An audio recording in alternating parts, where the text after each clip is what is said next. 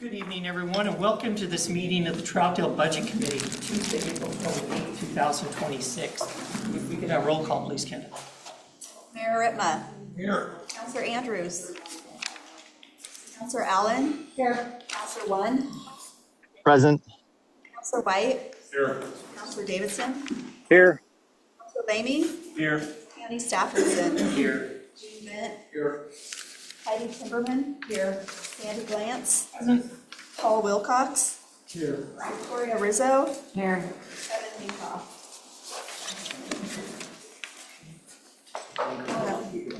Okay, we have a quorum. All right. Do you want to run through the process?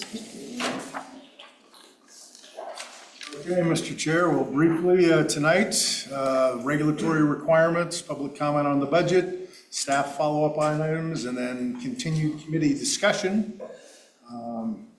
So with that, it would be our time for public comment on the proposed budget.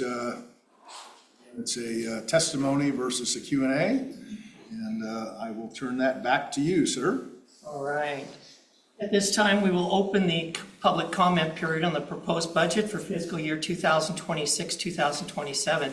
Any citizen may speak to any item related to the budget. And we will not be responding to public comment this evening. And if you follow someone up, you can say, hey, I agree with what such and such said, because we would like to keep your comment time to 5 minutes per person or less this evening. And if you're in chambers and you wish to speak, you can go over here to one of these spots at the table that's vacant, so that everyone can see and hear you at that time. But at this time, I will open the public comment period, and we'll start with anyone online wishing to speak this evening. I'm not seeing any hands. Okay, this is good. All right. And anyone wishing to speak in chambers this evening? Ms. Stevens?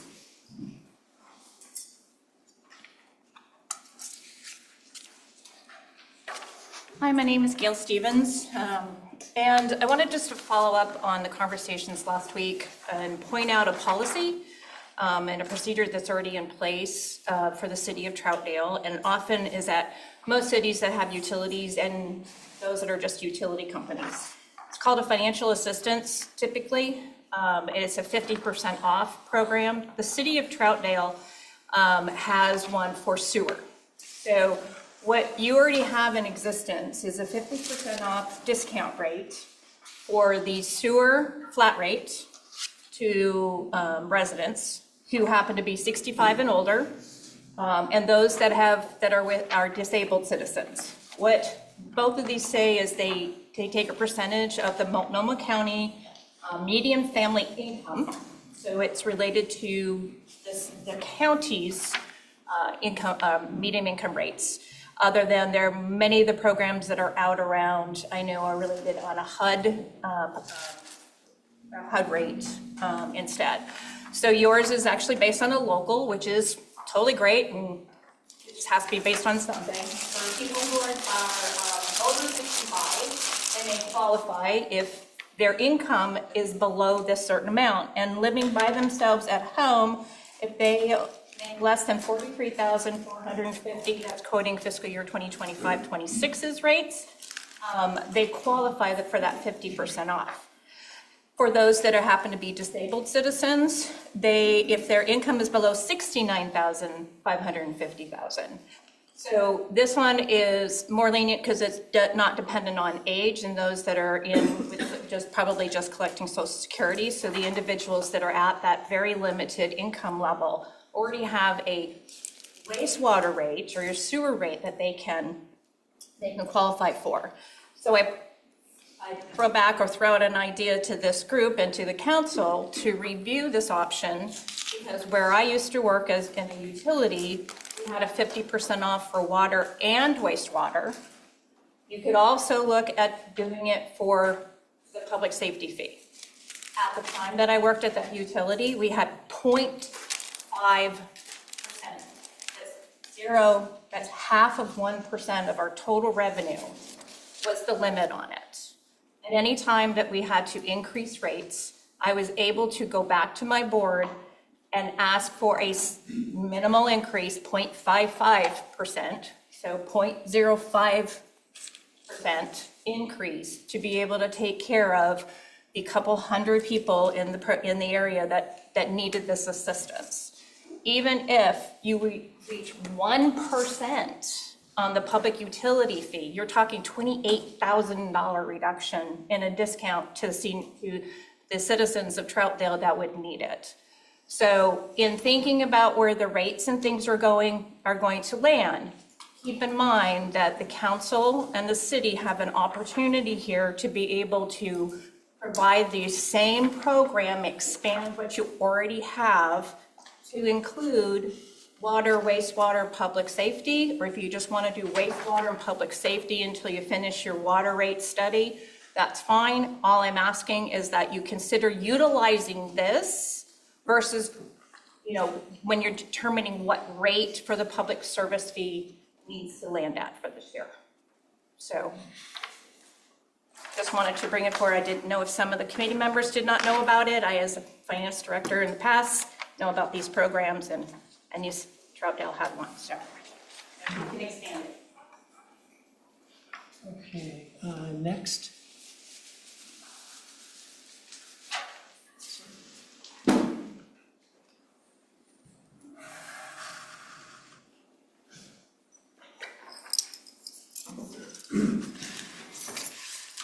Council and City, I appreciate it very much having the opportunity to come. My name is Jack Glass. I've been a resident of Troutdale since 1965. Went to Reynolds High School, been here my entire life. Bought my first land in 1985, and I made a residency here my whole life with my children. It's been brought to my understanding that the City Council is considering of starting a law enforcement department of their own within the city. When we presently have Multnomah County, it's in place. They even leased this building, my understand. There's a lot of things I'm not familiar with, so I'm just kind of going off what little bit I've learned along the way, because I try and follow up with Troutdale, but I'm kind of involved on the state level and some other things with Fish and Wildlife. Do a lot of that stuff with the state and not as much here in the city, which I've always kind of considered maybe being on a council someday, but I don't know. You guys got a lot of responsibility, and I'm just grateful to be here. I'm 70 years old now, been here for a long time, and my taxes are astronomical, unbelievably high, and I can't think how you're going to be able to pay for this police department if you don't increase taxes. Well, that's what happens to a lot of us who's been here a long time. You can't afford the taxes, you have to leave. I've seen that happen many times, especially some of the locations that are a little bit higher end. It costs a lot to be there, and it runs people away. Well, a lot of us don't want to leave. Been here all this time. I don't want to be run out because of taxes. I pay $8,500 a year right now for taxes. I know many others that pay a lot more than that. How are we going to pay for this? I already know Multnomah County probably costs quite a bit, having the officers covering our area. I'm not that familiar with all this, like I said, but I'd hate to see City of Troutdale try and take over the police department, because I remember back when it was a pretty small department. We didn't have the coverage we really needed. We have a lot more population in Troutdale right now with all the apartments we're building everywhere. There's a lot more people in Troutdale than there ever was years ago. We need more protection. We need to keep what we've got. I'd rather not be cut back and having the deputies we need to cover our area. I see nothing but troubles. I even had to put cameras around my house now because I've been stolen from a few times. Never had that problem before until the last 10 years. I started having problems with it. We got homeless people living below the freeway. We got, they keep them out of Troutdale. The department does a really good job keeping all the homeless out of Troutdale limits, but as soon as you get outside the border, that's where they're at. I'd hate to see a change in this and go, if there's something catastrophic, say City of Troutdale starts their own department. What if there's a catastrophic event that costs the city millions of dollars in lawsuits, and I know there's an insurance bond or something they would buy to help protect them, but what if that gets exercised and 2 years later you have some other kind of a catastrophic event? How's Troutdale going to be able to pay for lawsuits that could develop into multi-millions of dollars? Well, staying with Multnomah County, they've got the overhead to cover that. They're a large enough agency. They can cover a lot of things that are needed. Just trying to save a couple bucks here we would lose our coverage that we need in the city of Troutdale for our protection, just to save a couple of dollars. And then if there's something catastrophic should happen, then we're gonna be paying for that for the rest of our life. My taxes are super high right now, and I've been paying them all along. I just hate to see a change. I like what we have. I think it's to our benefit in Troutdale to stay where we're at with that police coverage. Question? Okay.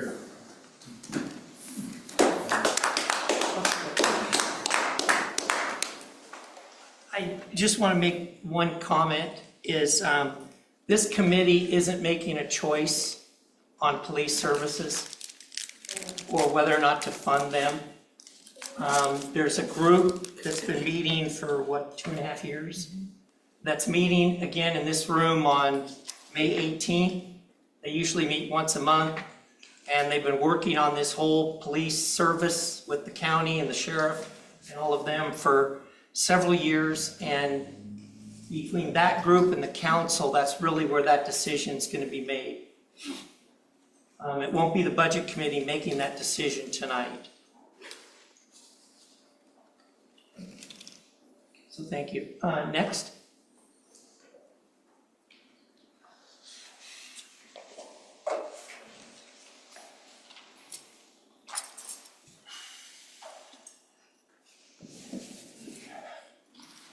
Thanks for the opportunity. Jack did a pretty darn good job. I can't add a whole lot to it, but I have been here for quite some time. I've got property not too far from Jack's house. Been here since 1964. And I've seen a lot of bad stuff happen, you know, when the winter comes and emergency situations going on. And so, you know, I'm not aware of exactly how you guys are going to be making a move to change the police officers and such. I'd like to have a little more clarity there. I've heard a little bit of this and that, but before I start yelling and screaming, you know, I really would like to, you know, see who it is that's going to make the decision. And if it's going to be put out to a vote, it's something we're going to be, you know, as residents, we're going to be informed. Can you answer that now? I would probably say, Can we get your name, sir? Roger Salim. Thank you. My house is on Woodard Road, just up the road from Jack's.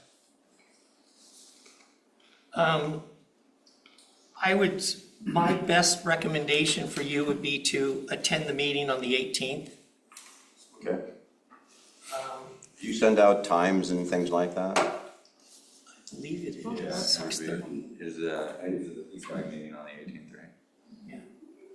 I'd like to be better, you know, better Yeah, I think informed. it's at 6:30 PM here. It's not going to be a mailing, it'll be an email, I'm assuming? Be It's on the website, Or not? on the city website predominantly, Oh, is where most of our notices go out on the website.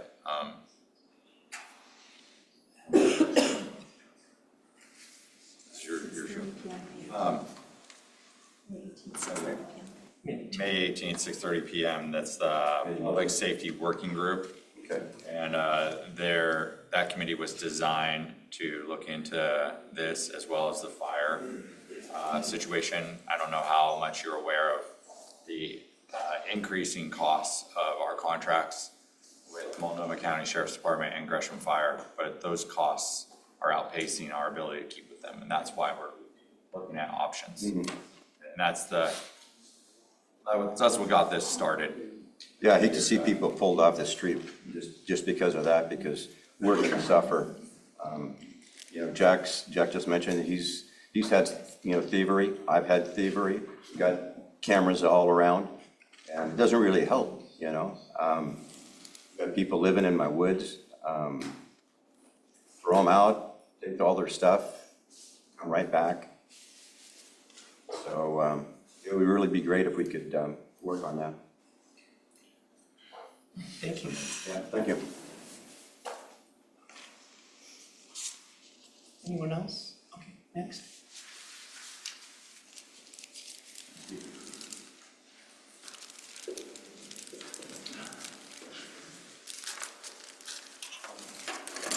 Sorry, I arrived a little late. Am I supposed to say Sherry Winters, City of Troutdale? Yes. And if I would just add one thing, you said 10 years, so appreciate all your comments.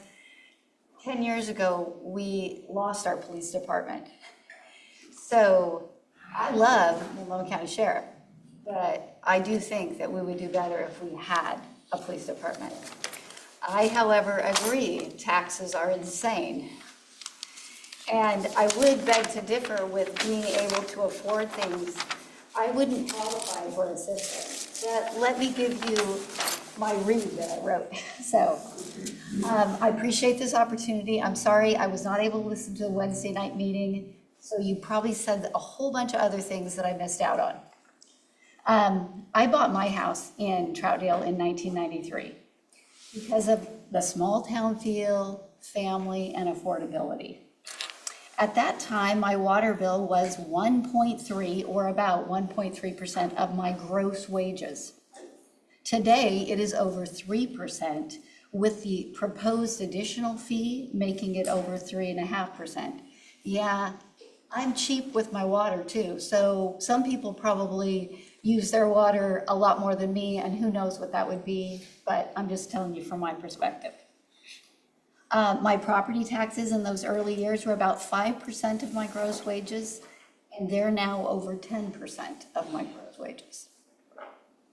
So for me, all the increases, it's not sustainable for me to stay here.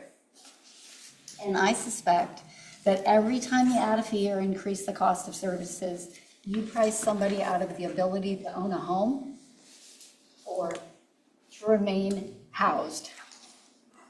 So I'm asking you to look at everything and anything that is unnecessary in this budget. I work for a school district, and they currently are in a predicament where they are having to cut FTE, overtime, any extra equipment, unnecessary expenses. They're taking a hit. And I know it. Talked to some of the people even today when we found out who was cut yesterday. So I'm asking you, for you guys to just look at everything. And when I was tuned in on last Monday night's meeting, so not yesterday, but before, I don't mean any offense to anybody, but a 2006 truck that has 80-some thousand miles on it, when I drive a 2006 rig that has 100-and-some thousand miles on it, I couldn't even begin to think about buying a new vehicle. So I don't think that should be in the budget. I'd also say that when I heard $4,000 for tables and chairs at Glen Auto, that takes me back. I think, how about you assess and decide, like, somebody go through and look, inventory it, decide, is something so beaten down that something has to be purchased? And if not, don't have it in the budget. We're just gonna have to get by without it for a little bit. And it's because I currently know, as we talk about increased stuff, maybe you're a big Blazer fan. I love the Trailblazers. I'm not willing to pay for the Moda Center, and clearly I'm gonna have to start paying additional stuff for the Moda Center. Okay, so everybody keeps wanting to dig in my pocket, and there's nothing left to give, folks. So if you would please, I strongly just, ask you to look at everything and cut everything that you can, even if it's just for a few years or whatever. But I am for having a police department in Troutdale. Thank you. Next.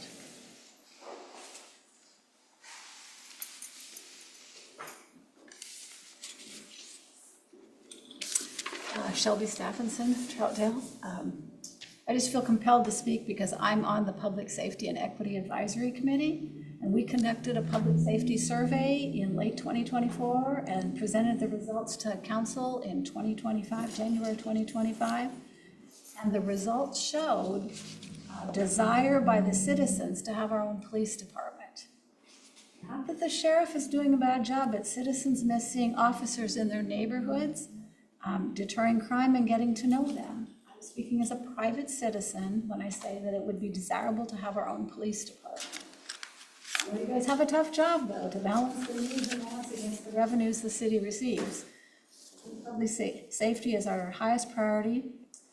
I hope that you will make or enable us to have the Troutdale Police Department. Of course, the problem is that there is only so much money, so I know there'll have to be cut somewhere. I appreciate the time and effort you guys put into this, making this budget realistic and achievable while not dipping into our reserves. So I just wanted to make sure that you guys knew that citizens did say they wanted it back. I don't know if it's affordable though, so thank you.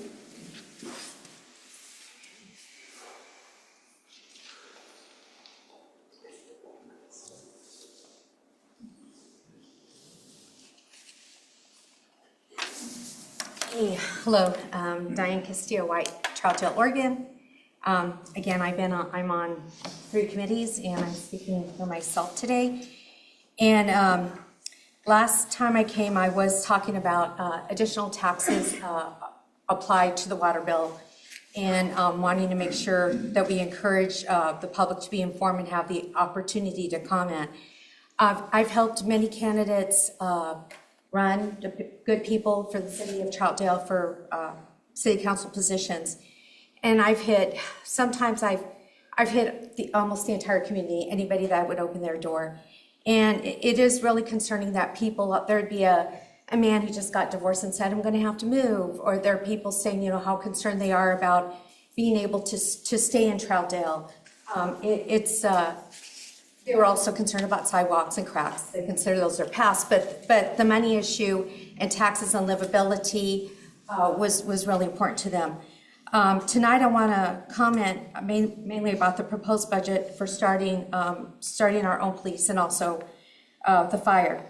I didn't understand that was in the budget and proposed that we're going to have some due process and we'll have some public comment and more involvement later on. But I did start watching some of the Public Safety Equity and Advisory Board meetings and also watching Public Safety Delivery Working Group meetings. On there's a lot of good people and they're having a lot of great discussions. But I'm looking forward to it to also go to maybe CAC and just have more town halls and have honest budgetary discussions.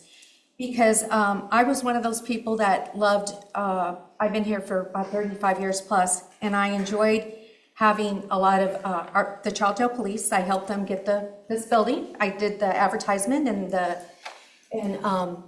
signage, and I did the voter pamphlet. Loved our police, and a lot of our police transferred over into sheriffs, but the thing is that they enjoyed a lot is the neighborhood patrolling and also the non-emergency. We had our own non-emergency. And I know Multnomah County is having some budgetary issues, but I think this is such a budgetary issue because what we did enjoy today, way back then, is that possible. What are the sheriffs delivering? Which they're delivering a lot. They have a big presence.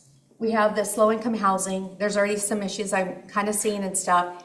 There's a lot of cars that are available to patrol and to act.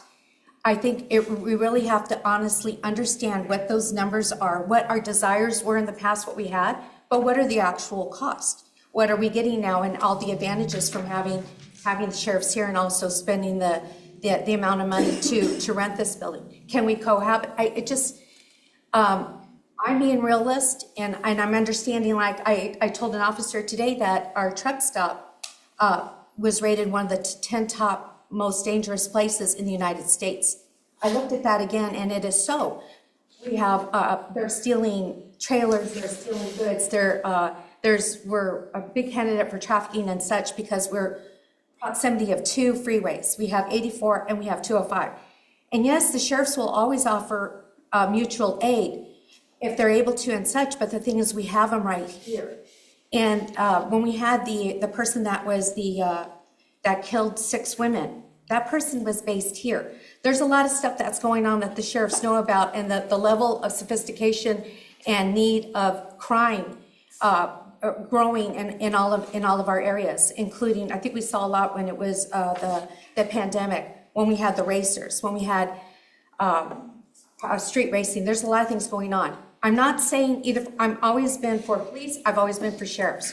But what I'm saying is, we have to be realistic and level of service and just kind of clear the slate and understand, get back from a lot of us who've lived here over 30 years, what we had, and as we've grown, as crime has increased, as things have changed, technologies and stuff, my mind is open to budgetarily, but also deliverable. We have to be honest with the people, so we have a lot of discovery to do to understand what those are and to evaluate again what's best for our citizenry. And that's it. Okay, you guys have a good work session. Okay, next.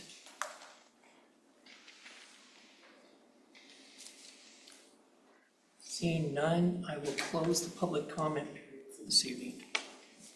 Public comment is now closed.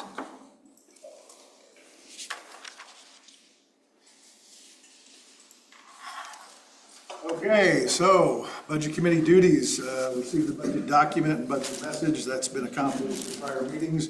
Hear and consider public comment. We've received public comment each of the 3 nights. Discuss and revise the budget as needed and approve the property tax levies, and the budget are the remaining tasks. So from last week's assignment, City Manager has prepared a list of reductions. Those were provided to you via email earlier today, as well as the hard copy. This recap has the items. Brings us to the $991,500 of reductions. The other assignment that was given was to address the fund balance. So this recaps the fund balance and brings us to 5.1. The 613,200 reduction that's up there is related to recommendation of reducing the public safety fee from the recommended $32 a month to $25 a month. So a $10 a month increase over the current year's rate level. What that does, those various pieces combined together, adjust our ending fund balance slope up slightly from where we were. So with that, happy to address questions from the committee on the assignments that were made and delivered upon. Okay, questions for staff first on that sheet, or anything else? Can you go back to that screen that had the revised estimates or projections, please? Reductions, the Last slide you showed. Cliff. the chart. Yes. Button in the right order here.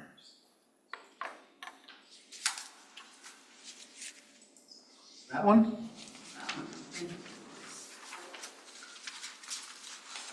Slope is slightly better than it was from the Monday night.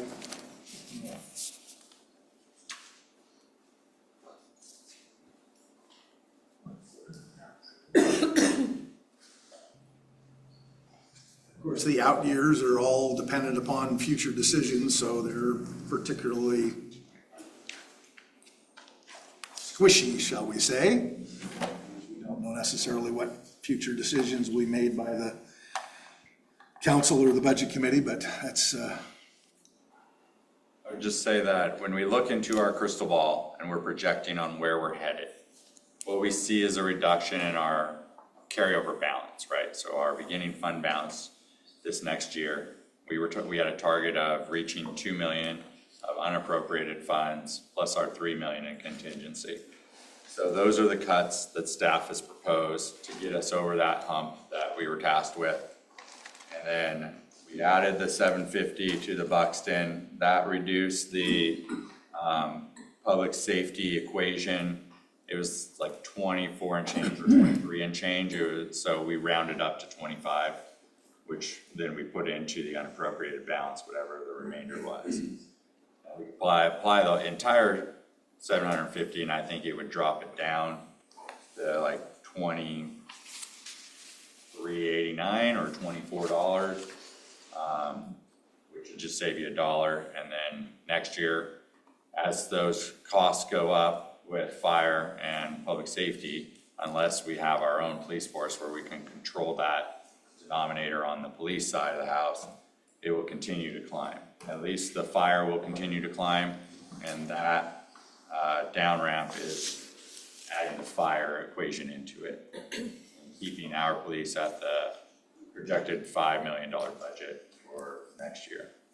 So right now, our contract with Multnomah County, if memory serves me, is 5.47, 5.7.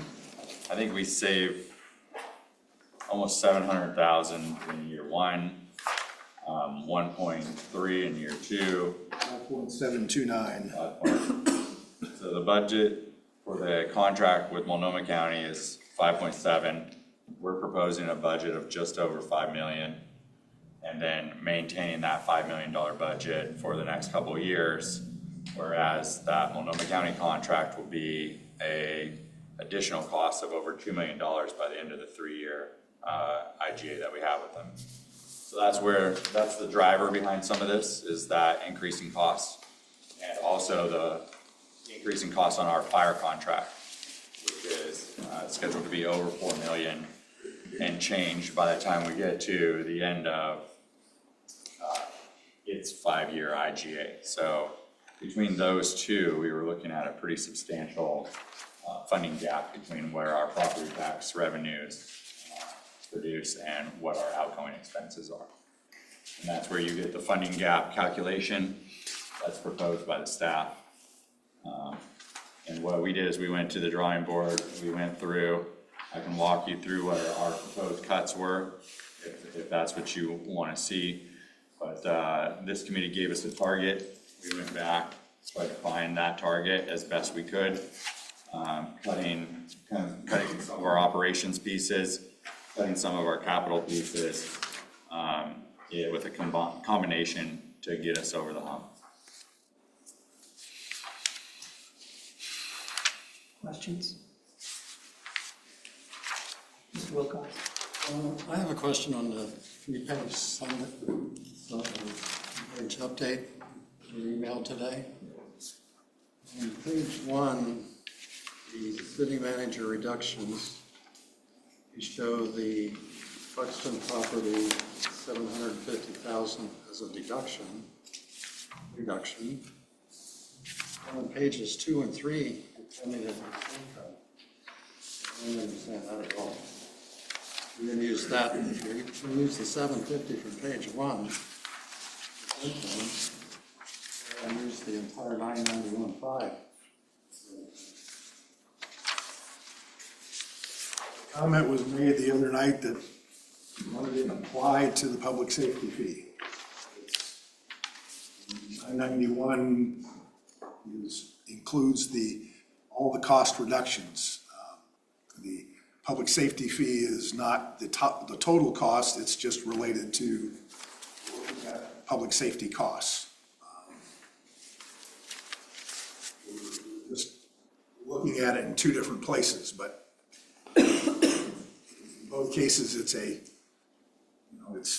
listed there as the expenditure that is not going to be made. So ultimately, we're still taking that expense off the board. But for the purposes of our equation, because of what was asked of us to apply the reduction of the Buxton property to the public safety levy, we put that 750 against the overall funding gap. That reduced the funding gap to adjust our equation to get down to the $25.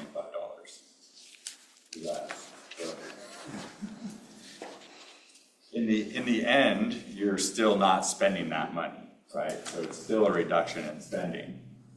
But what we're doing is we're applying that money to the public safety and charging less, so our revenue stream goes down. that 693 or 613,000 is the difference. Because like I said, when we apply the 750 to the public safety fee, it actually drops it down to like $23.89 or $24. So we rounded up to 25 because that was the closest one. Does that make sense, or do I need to? Okay, so we had a funding gap of $2.8 million. And we were saying it's gonna take us charging $32 on a month on everyone's water bill to make up that $2.8 million. So what we did is we reduced our spending and then applied that reduction into our funding gap. So that reduced that delta down. So then the amount of money that we have to charge per month also is reduced to reach that point. I can see how you're using the 750 to reduce subsidize the. It's the only thing that's changing our bottom line is we're not collecting as much. We're just not spending as much. So we're not collecting as much because we're not spending as much. Probably the simplest way to. So in other words, the deficit's still the same, basically. Well, you mean the carryover?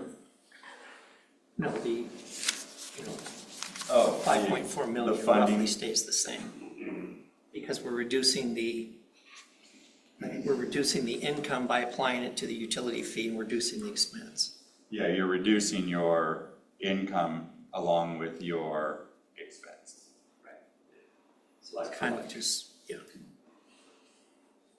It's not really a gain or loss, it's just kind of even. I mean, the gain to the organization is that you then don't have the need to charge $32, right? So instead, we're just charging $25. So it's a reduction in what the need to increase the public safety fee would be. So that, I think that's the gain to the organization. The loss is that we don't invest in our investment property and make it occupy longer.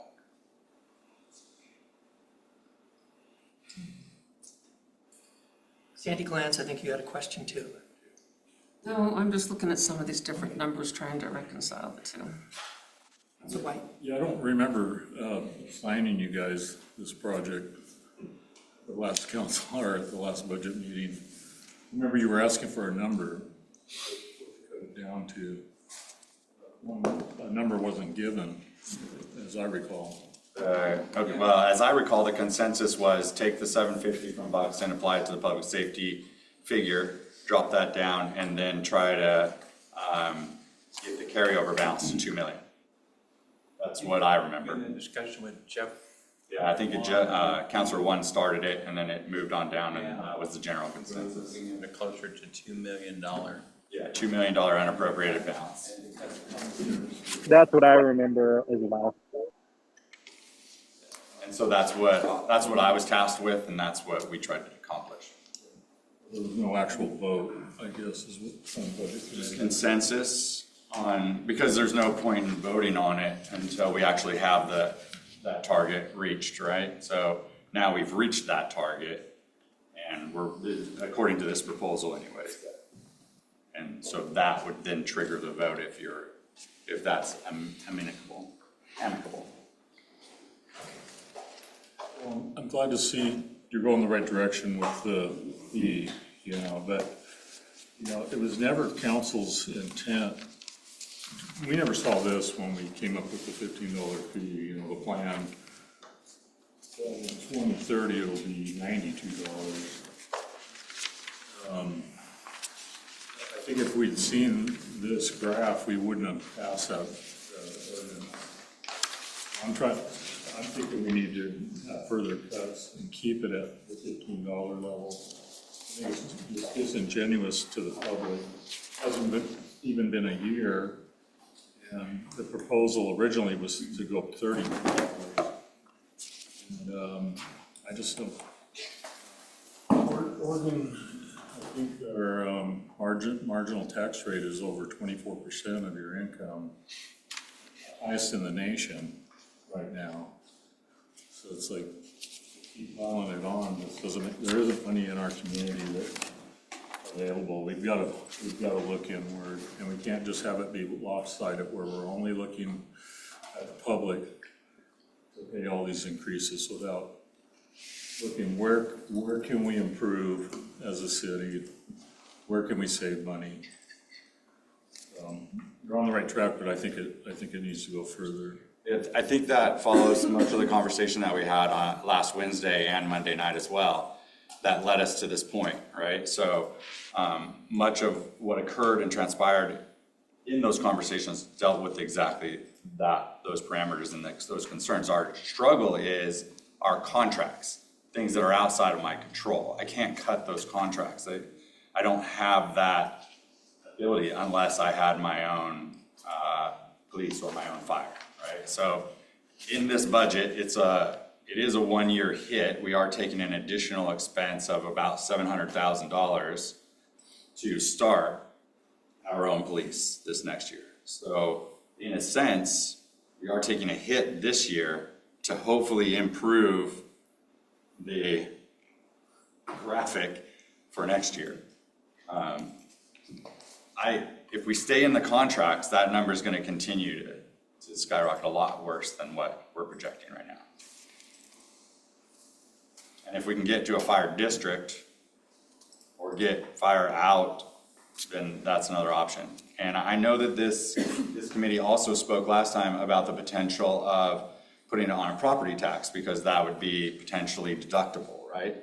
And so we did a little bit of math to come up with what a police and fire levy would look like, and you could essentially replace the public safety fee with a property levy. And our recommendation on the property levy, based on our calculations, came out to about $1.5758, and that would leave us in the hole. So we were just recommending that we go with $1.60, because $1.60 put us over the hump on the 5-year outlook of the Gresham Fire contract. And so if you did a $1.60 per thousand police and fire levy, you could essentially remove that public safety fee that's on the water bill. That would be something that would not affect this year's budget that you're considering because it couldn't go to the voters until this November, which would then be for a year from now budget if the voters chose to approve it, which of course is an if. So when you look at the graphic here, if we stayed with the Multnomah County IGA as the status quo, you're looking at almost $72, $63 next year, $72 the year after, right? Whereas where we're talking about with the limited at 36, we could probably stay in the 30 range out. And if we went with the property levy and projected out 5 years, we would recommend $1.60 per thousand on a property levy.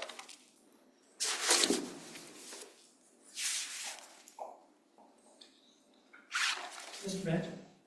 Yeah, looking at these numbers that you just went over, slides, using the $25 a month public safety fee, generating 2.19 million, and then add to that the 175,000 from the lease payment that we're not going to use towards the debt, and then approximately another 83,000 for the increased lease from 220 to a little over 302,000 that lease payment is. You add those three together and you get 2,004,48. And to go from the limited police service of 5 million and go and utilize the current IGA would be 1.881 million, because I took off the 693,000 ramp up cost off that. And then an extra 256,970 for fire, that comes out to 2.137 or 138 million. So you'd actually have a surplus in revenue gain of about 310,000. And that's maintaining the fire IGA that's in the budget and the proposed 6.889 or 6.9 million for the IGA for the police. So you'd be able to maintain both,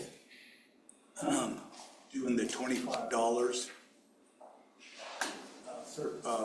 safety fee, the extra, applied the 175,000 to that, and the 83,000 for the increase in revenue generated by the new lease payment that started our current year. So I just want to be clear, by the end of 2030, the fire contract plus the police contract will equate to $13 million. That may be, but after next year, I know you can't necessarily do that this year. 10 million. I would like to see the 25 and go that direction, and then next budget cycle, I'm very much in favor of Kevin Minnick's 0.5%, generating another almost 3 million. And the equity that it provides for the broad range of people that live here, from this income range to this income range. To me, it'd be the most equitable means versus having another fee on the water bill, which would affect everybody equally, rather than. I mean, I concur 100% that that's the more equitable means to do it. But it's just the administrative time to make it happen or to even get there, and then the legal challenges that we would face in trying to enact something like that. But it's a council decision to do a tax like that, and maybe that's a recommendation of this committee to move that recommendation to the council to consider. Maybe the recommendation from this committee is to consider a property levy. Maybe it's to consider just sticking with the public safety fee. But I don't think we can attack that notion in its entirety tonight, if that makes sense. But yeah, I think you're onto something, and I really like where Mr. Minkoff was thinking. Yeah, and looking at this letter that we just got from the Multnomah County, Mr. Zwick, I mean, I hate to give up all that and face the consequences that some of the guests here already addressed. And I'm really, really concerned about that. But it's a noticeable. I mean, the question is reduction from what we're getting. And I understand this mutual aid thing, but that's a reactive issue rather than a proactive issue. But again, this committee isn't deciding police services. We're not making the decision on whether to do our own police or not. I have a question. Yes. If we approve the Troutdale Police as part of next year's budget, and it doesn't get spent, does that just, it doesn't go into other funds, right? No, it stays in the general fund. It would become part of the general fund. Well, it's pretty hard to consider this budget if we don't have more information on what this meeting on the 18th of March, I'm sure the budget committee's issues are going to be resolved and voted on before then.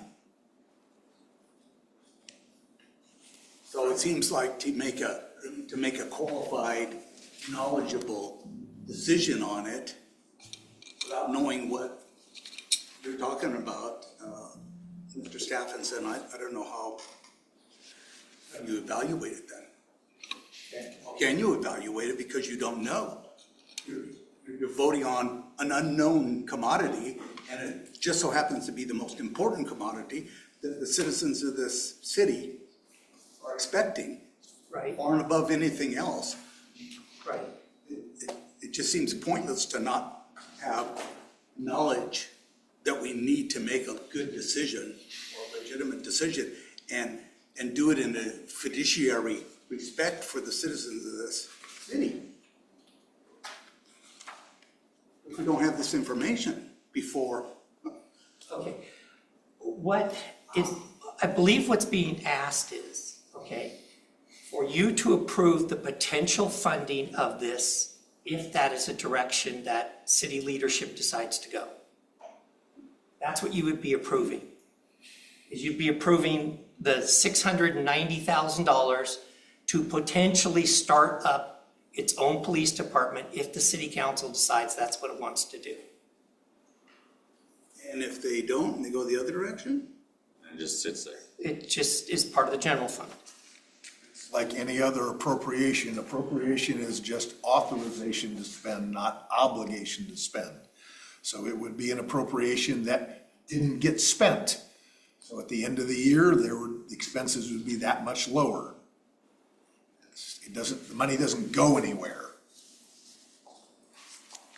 I mean, and to think of it, a budget is simply, and you guys all know this, it's simply a framework for us to operate within.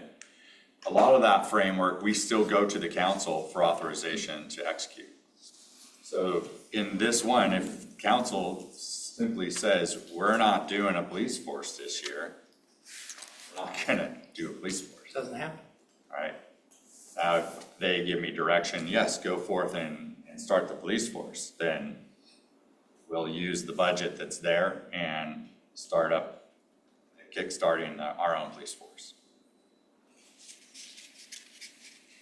Does that make sense?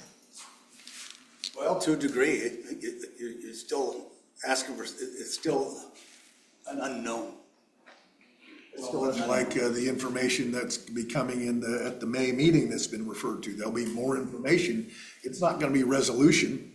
There'll be maybe some more information, and then there'll be another meeting in the following months.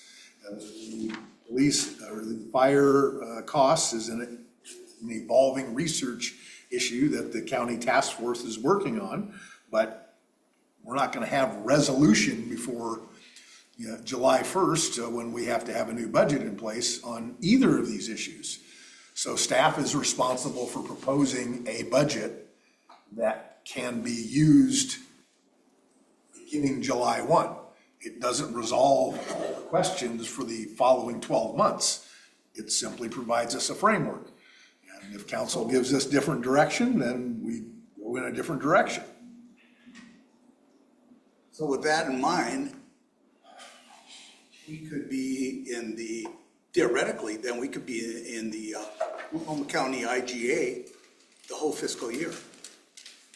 Correct? Yes, that's why it's budgeted as such. And the limited police department, if you could just sit there spinning and going nowhere fast.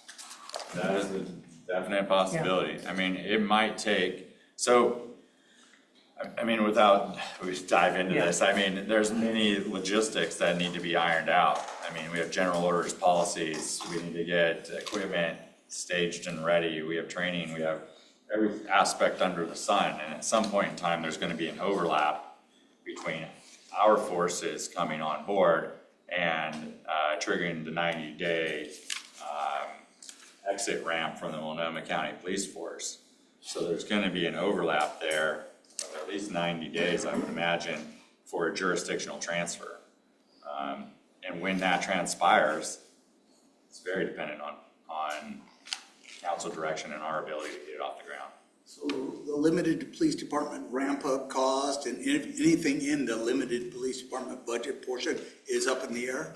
There's two different pieces. The ramp up is in the official proposed budget. The limited police department option is simply information that's provided that, because the immediate question is, well, if we start a ramp up, what is next? It's not part of, if you were to approve the budget in the next 30 seconds, it's not part of the budget you're approving. It's to try and answer the question, what are we gonna do after the ramp up? The ramp up is all that's proposed. But nothing in the ramp up is gonna take place until after this committee comes up with a decision. Until the council tells us which way to go, yes. Yeah, the council needs to direct us which way they want to go. And it may not ever happen. It's their decision. Right, but I mean but all that 693,000 is just gonna sit there indefinitely until it's actually said, this is what we wanna do. So the council tells me otherwise.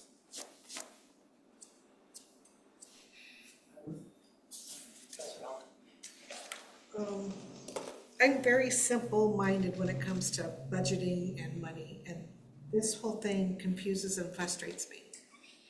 Because I see one page, it says this, and I go to 3 or 4 pages down later, or 20 pages, and it's a different number, it doesn't make sense to me. So when you say general fund, what does that mean? I know that there's a blanket of money that we put in this pocket, but if we decide, the council decides we're not gonna do police, and the money just sits there, does that mean 10 years down the road that money's still there? No, we'd probably end up So spending what does it that mean? on, we would end up, well, we wouldn't be able to spend it this year because it's only appropriated for those purposes. Okay, so last year, I remember saying, when we approved the $15, I said I wanted to see an account of where that $15 was going, and I never got it. I don't know where that $15 goes that I pay every single month. Does it go into a general fund? Does it go into the police? And if so, where is that being spent? Because no, hold on.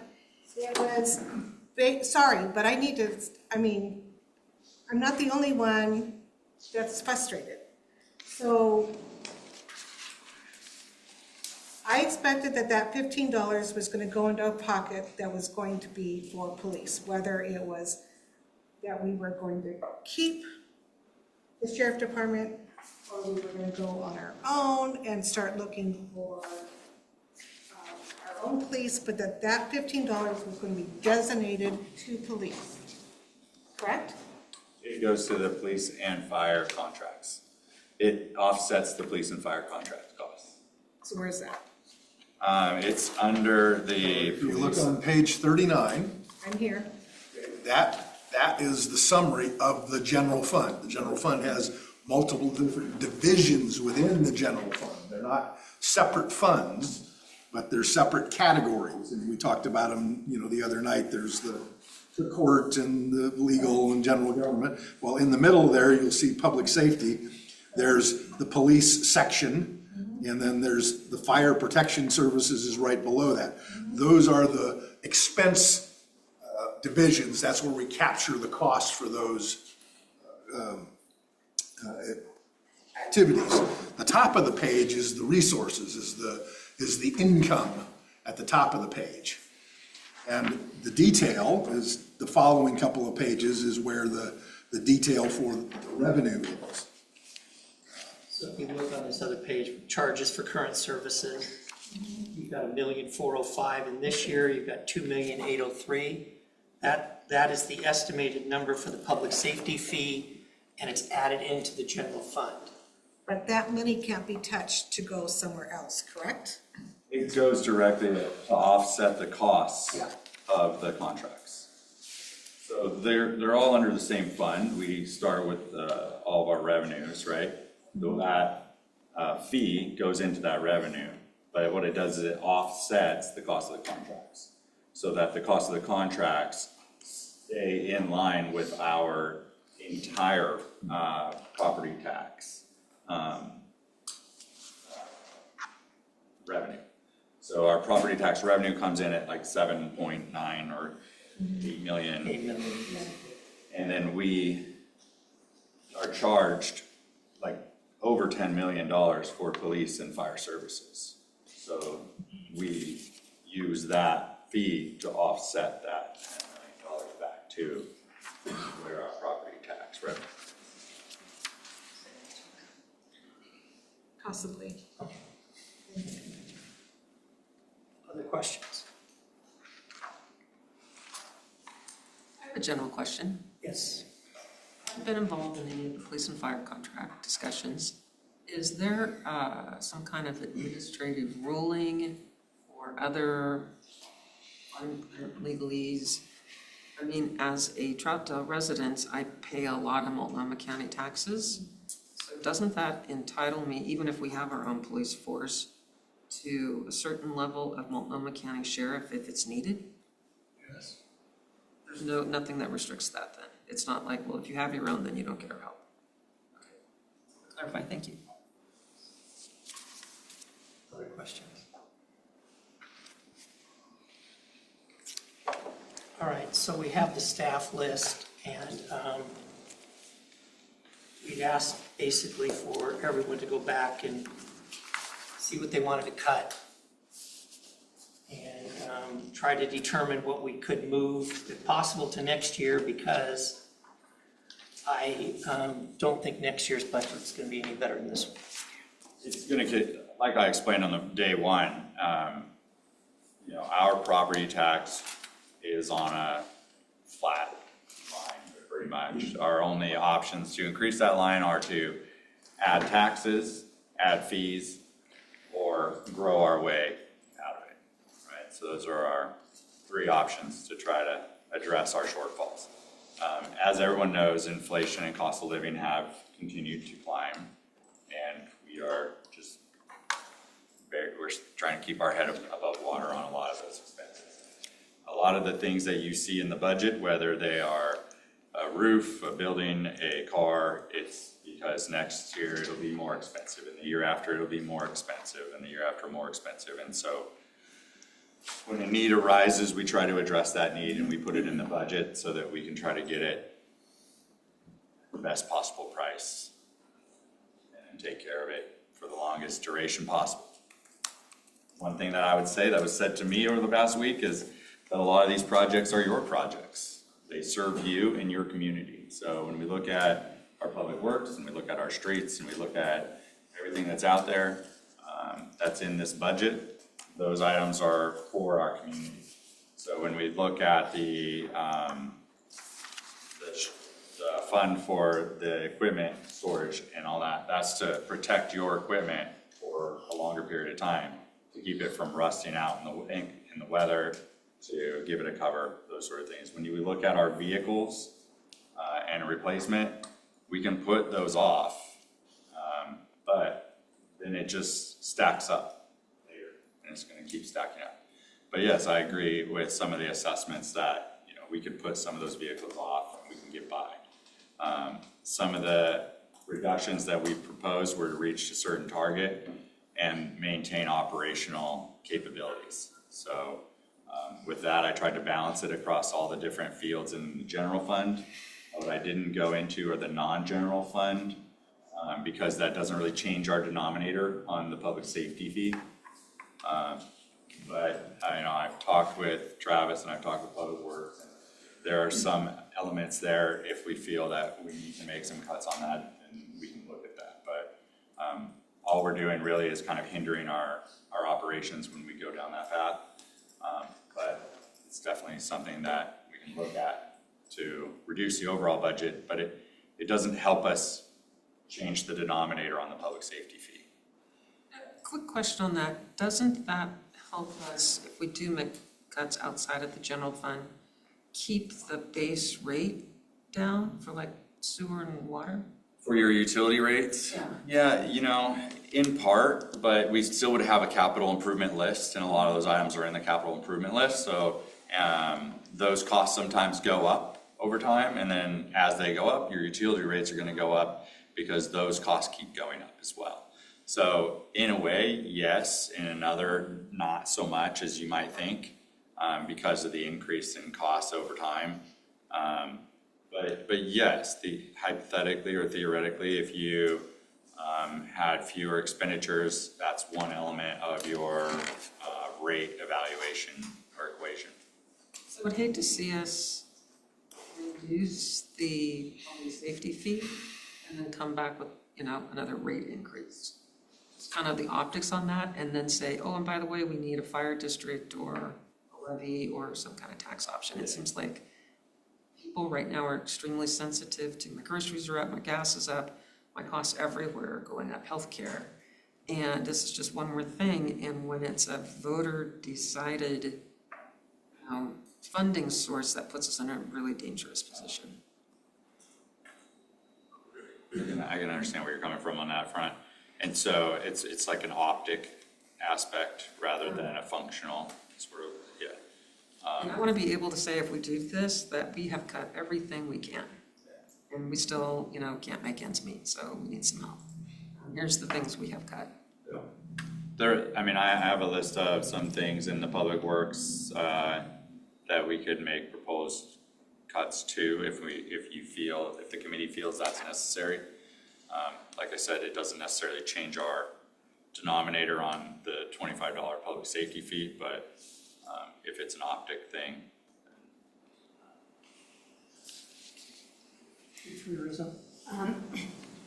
I was wondering if we do move back into the building, why can't we have dry storage for all the equipment here?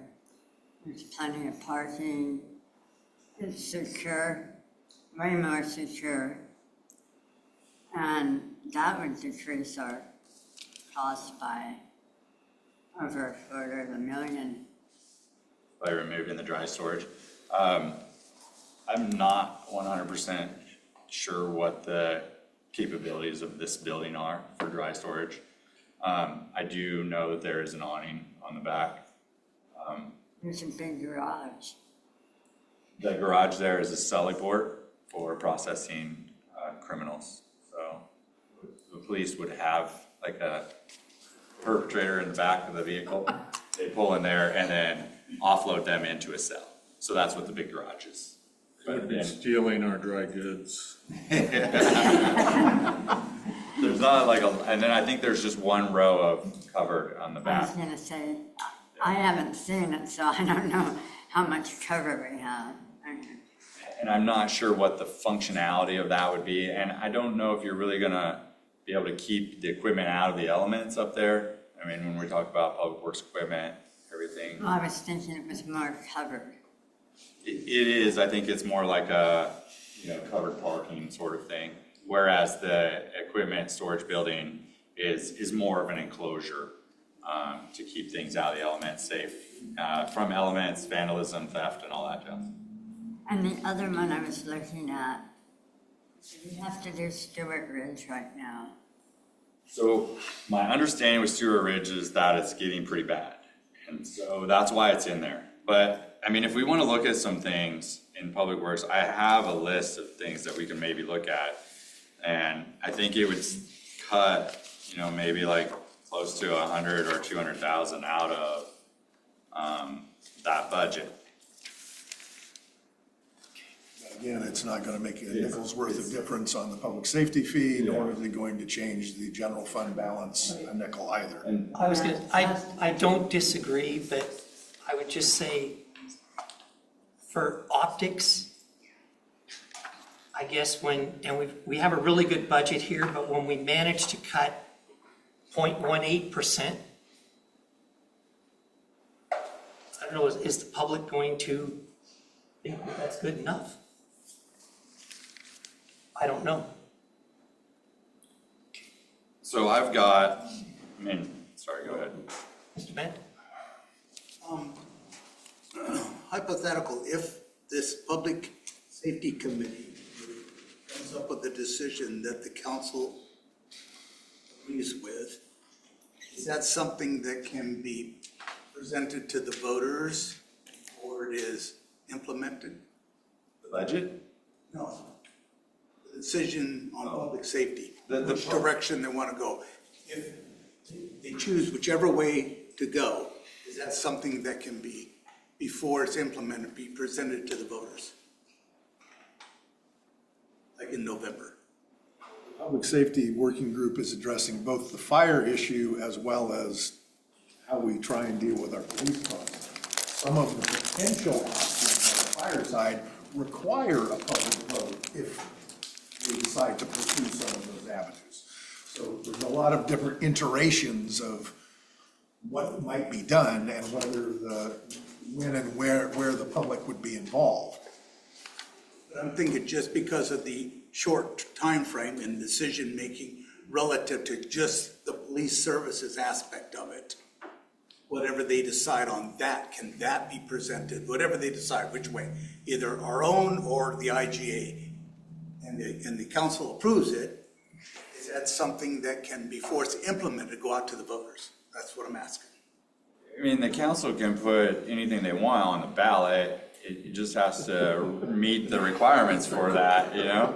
So we would have to work with our attorney to put it on there. I mean, I've heard of them doing like a community polling on the ballot and things of that nature where they just put it out for advisory vote. Thank you. Or something like that even. I mean, they could, but I mean, if you did that, one, it wouldn't hit the ballot till November. So if we wanted to work toward a transition by next year and save ourselves, you know, $1.6 million by next year, then we would not be in a good place to do so because we would have only 6 months to try to ramp everything up and get people hired and get general orders drafted. As it is, it's going to be a logistical climb, just trying to get it lifted by next year. Well, my concern is I don't want to see this. You know, in 15, we the building had been done for like 3 years or something like that, and we're going to have all these pleas and all this, and we put it out to the voters, and we approved the GO bond for this building, and then 3 years later, we're doing this, and a lot of people were really upset about that. Yes. Actually. Still are. And actually, I don't really. Including me. And then the council promised all these different things that they would do if we accept this and go with this direction. But now that we have gone that direction, and then we saved a substantial sum of money versus having the initial police department we had then of 28 people, we saved what, 7.2 million over 10 years. And then down the road, if this police department that we do our own again doesn't work out right, and the numbers don't match up, and we can do better by going back to the IGA, are we doing the vicious circle back to the IGA again? As far as the customer, as far as the people who are paying for it. There's a number of questions that this body just flat out cannot answer. Well, I'm putting a hypothetical out there. I understand that. I'm just, yeah. There's risk and rewards. I understand that. And I see a lot of risk. And I'm concerned about if the reward is there, great. Monday, the 18th. I have it on my calendar. I'll be here. Awesome, thank you. Councilor Leamy? There's a lot of hypotheticals out there, and this is probably not the place to be solving all this. But one of the hypotheticals is that when this IGA expires, we don't get a new IGA because Multnomah County wants out of this just as much as we want out of this. They don't see this as a long-term project. Well, my concern is you just read this. I just read that, and I don't know how much the union knows about the negotiation. I wasn't here for a good portion of them either. So when I came in, you know, I met with the PSEC group and the PSWAC group and the council, and just the general direction was we need to look at reforming our own police force. So to that, we're trying to put together that concept for you all. It just seems weird to have somebody such as the person who wrote this, Joshua Zert, put all this data out there. It's like basically saying, you get to make a big mistake. You need to stay with us. That's the, don't you get that? I got that. And that's why I thought. Another issue of, where is it really, where we're gonna be? And boy, if it happened again, that recycling again, oh my God. It's certainly a policy decision that the council will need to consider. Yes. For sure. They get paid the big bucks for. Right. And they do. Okay. Other questions? Mr. Wilcox? I have another question related to the Buxton property. Last week, I heard that a little over 100,000 has been invested of the 400,000 borrowed for the renovation or whatever. Yeah, so What becomes of that other 300,000 remaining? it just gets carried over in the beginning. Interest. Yeah, so, well, I don't think we borrowed it yet, have we? So I think it's just in that account until we borrow, but we're not going to borrow it because we didn't use it and it's starting a new. We did borrow the purchased property and we are paying that back, and I think you'll see that in the budget line item, but since we didn't spend that entire 400,000 last year, whatever remaining, it's going back. That's what I'm asking. It will roll over as part of the ending fund balance, just like any other expenditure that we didn't make. So like when we get our actuals, it'll show that increase, I imagine.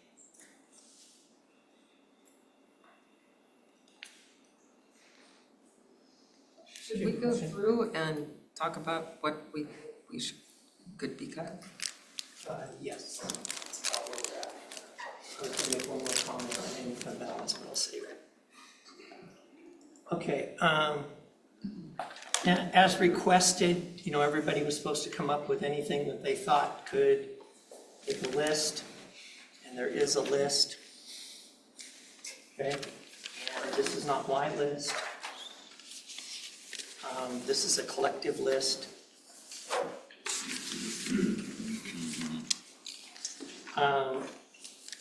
And the green is the list that we received from staff, and the blue is what I have to mention.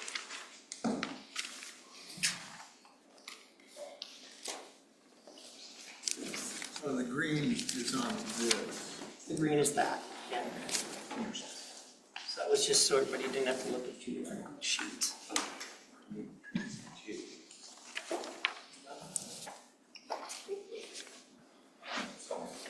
All right. So the green has been proposed, the blue has not. Some of those have been discussed.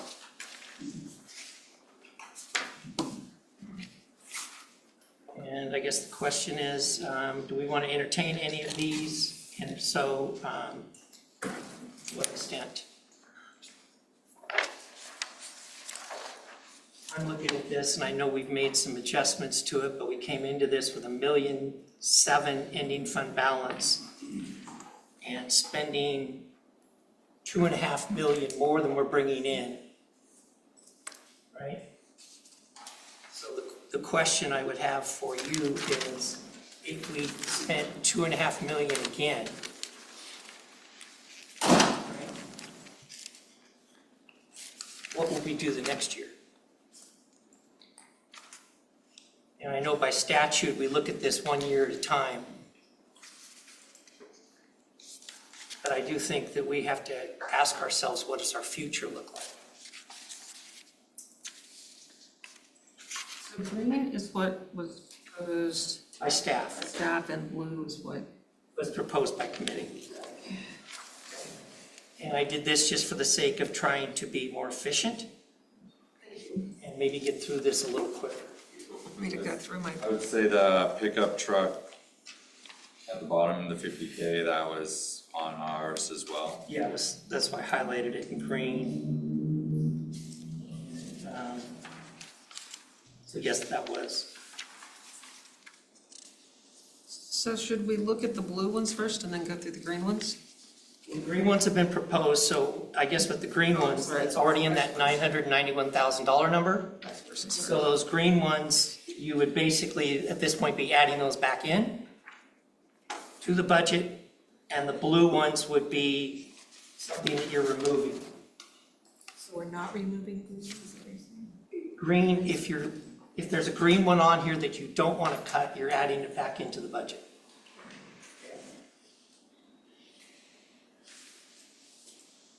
Go down the list then by. Oh, sorry, Victoria?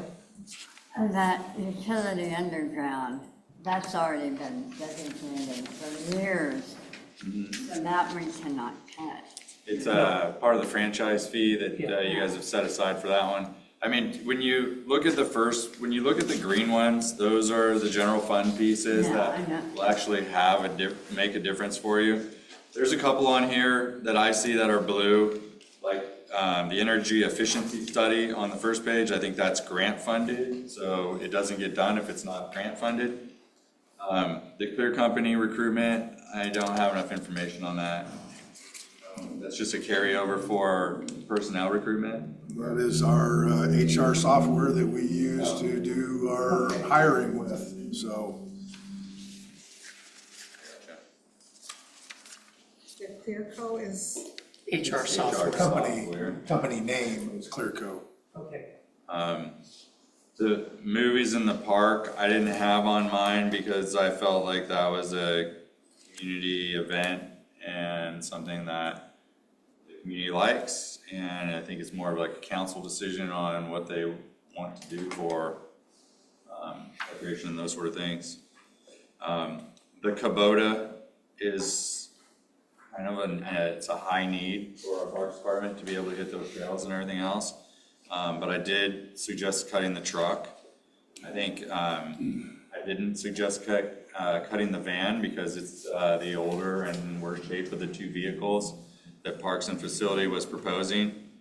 But like if you were aiming at all vehicles, like I would ask that you try to keep the Kubota and we can put the van off another year. I'm just worried that we're stacking them and we're gonna start dealing with some other issues. The share for the equipment storage and things for parks, I mean, do we have, Travis isn't here. He is here. He's here. Maybe he can speak a little bit to that question when you guys get there. The computers, I just went through and cut half of every computer in every department. And then the last thing you have is the 15,000 for the advertising design services. That's the last of the general fund items. And I believe that's the TLT tax, the transient lodging tax. That fund stuff. It's under economic development, 15,000 for advertising design services, 8220. I could be wrong on that, to be honest with you, but I thought it was more associated with TLT tax revenues than anything else. And that money could only be used. It can only be used for tourism and No. things of that nature. But it could only be used for advertising. No, I think it can be used for any kind of economic development activities through TLT. That's going to be used for tourists. It's tourist, it's economic development, tourist related. So tourist related economic development, such as advertising, things of that nature. The money comes in. Yes. If we don't spend it on that, we can't spend it on. Can't spend it, yeah. So, I mean, that's one that I would say you don't really need to cut. So, I mean, really the only discretionary thing that I see on the general fund part is the movies in the park and the van out of facilities, because I already cut the truck. Those would be the only two. Movies in the park. What's that? Yeah, we already reduced it by one. So we proposed reducing the movies in the park by one. So now I think we have 2 movies in the park planned for the summer. And that cost $32,000? Yes. That's where I would love to do it. I don't know that I want to pay, a couple extra bucks a month on my water bill to fund it. I'm not saying it's bad, I would love to do it, but if I'm looking at what I have to do and what I want to do. Because there was a bunch of those in there actually, wasn't there? For events? No, there was First Friday, Windy Wonderland, which I cut 10 out of those. And then left the other one because we already cut the movies in the park by 1. So. And what is Placer.ai analytics? That is the data software that we use in the economic development to do tourism, and we apply the data toward grants and analytics so that we can justify help me out here, Erica. No, you're doing- Laser, you're doing- it you're does. doing great. It's like an economic development platform. It gives us all the data of users in the city. So when we have like a First Friday event, it tells us how many people are in town. Tracking the cell phones? Yes. Yes, Yes. what they've spent their money on, how much of that money has gone back into Troutdale businesses, where that money is going from Troutdale businesses to and around our community. And then it just helps us in general compile data for qualifying for grants and getting more economic development activity going on within our city. But yeah, it doubled this last year, so. What concerns me about qualifying for grants is that usually means we have to spend things too. We're at the energy efficiency study thing. I mean, lots of these different things where we get the grant, but it also requires that, you know. A local match. Right. And I don't know that we can afford some of those local matches. You know, if I'm looking at a choice between having, you know, a functioning pickup truck that keeps our water, sewer, and streets running, or having somebody that tracks my cell phone, I know which one I'm gonna choose, so. And it's not the tracking my cell phone. I am a big proponent of chasing grant dollars, just because we can offset our own dollars and get more bang for our buck and more return to our community. Whose baby is the energy efficiency one? Is that? It's an item that's been there for a number of years. I don't think there's a specific grant that has been applied for related to it. And then I noticed too, we had $75,000 for a grant writer. Yeah. Can we not hire that out so we don't have increased PERS costs?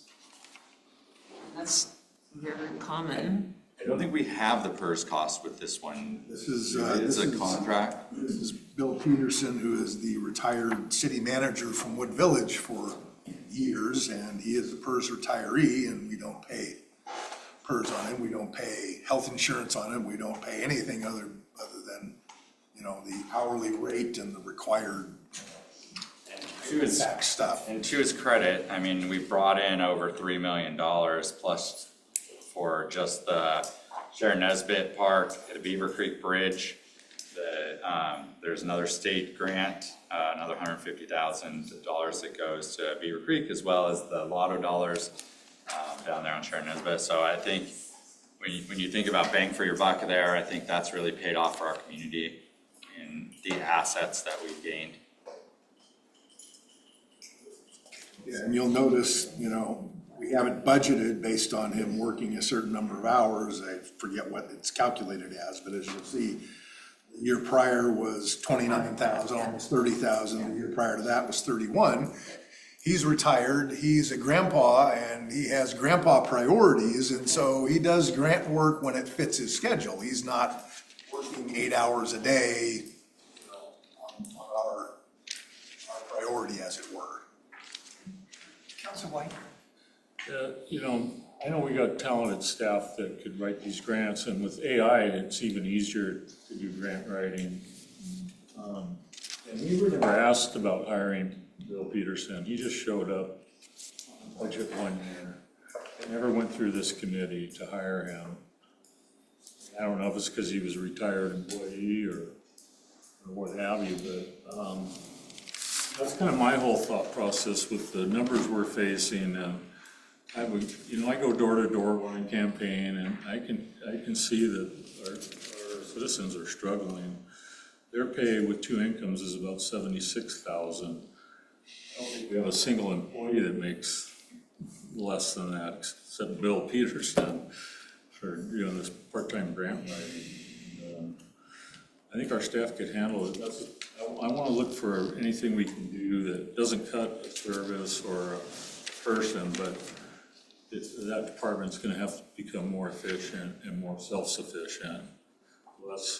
We used to never see outside consultants in the budget. And we questioned them when we first started seeing them. And now they're growing.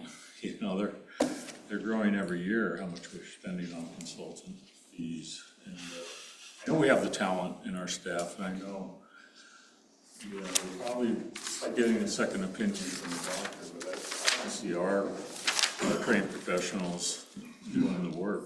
And even if we make a mistake, I'd rather pay for that mistake and have somebody learn a lesson, figure it out on their own. So I'm looking at a lot of things like that. I have some things in addition to this, but I want to get through this list first.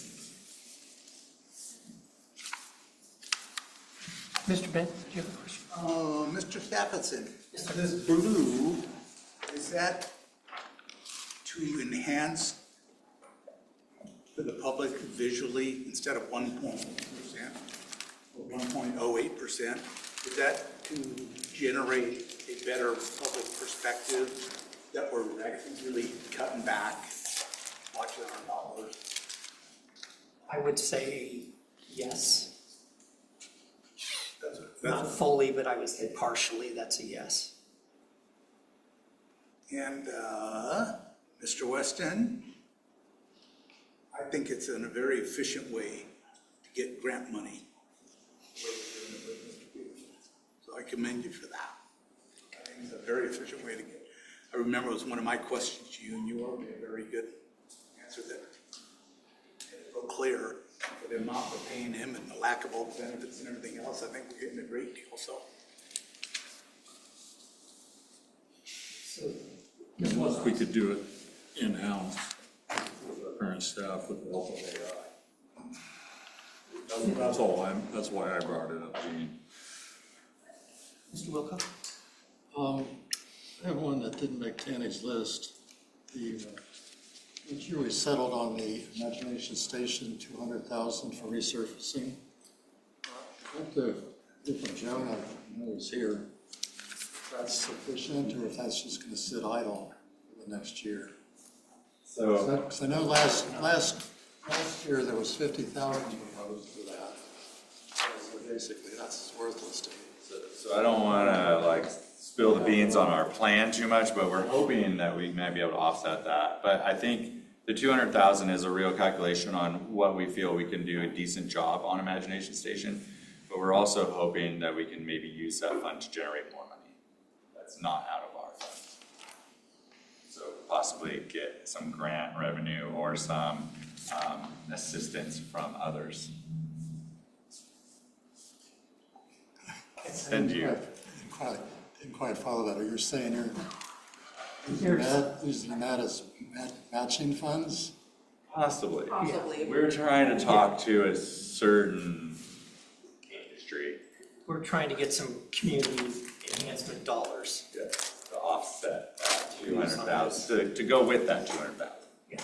To maybe add more to that pot to do a better job. So you're kind of acknowledging that 200,000 is probably not enough. It's probably enough to do a significant improvement to what's there, but it might not be enough to do the whole kit. Something needs to be done because we have holes everywhere out there and it's an issue. So I think the 200,000 would give us the possibility that we could address some of the major issues out there without doing the whole thing. But if we can maybe get a partner that wants to partner with us to do a community enhancement, maybe do the whole thing. Let's see, okay. I had a personnel question on page 58. I actually had this question for Eric last time. I don't have any more of an answer for you. Okay, I'll give you a different question then. $10,000 increase for the recreation coordinator. And the next line down, recreation summer temp, $24,960.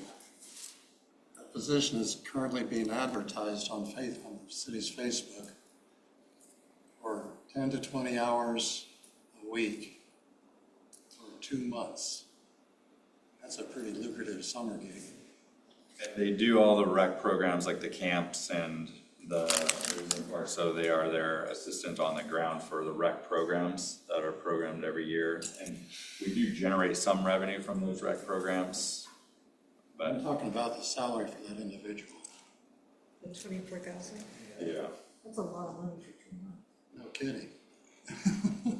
I mean, she is programmed in there. Isn't it 2 people? That's the budgeted amount. There may be more than one person during the course of the 12 months that isn't necessarily tied to the position that's being immediately advertised for. I have to go with my spreadsheet and see what's calculated there. But again, if we hire somebody for 2 months and we spend $8,000, the rest of the money doesn't get spent. And Molly's here, she can talk about the rec program a little bit, so. Yeah, so currently there's one rec aide who works seasonally. So she has worked for us for a couple of years, and then we're in the process of hiring 2 more for some extra programs this summer and also some consistent ones as well. So it'd be a total of 3. The 2 for this summer is just a strict 8 weeks for the summer. The other one that's currently working for us is seasonal summer. We have a couple winter events. There's some weekend things. So that one was already budgeted. So it's 2 people total. It will be 3 total with the 2 additional for this summer. We've had 1 since 2023.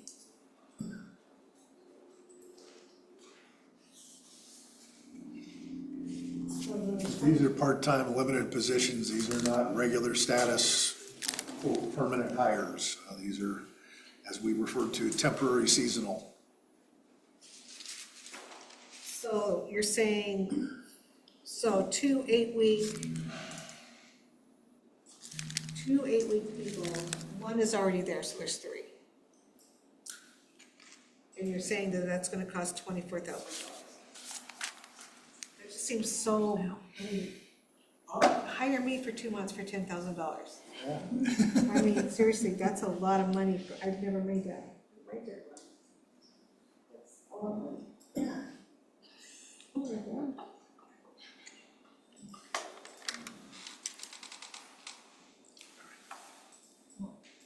Councilor White, I think you were first. I wanted to chime in when Paul brought up the Imagination Station. I actually talked to Martha, I forget her last name, but she works for Game Time, and she's always had the lead cities. They bid on that project. I wish we would have went with them. They're still in business, and they were taking care of the warranty situation. But she basically said, you're gonna have to fix it right, you're gonna have to pull all the equipment, because the ground was never surfaced properly. That's why the rubber padding failed, and she thought at this point the best thing for us to do there is to wood chip it, use cedar chips. I know a lot of parents don't like that, but it's much cheaper, and the ongoing costs of maintenance are gonna save us a lot of money. Regional park. Just wanna throw that out, but if you guys can find money, that's the kind of thinking we need right now.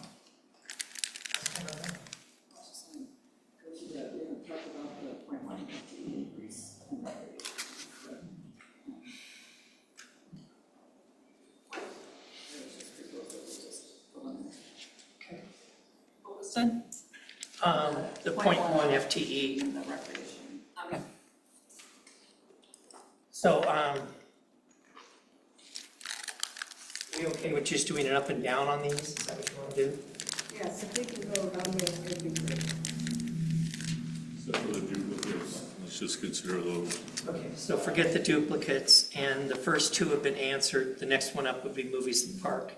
59, 83, 50, 32, 548. And that amount covers 2 movies in the park. You're going down this list. Yes. I see movies in the park, but I don't see it as in third place. So I'm just trying to understand. It's the 3rd blue item. It's the 3rd blue item, halfway down the page. Oh, just the blue. So how many people actually come to the movies in the park? Do you know?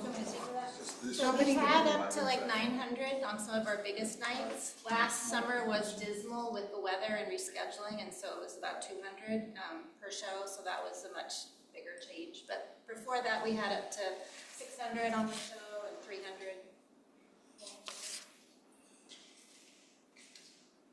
Okay. Yeas? What's the motion or what's the vote? Or to leave it in here or remove it? So thumbs up It is, stays in here, it's a cut. It's removed, it goes. One, maybe have one. It stays as a cut, stays in the budget. Understood this funded. It does not. So if I get this, 2,548 is for just one, Two movies. two. Oh, I see, two. 16,000 a Can I night. add something? It also includes Merry Movies. So the Merry Movies budget in here is about 4,000. That's our winter one that we do indoors, and so that we don't use the video wall, which is why the cost is way down. is that in this budget item? Yes. Yes. So it's not just the movies in the park, it's also Merry Movies. the winter. Each Movies in the Park is, in the budget is 13,500, and then the Merry Movies is 4,000.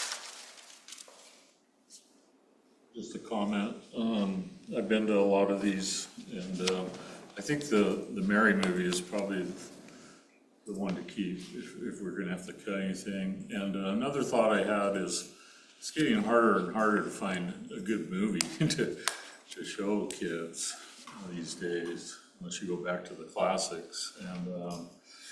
And plus, that's all kids pretty much do is watch TV, or they're on their video games or their phone. I love the programs that Molly has. They're more getting kids away from screens. Right. And learning a new skill, and I'd rather see the focus go that direction in the future. Focus of what? Rather than the focus of getting kids away from screen time and TV, and PlayStations. It actually, I think for their mental health and physical health, they need more activities. Just my personal thought. So you're saying keep up? I'm saying keep the Mary movie. Okay, so this is the page in the budget. This year's budget is 46,000. The total for that category is 32,000 that's listed on the sheet. It's made up of multiple components.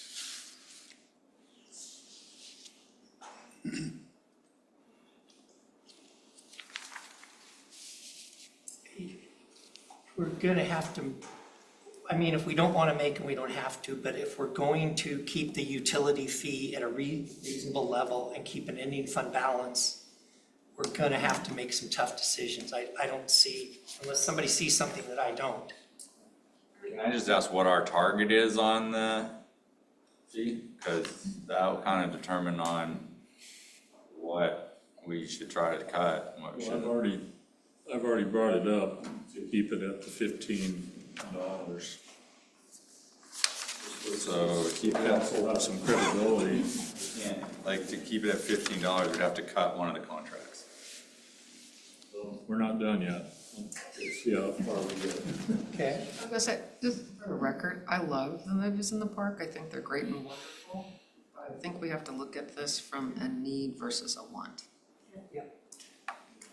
Okay. Heidi made a great comment too at the last meeting, when she said, I don't need government to entertain me. That resonated with me.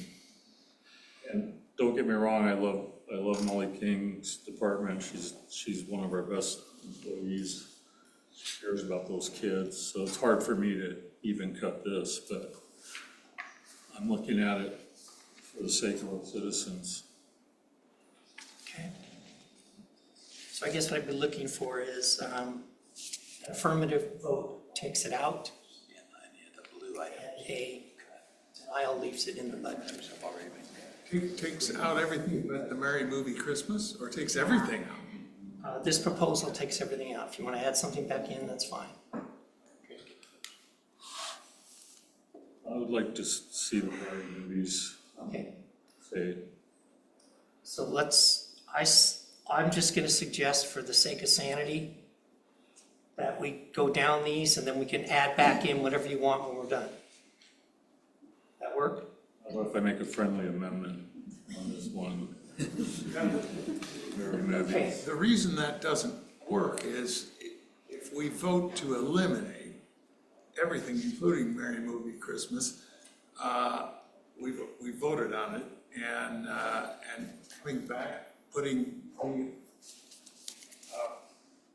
we'd have to have a majority vote to put it back in.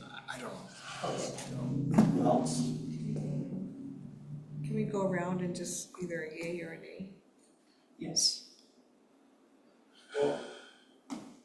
Okay, we're, Can I just throw You can something just- out there? Because what you guys are talking about, in order to keep it $15, you've got to cut $1.5 million out of the general fund. $1.5 million. How are you gonna get there? I mean, we went through line item by line item and we were only able to cut about 300. And that's getting rid of all the capital improvements, it's getting rid of everything that we do as an operation. And in all honesty, if you want to get there, you have to cancel the contracts. Hey, Mike, sorry, this is Jeffrey. Hey, I was just gonna say that, like, I don't want to say that we're talking about like nickel and dimes here because I think these are all like great conversations to have, but to cut anything like significantly is one of these contracts where we wouldn't have police or we wouldn't have fire. And whereas I recognize that is our general fund. And while tight, like I think that staff has done a great job of doing what we asked them to do last meeting and getting us to something that we can afford this year. And I think we have contingency that we were comfortable with, what we asked them to last meeting. And so they've come back and done that. And I don't foresee being able to decrease the public safety fee any more than we already have. I mean, we went from 32 to 25, which I think is a pretty significant decrease. And regardless of any situation that we propose in the future, it's going to cost people more money. And if we want to do it to where they can have a tax deduction, fantastic. I totally agree with that, and let's do that. But that has to be voted upon. And so I feel like what we're at right now is sort of our best case scenario of what we can afford and what we can provide. And while maybe the police in the future doesn't look exactly like it used to, but that's what we can afford. And if we want to afford something else, then people are going to have to pay more. And it's not anybody's fault that inflation has hit us all so hard, but this is what we need for our city to run. And things like movies in the park are something that people that don't have a lot of money, like they look forward to. And it gives them an out. It gives them something to do during that time. And that's a service that the city provides. And so I think that those things are great. So anyways, I don't foresee us able to cut anything that's going to be anything significant to decrease any of the out-of-pocket expenses any more than we've already gone through.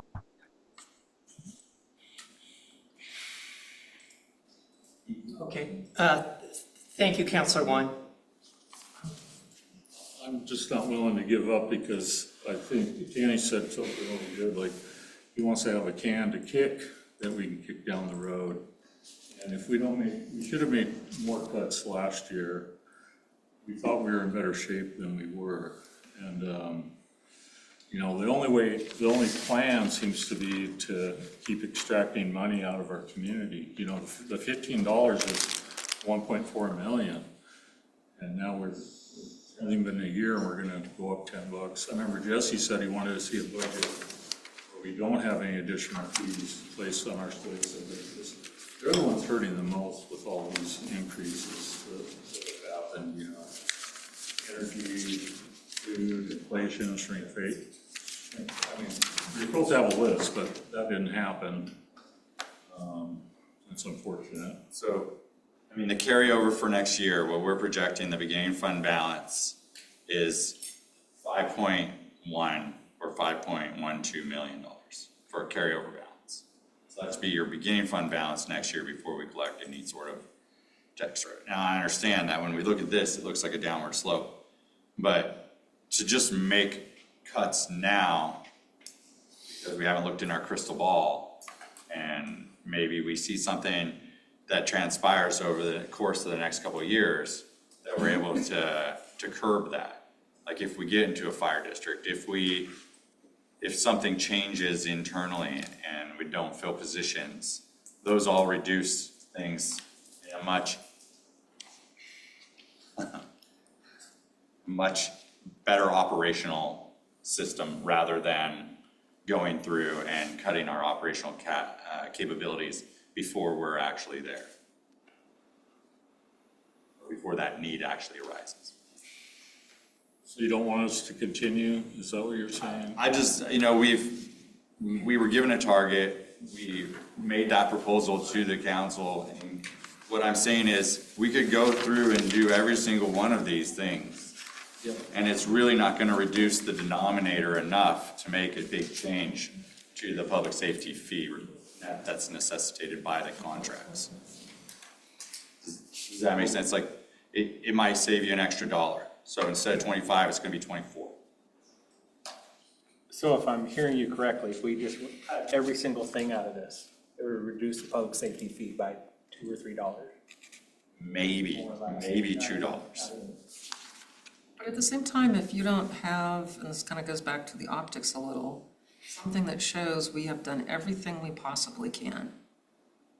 Things that everybody loves, but again, it doesn't keep the toilet flushing and the roads in shape. So we cut everything we could, then how can you go to a voter and even have a small chance of getting through a fire district or a levy or anything like that to get us out of this? So I just want to be clear, the proposal is to cut like almost $1 million. I don't know that we'll hit that, but let's see what we can do.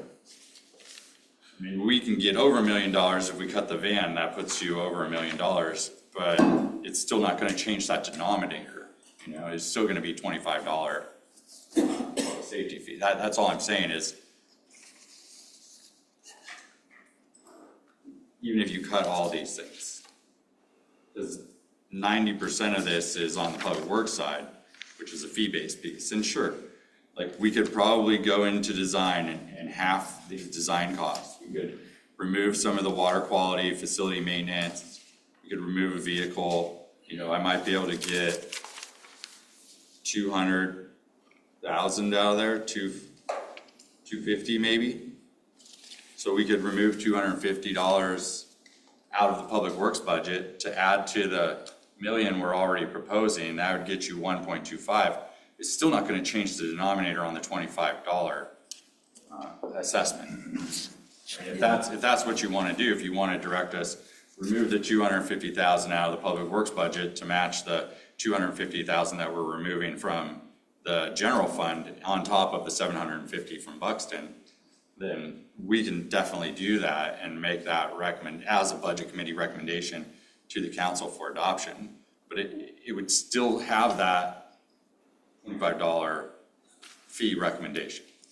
And again, if you're one of the people running for re-election, then you could also say, I did everything I possibly could. Sure. And I totally get the optic on that. And the one thing I'm not including in that is the equipment storage, which I feel is a capital improvement that we need in order to prolong the longevity of our equipment, as there's a shortfall now. And it was I think it's been on our budget for the last few years, sorry. Yeah, but not at that number. Okay, if I own a truck, and that's all I own, and I have to make it work, So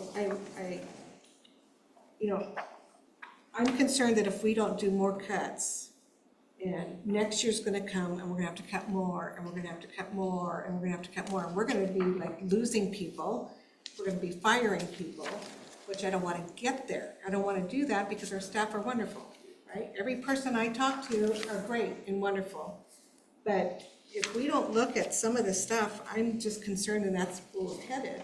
And where maybe 50% of our families say $25 is nothing, I'll pay that. But we have the other half that can't, and we have people that can't even pay the 15, and they don't qualify for all the 50% offs because they make $100 too much. I talk to those families quite often. They don't qualify for anything, they're the middle class, and they're paying for everything. And so I think that we need to do our due diligence and look at this. I mean, when I went through this, I look at it as my home budget. If I can afford it, I can't afford it. It has to go. So we have a lot of wonderful things that we do for our community. We have a lot of things that we want. We have people coming to us asking, and we are so willing to give, but it may be a year we don't. That's just my opinion. Mr. Wilcox? Like you're saying, you cut 991.5. 750 if that was a brand new expense. So, last year, Ray was here, the big cut was the skate park 400. So that was an added expense, created expense. So it's the same thing. And I'm also cutting all the computers in half, so I'm halving all the computers. I'm also cutting all the vehicles that were on the list from last year that got carried over this year. So when you add them all up, it's not insignificant. It's sizable cuts that got us to the target that we were given.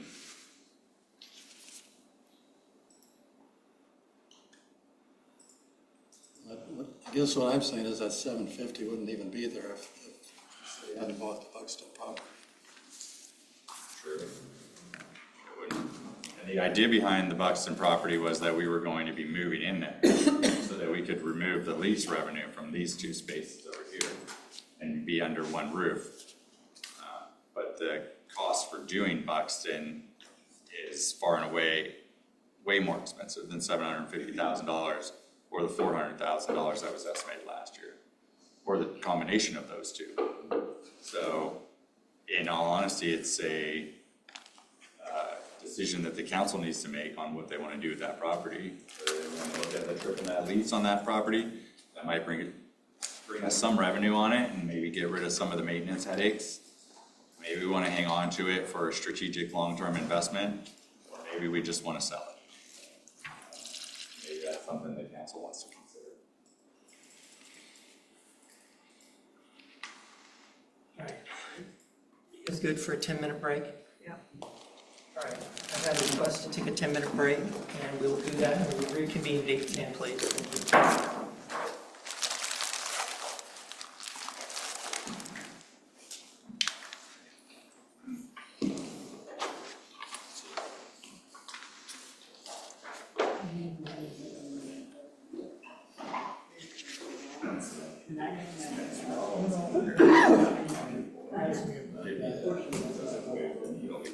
This is Sunday night. There's a revenue that also. So all day, Monday, and Tuesday.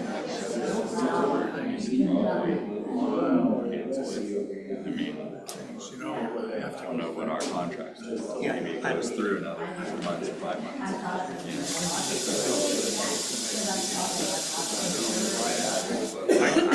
I could certificate that we can't.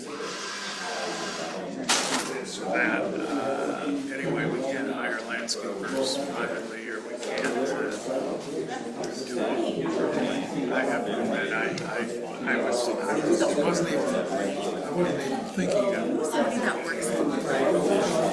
meeting, but it kind of reminded me. I guess I didn't make that. You really wanted it. And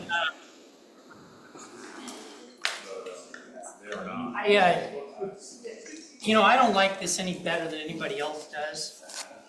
I really don't. I just want to say this, to be clear, is, we're talking about what we can afford for police, what we can afford for fire. I've been in a lot of meetings where we've heard that. What can we can't afford that, we can't afford this, correct? Okay, and it's like, whatever we vote for, whatever it is, we need to be able to justify this to the people that we represent. We chose this because we felt it was important, or we didn't think it moved the needle enough, or whatever.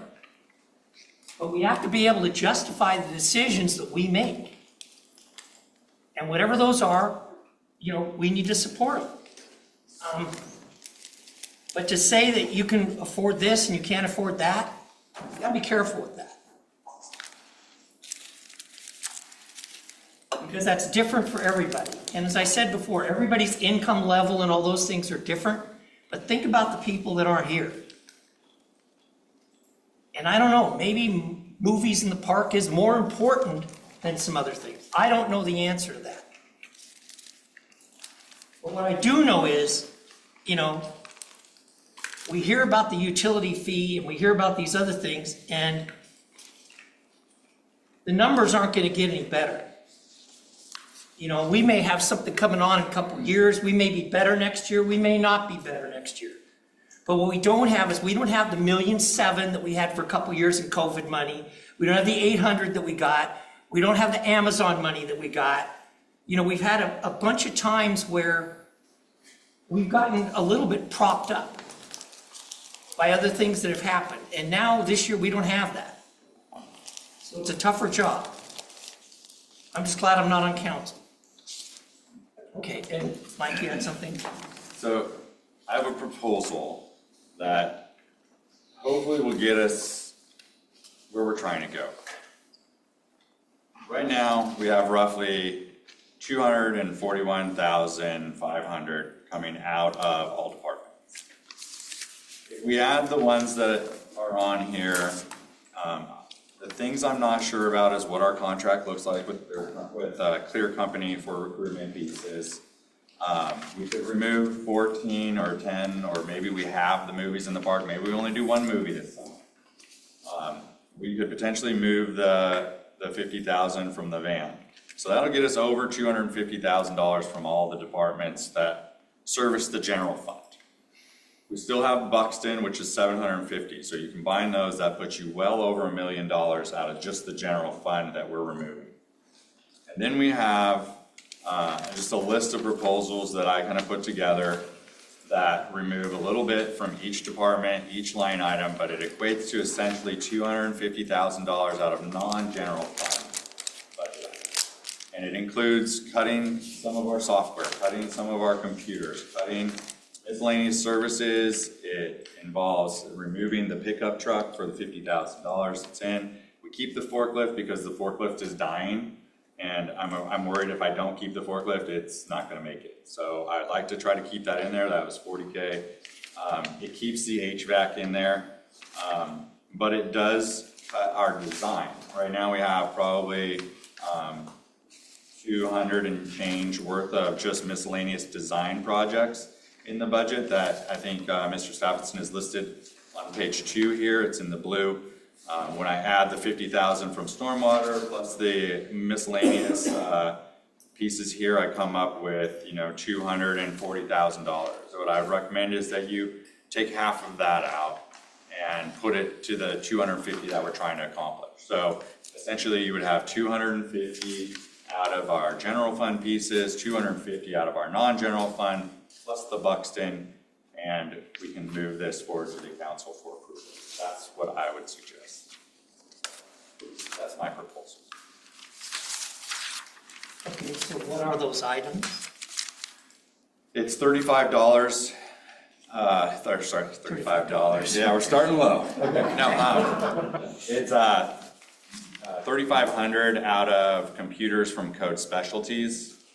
It's 25,000 from software, the InterGov software, where our contract runs out in November. Where are you at? Which page of this 3-page? This is my projected cuts for non-general fund pieces. Eric, did you? It's not on there. It's not in Tanny's piece. This is mine. Okay.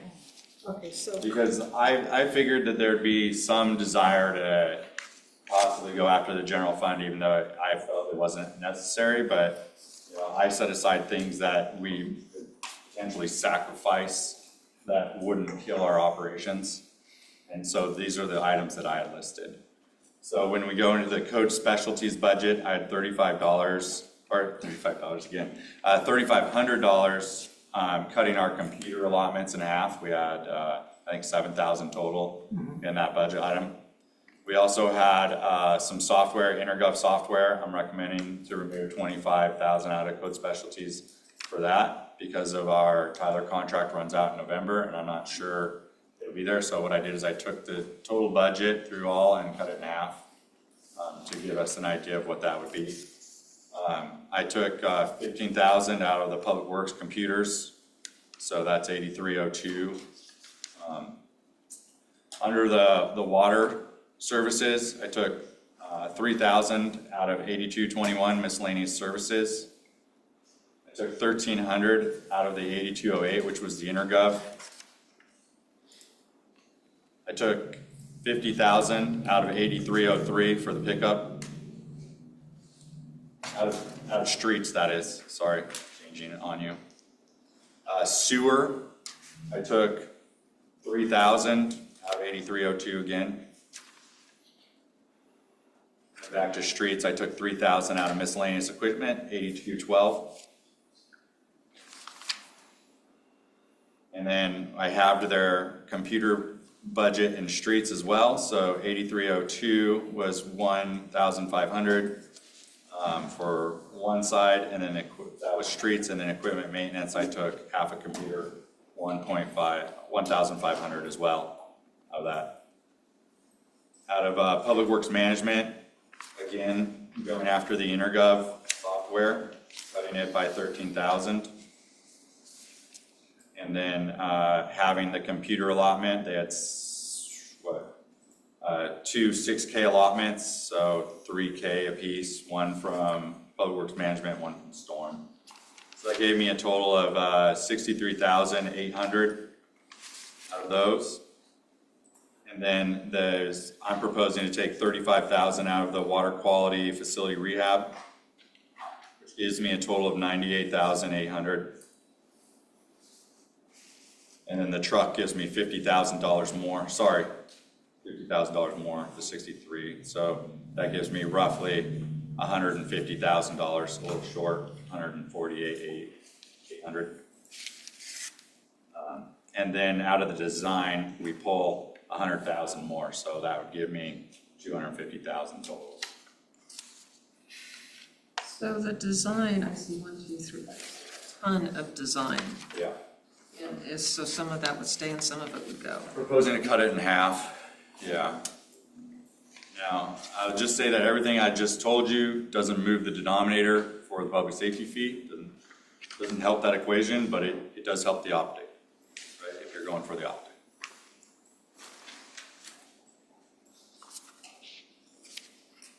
Questions? Are you saying just make those cuts and not go through the list that was prepared? A lot of these cuts are in that list. Yeah, I mean, I took the liberty of looking at it from an operational standpoint as a city manager on what we needed and what we didn't necessarily need, and made up my own list ahead of time. One thing that you'll find that's not on my list that has been mentioned tonight is the equipment storage. And I think that is, the reason that it's not on my list is because I know it's a big expense, but it doesn't change the needle for us. And it's pay a little now to save a little later, or save a lot later, right? Because if we pay a little now, we have our equipment, we have our stuff inside, it doesn't rust away, it doesn't break down, it's well maintained, it's well taken care of, and in the end, we're gonna save twice as much money as it's gonna cost us, because we won't have to replace all those trucks and equipment and forklifts and everything else that are high ticket items earlier than what would be necessitated had we not had that structure. How much is that building in there? The one back here, the Public Works building or the Parks building? Where the storage is gonna go in? It's over by it's actually the Parks building that's up near Columbia Park. It's on the back side of that is where it would go in. Right now they have the one garage that's there where it's filled with all the mowers and equipment and chainsaws and everything else that's back there. I don't know when that building was constructed. Does anyone actually know? Jonah's back here. Travis, do either of you know when that building was? I don't remember when that was. It would have been around 2010 is when the Parks building was constructed. maybe even a little earlier. Yeah, of you might be wondering what the dry storage is, right? When we talked about our materials, whether it's gravel that we sand our roads, whether it's the dirt or sand, things of that nature, if it's left out in the rain, it's gonna rain, it's gonna wash it away. This keeps it all in a nice, safe, dry spot, so then we're not spending, again, more money chasing materials down the road, cleaning it up for later. Anything else, gentlemen, that you want to add on that particular aspect? Absolutely. Yeah, I want to pick up on something Mike said earlier, that I want you to think about what, this is not a dry storage building for our stuff. This is a dry storage building for your stuff. You all own this equipment. It's very valuable equipment, and a lot of it right now is having to sit outside. We have run out of space at the Public Works facility up here. We're still not into the street. We have places to put stuff. And a lot of it is being stored outdoors. We're moving stuff down to the treatment plant site outdoors. So and then that's not just equipment, that's materials too. So you're talking pipe, water pipe, things like that you don't want to leave out in the elements. You can't leave out in the elements. So we don't have space for all the stuff we have right now. And as a result, that stuff's you don't want to leave your stuff to sit out there and deteriorate and rot in the elements. This is your valuable equipment, not my valuable equipment. Our recommendation for how to protect your equipment. What Mike was just referring to also is the materials handling facility, which is a combination of raw materials, so that's materials we use for construction, water line repairs, street repairs, things like that. Those materials ideally need to be kept, some of them in a dry space and an organized space. And we also have our spoils materials. This is the stuff that they suck out of the catch basins, they suck out of the manholes, they suck out of, you see the Vector machine goes around. That's kind of nasty stuff. So you want to have it in a contained place where it's not mingling with your other materials and where you can manage it and handle it properly. Right now, basically, we have piles out in a field by the treatment plant. And that is no way to manage those materials properly. So these facilities have been proposed because they are needed. We wouldn't propose them if they weren't. So I would strongly encourage you to fund those because, again, this is for your stuff, not for my stuff. This is how I think you should best take care of your stuff.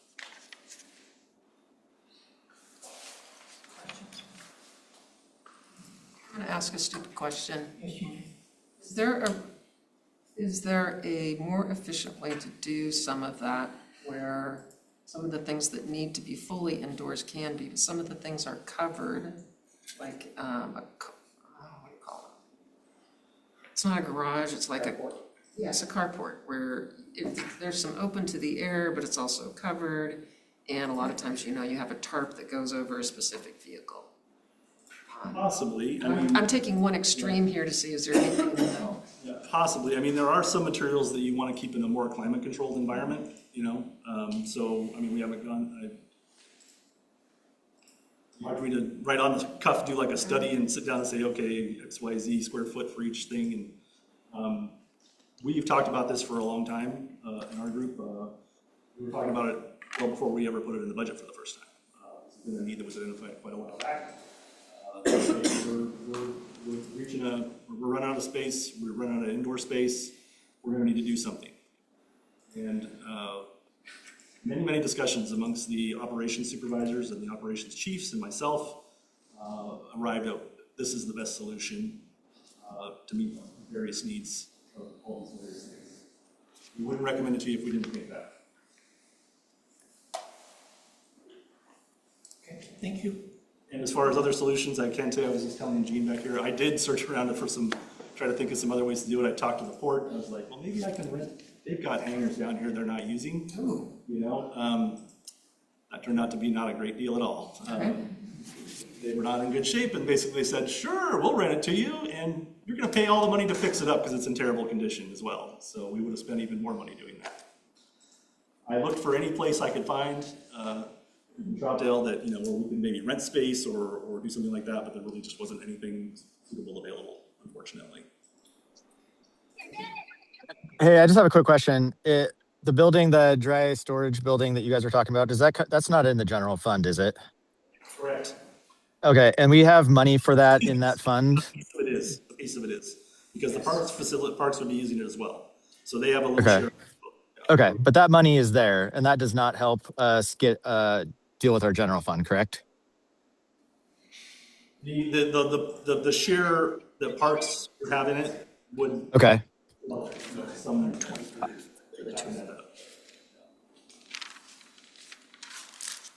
I just wanted to make sure I understood.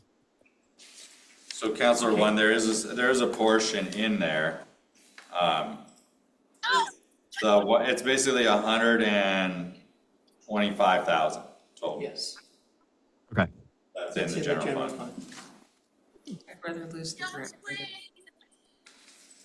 I appreciate that. I just want to say though, we are responsible for all 84 million, whether we like it or not.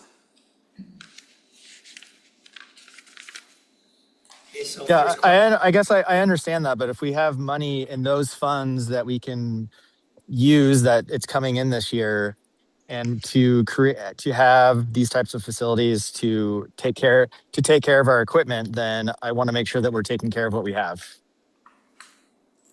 Don't disagree.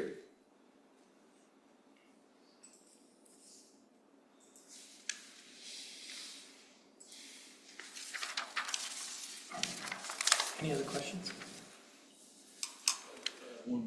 Yes. I'm just curious, the stuff you suck out of the drains and stuff, you want to store that indoors?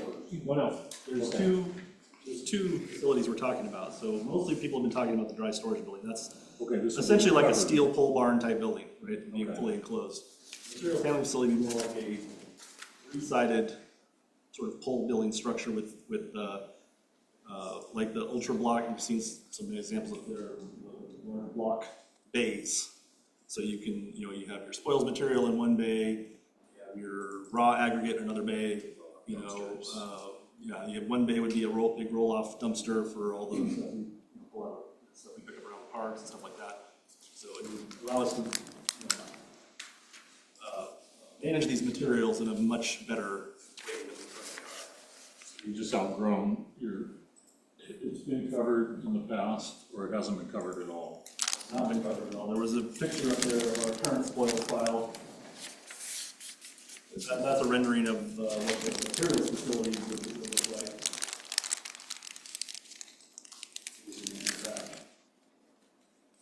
Materials facility, just to give you a little more background on that, I mean, one of the interesting elements of that is we worked with the PSU capstone team to help us come up with the concept for that. This is a preliminary work on that, we can sort of start the project and save some money on that one as well. Those projects combined, right, they were like 225 or 250 2 years ago. Last year they were 400,000. This year they're 800,000. Have we changed the scope of them quite a bit, or? Well, there has been some change in the scope. When we first put them in the budget, it was basically, we had really nothing to go on. We just knew that we needed some space. We had a general idea of how much space we needed.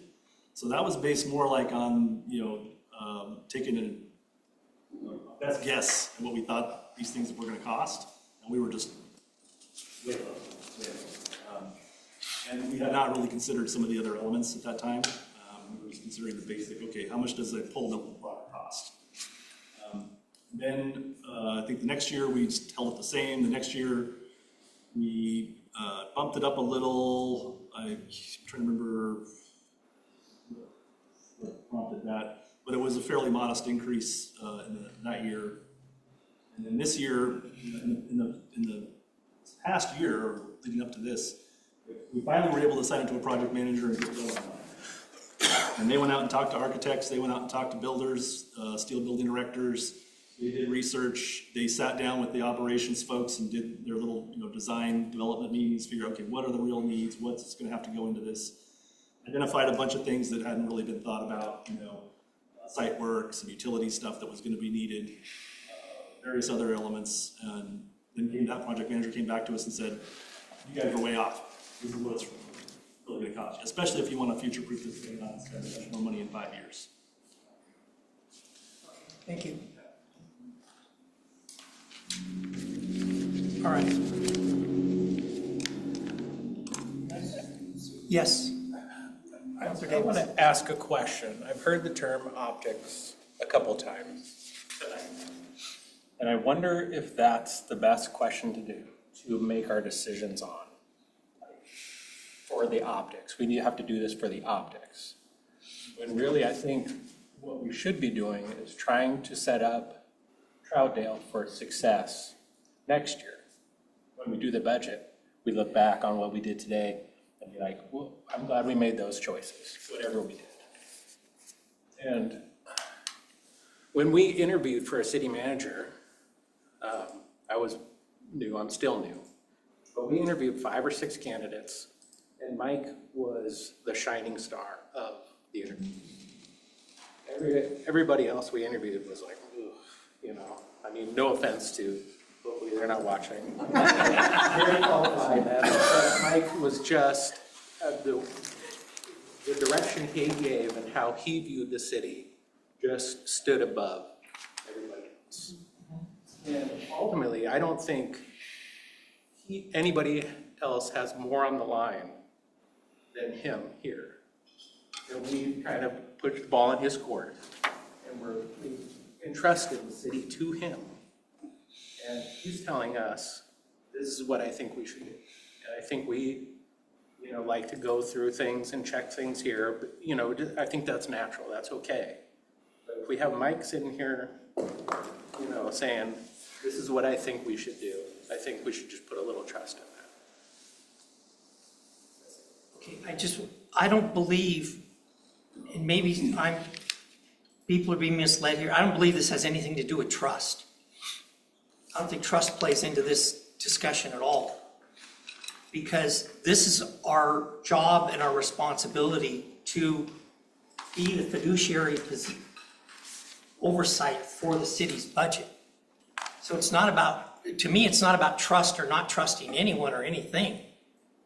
It's about just making sure that we're spending the money as effectively as possible where we want to spend it. And I've said this many times, I don't believe it's Mike's job to decide if we're going to cut movies in the park. That's our responsibility or the council's responsibility or whoever. And so if that decision gets made, that decision gets made. If it doesn't get made, it doesn't get made. And from the optics really don't matter, except for, I do believe they are going to become a factor when we start asking people for levies and fire districts and things of that nature. I think that a lot of this discussion is going to come full circle at that time. I could be wrong. I heard some people testifying tonight, I lived here since 1960, whatever. I got them beat, not by much, okay, but just by a little bit. I'm that old. But, and I know that sometimes it's very, very difficult to pass a bond here. This building was the last one we did, and believe me, it was really hard. And our cops were in an old decrepit bank. So I don't want it to ever be about trust, and I love Mike. I think Mike does a great job, but I think at the end of the day, we have to make the decisions and we have to take responsibility for them. It's not fair to put that on staff, I don't believe. You guys disagree with that? No, I agree with you, Tanny, and I also agree. Mike has been working for months trying to find ways to cut. I just know it. I meet with him a couple times a month at least, and he's been working hard on it. Doesn't mean he's perfect. Nobody's perfect, but he isn't going to take offense if we decide to cut movies in the park, even though he left it in, or some other thing. That's just an example. So I agree with you, Tanny. And Jesse, it is good to give staff, they have a chance to make the argument to us, and then we need to be convinced. And that's what it's about. That's why we're on our third meeting. We just we're not pushovers, and that's what the budget committee is all about. So anyway, let's carry on. Everybody here cares. I know that. Yes. And I'm very impressed. Councilor Allen? Okay, I don't know where my mind has been, but Stewart Ridge Pond, explain that. For some reason, that whole project has never been on my radar. So it's as you go up to Buxton, Troutdale Road there, as you get to the top of the hill, you take a right into the subdivision there. Tell me if I'm wrong. There is it looks like a little park, but it's actually a stormwater facility that has been filling up for years on years with residue debris, and it was never built properly, is my understanding. So this project is to go in and address our national floodplain stormwater permit, our discharge permit, and we need to bring that up to standards. And so that's what the Stewart Ridge stormwater retention facility is. It's been there, and we get complaints from the residents when it overflows, and so it doesn't have the capacity that it needs. It overflows, it causes a problem, we get complaints. This goes in and addresses it, brings it up to standards, and gets it functioning. We do not want it overflowing.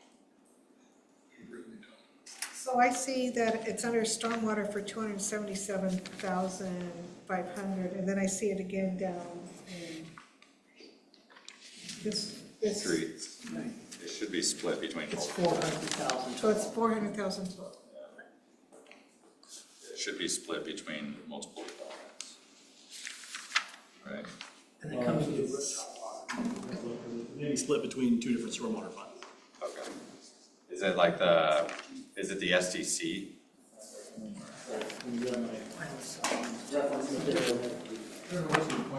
What is that?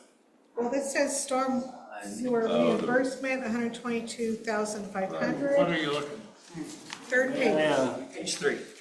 Blue one. Third page. It's in blue. Stormwater and stormwater reimbursement. The reimbursement fund, yeah, so that's, we do a building development, SDC, we have the stormwater reimbursement fund. We've already bought into that infrastructure, it's reimbursing.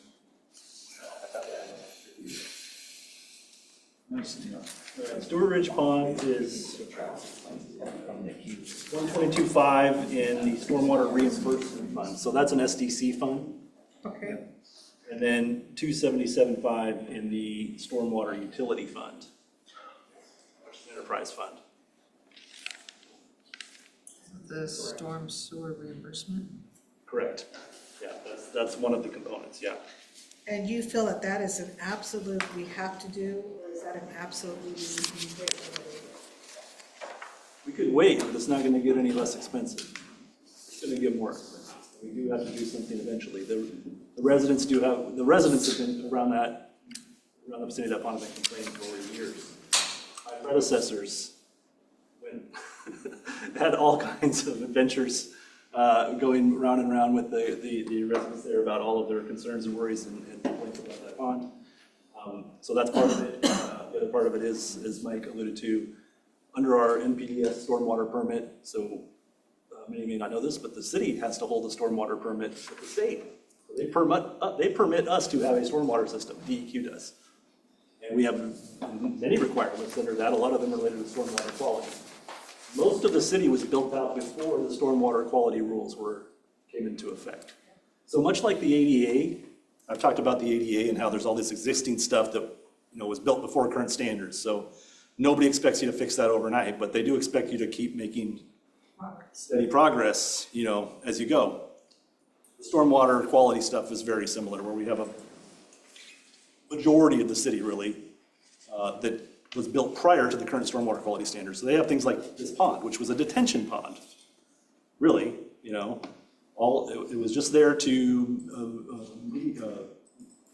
mitigate flood flows, things like that. And it also had an aesthetic element to it, if that's the division.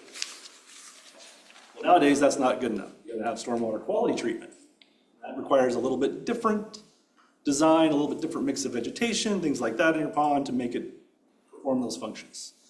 So this pond, and we have others around the city as well, over time, we have to gradually convert those over to be stormwater quality facilities. You know, someday in the far future, the entire city stormwater system will be treated for stormwater quality before it's discharged to the river, ultimately to the ocean, you know. But, you know, we gotta sort of take it one bite at a time and just keep on trucking. That's how you approach that. This is the next one on the list because a lot of it's because there are residents that really want this pond taken care of. It needs rehab anyway, even if we weren't gonna convert it, because it's filled up with sediment as over time, as Mike said, and then we get invasive plants that it's just a mess, kind of, you know. So it needed work anyway. And if we're gonna go in there and rehab it, well, let's not rehab it and then come back 5 years later and do the conversion. Let's do it all in one shot. So out of all the major projects that are on your list and that are in here, is this the one that you would choose? No, not at all. In stormwater, maybe. Obviously, we have lots of different systems we run here, and they all have their own projects, their own needs, their own requirements. Gosh, I mean, I'd have to think about that question a little bit, but I mean, right off the top, I can tell you, I mean, for example, we've got projects that are going out to bid next month that are much more important. Like Dunbar and. Like Dunbar Avenue improvement, like Green Bridge, like even, well, ADA is probably sort of on par with it. Our pavement maintenance projects, you know, I mean, we have lots of important projects. So no, I would not say this is number one at all. Does that mean it's not important? No, it's still important. It's just not the most important. We're at about, I think, 90% design on that right now. 9%? 90. 90. All right. So since this was presented, and you can comment on the ones that you've done as we go through. I do think we need to go through these, unless you just want to jump the list. Okay. This was put together by people. Okay. All right. So if it's on here, I would say yes, let's take it out. No is leave it in. Okay. I'm only doing the blue ones. Yeah, Starting at the top. line. Unless we're going to go through these, and if people want to stop and vote, they can say so. Okay. Movies in the park, $32,548. On my list, the first thing is energy efficiency study. Well, we addressed that already. Yeah, we addressed that. All right. So And clear movies in the coat. park is where we're starting. Right. So start down at community services, $83.50, $32,548, movies in the park. That's the first one. A yes is a cut and a no is keep. Yes. Can I recommend just maybe a reduction even, so that you keep some aspect of it, maybe not a complete cancellation in the first year? I mean, it's really your decision, but like, depending on what your target is. Just an idea. Suppose we take out one movie in the park. Okay, so that would be half. Yeah, that'd be half of it. Just having the Christmas one.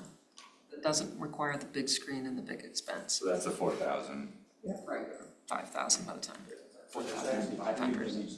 There's three, yeah, the winter one, and then the two movies in the park. Take out one summer one. So you take out one summer one, that removes like 14,000 or something, I think, what they came up with. Remove both summer ones and just keep the Christmas one.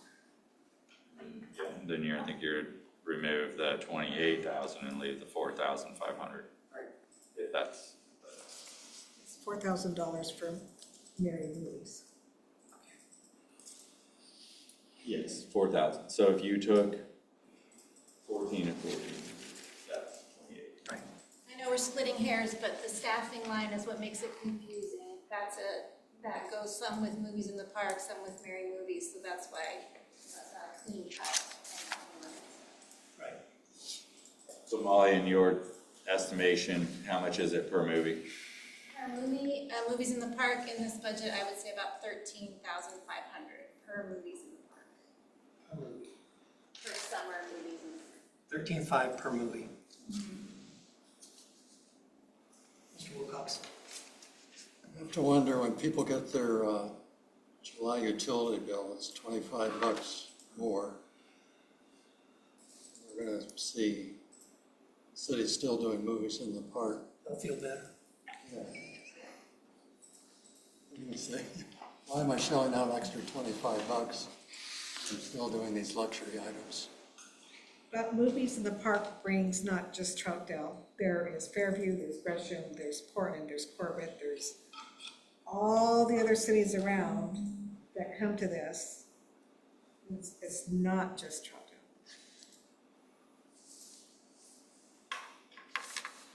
And you're coming here. My point is that you're raising it, if you're gonna raise it to 25,000, I mean, that's 32,000, and if we're gonna go to the city, if we're gonna go to our citizens next year and ask for a levy, I'm gonna stand by saying that I did not vote for the movies of the park of $32,000. And then explain why. Because if I'm gonna ask you for more money in a levy, I need to be able to say that, hey, I did my best to cut as much as I could off of the budget. Frankly, I think we're both on the same page. Do you realize that? You are. That's what So, I'm saying. all right. It's too long, too many times. Okay, movies in the park as it stands, 32,548. And this is, if we say yes, we mean cut it. It's out. And we say no, it's keep it. Right. Raise your hand if you're affirmative.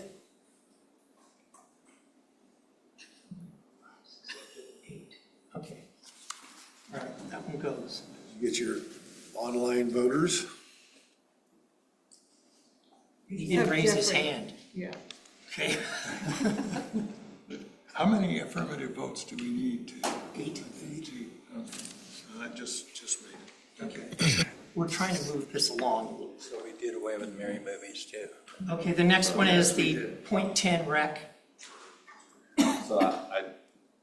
So we did remove it, all movies, right? No Merry movies. Correct. We removed 28,548, or we removed The 32. 32,548. The 32. 32. No Christmas either. The .10 rec. If you get rid of the movies, It's something Yeah, it's different. a little different. It's something different. This is for the summer rec program.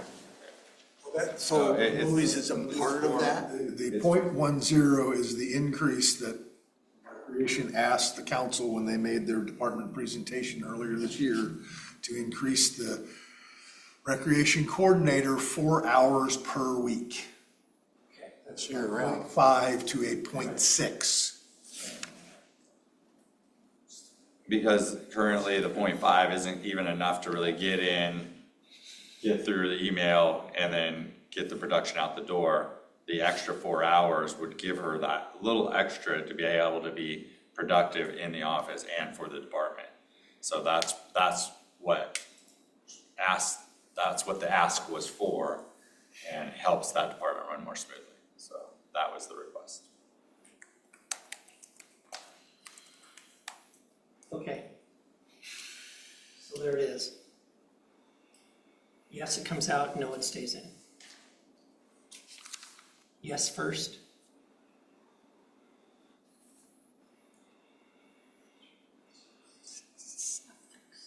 Six.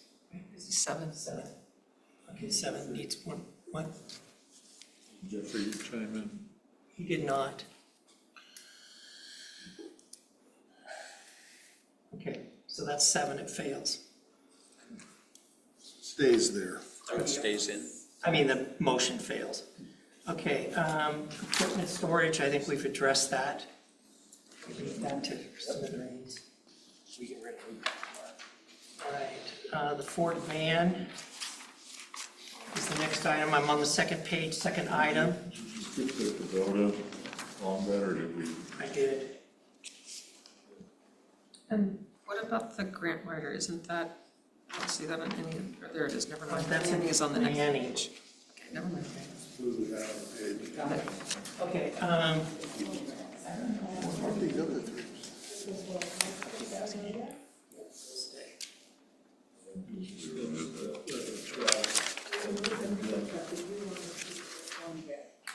Yeah, was asking to keep the Kubota because for trail access and getting equipment down for let the thing cut the pickup truck. So we okay moving to the van? All right, the Ford van is the next item up for facilities. Okay, yes, it comes out, no, it's. So yes first? It has less miles than the truck. Okay, that one was out. All right. And then the next one, I believe is. Cleaning? The grant writer? Yeah, the grant writer. Which was. Sorry, can we back up for a moment? I Sure can. truck, bottom of the first page in parks, that's already on Mike's list. Yes. We didn't vote on that. We voted on the Ford van and facilities. Sorry. Because it was already proposed as. Right. It was already there. Mike, so we left it in. So the Ford van is the, what you're voting on? One that was voted on and removed. Right. Okay. All right. The next item is not on the list, but was added, and that was the $78,000 grant writer for planning. What is that? It's not on the list, it was added this evening. Bill Peterson. Part-time grant writing contract. 78,000? Right. As I've said, he incurs about $30,000 a year is what we actually spend with him. He brings in about 3 million, right? Yeah. Yeah. And we have Beaver Creek Bridge coming up that that he's been essential in acquiring those grant funds, project manager on that project. Just have one question on that before we vote. So should that position, can that job be handed off to someone in the current staffing or not? And that's why we brought him in, is because we were tight on staff. I mean, Erica can answer that. Yeah, I could say he does a lot more than just grant writing. He does a lot of the administrative work that comes with grants. So there's reporting, there's coordinating with the funders and having those conversations, as well as, coordinating with, for example, the Sharon Nesbitt Heritage Park. He coordinated a lot with Colf Construction, making sure that they were meeting their timeline and deliverables on time to get that project done. So, I mean, he does a lot more than just, typing at a computer and, writing the grant proposal. It's grant compliance. He's basically Grant babysitting the manager. grant all the way through to completion. The short answer is no, we don't have the capacity. That's why we're using him. Well, that helped now. I thought we were paying the full amount every year. Okay. It's just what we use. Okay. And most of it's funded kind of out of the grants that funded as well. There's aspects of that. Question is, it's actually paid out of the grants. Some of them, yeah, some of it is. All right, Do we want to comment on that as well as someone who has done a lot of projects for the city over the years? For a long time, we didn't hardly do any grant funded projects. The reason we did not have the time to do the extra effort that it takes to write the grants, manage the grants, do all the reporting on the grants. There's a lot of legwork there. And so we just kind of didn't chase grants really because we had our hands full just managing the projects. It's really been a tremendous asset from my perspective as someone who's done many, many capital projects for the city. It's been a tremendous asset. You're spending $30,000 a year, in my opinion, you're getting a great return on that investment. Huge return. I'm sure Bill's overqualified position. Well, he's good at it, that's for sure. All right, so we want to just move on from that one now. I have a question. What if we cut it in half? Since we didn't use it last year. I would just say that it's still a framework, right? And we still have a pretty big grant coming through the Beaver Creek one. So it's a pretty big project. And when we talk about operational and cutting us on that aspect, we don't know exactly what that is. I'd hate to run up against a wall on that front and then not be able to meet our grant compliance or get the applications in or anything else like that. Might not use it. It doesn't hurt us if we don't use it, but it's nice to have it there if we need it. That would be my only retort on that.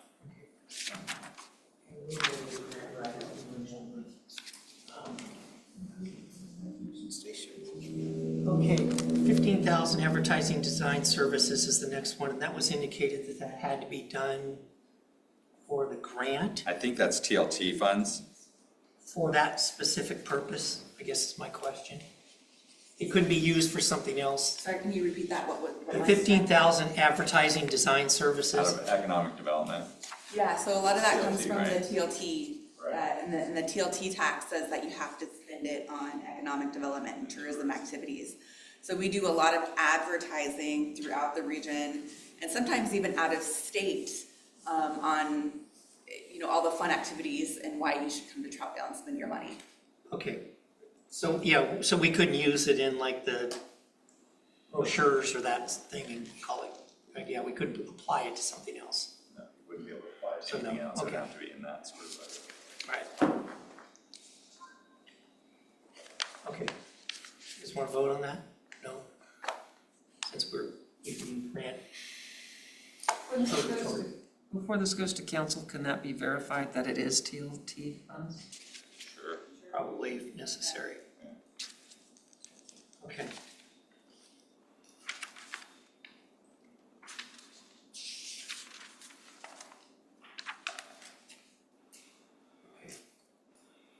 Next up, Done with the general fund? yes, at this time. Okay, we've moved on from equipment storage, Public Works parking lot. That's what, 70,000? That's kind of related, really. I mean, and that's a project again that we've got design done for part of it. We're just about finished with the other part. We're really just kind of pushing out around our edges at the Public Works facility because we're so squished in. So we're going to be putting in a couple little retaining walls and just trying to create a little bit more space in our operations yard back there because we're so cramped. Okay. Will having some of these various storage areas help to make that not so cramped? Well, yeah.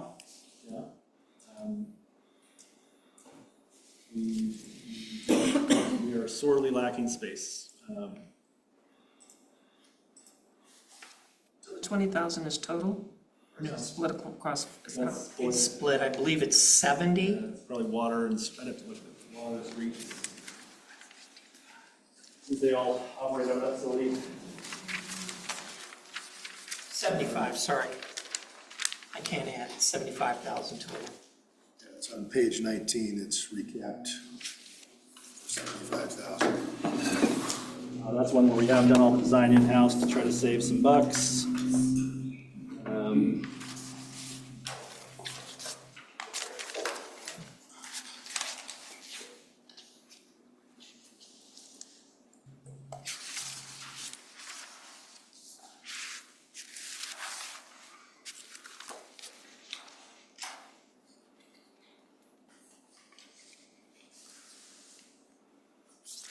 What page did you say, Eric? Page 19, the recap of all the capital projects, it's listed there in the middle of the page. Workshop, parking lot, improvement and design, various public works departments, 75,000. Total, 20,000 from water, 20,000 from streets, 35,000 from public works management. Those are the three divisions that operate out of that facility, and that's a lot of things that's the breakdown, the sort of shared costs on. I just have a quick question. This is not, we're not talking about general fund expenses now, right? That's correct. Correct. Okay. And the park, it's to extend it? This is like, if you've been to the public workshop, in the back, there's like the sort of parking / maintenance yard. So, there's a big hillside there around our facility. And so down at the far end where you can see that truck park down there, we're gonna be digging out part of that hillside and pushing back there, this with a retaining wall. And then on the site and then right kind of just over your shoulder here, to the left, sort of similarly, we're pushing out a little bit, retaining wall to expand that yard area some.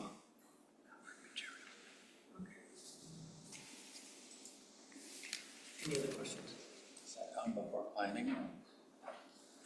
Yes. Our first stop was Erica's office to make sure we were getting any planning approvals or permits we needed.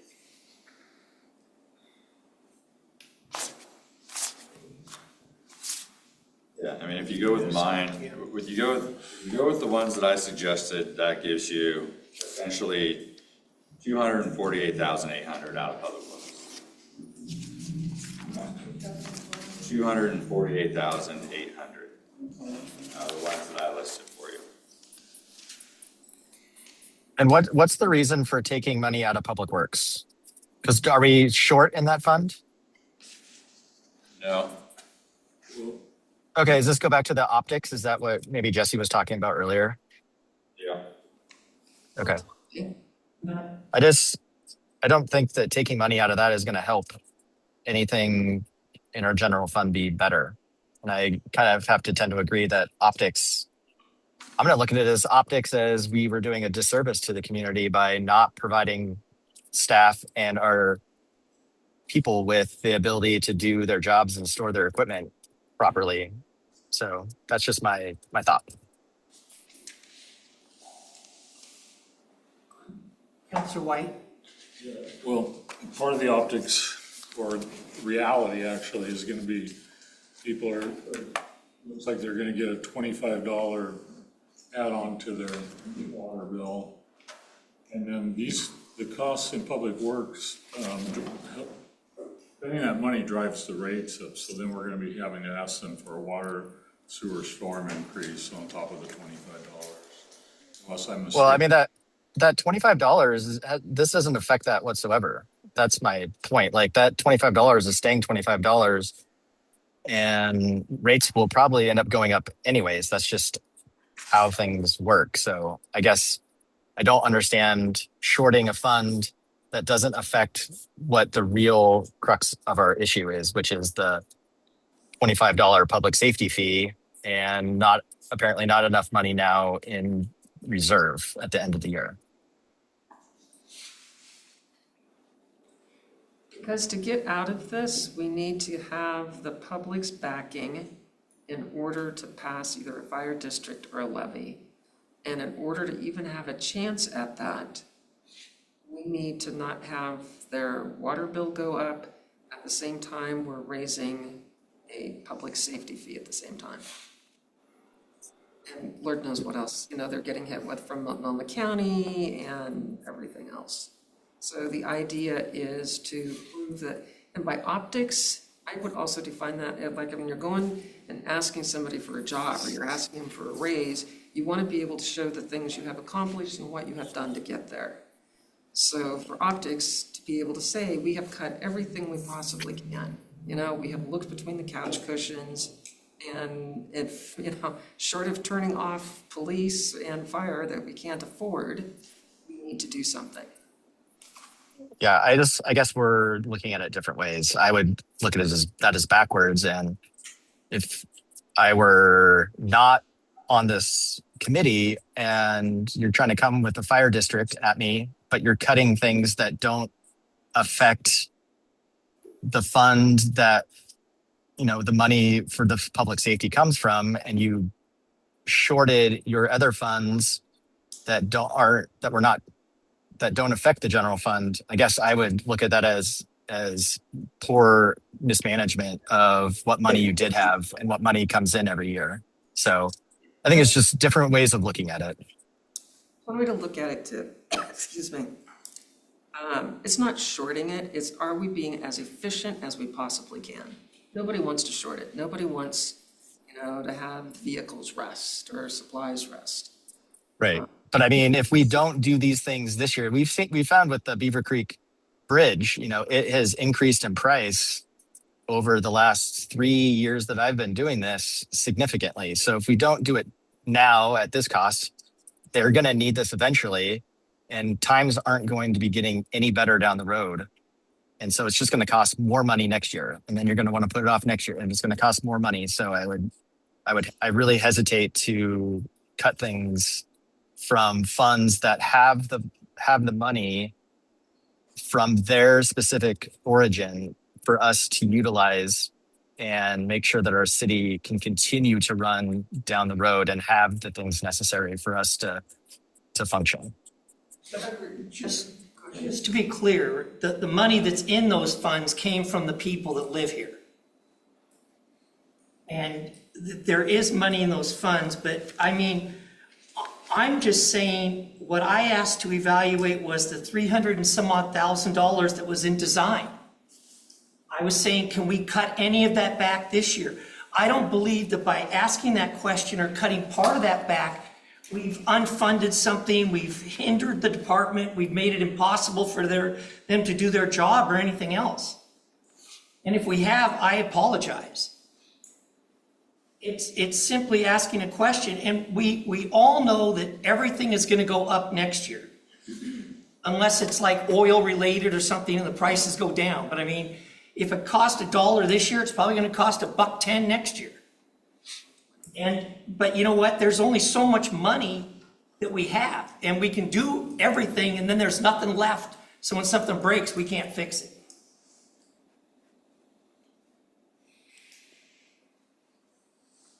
I'm just worried about next year. If we don't get public approval to come up with a plan B, then that's when the cuts become, functionally debilitating for a city. People get cut, it's, yeah.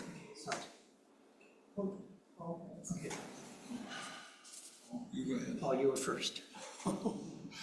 To follow up on what Sandy was saying, it said in the budget booklet, in the text, that there would be no utility increase this year for water, sewer, and storm, but to count on one next year. So that's coming either way. Okay. We're going to see that kind of a double whammy.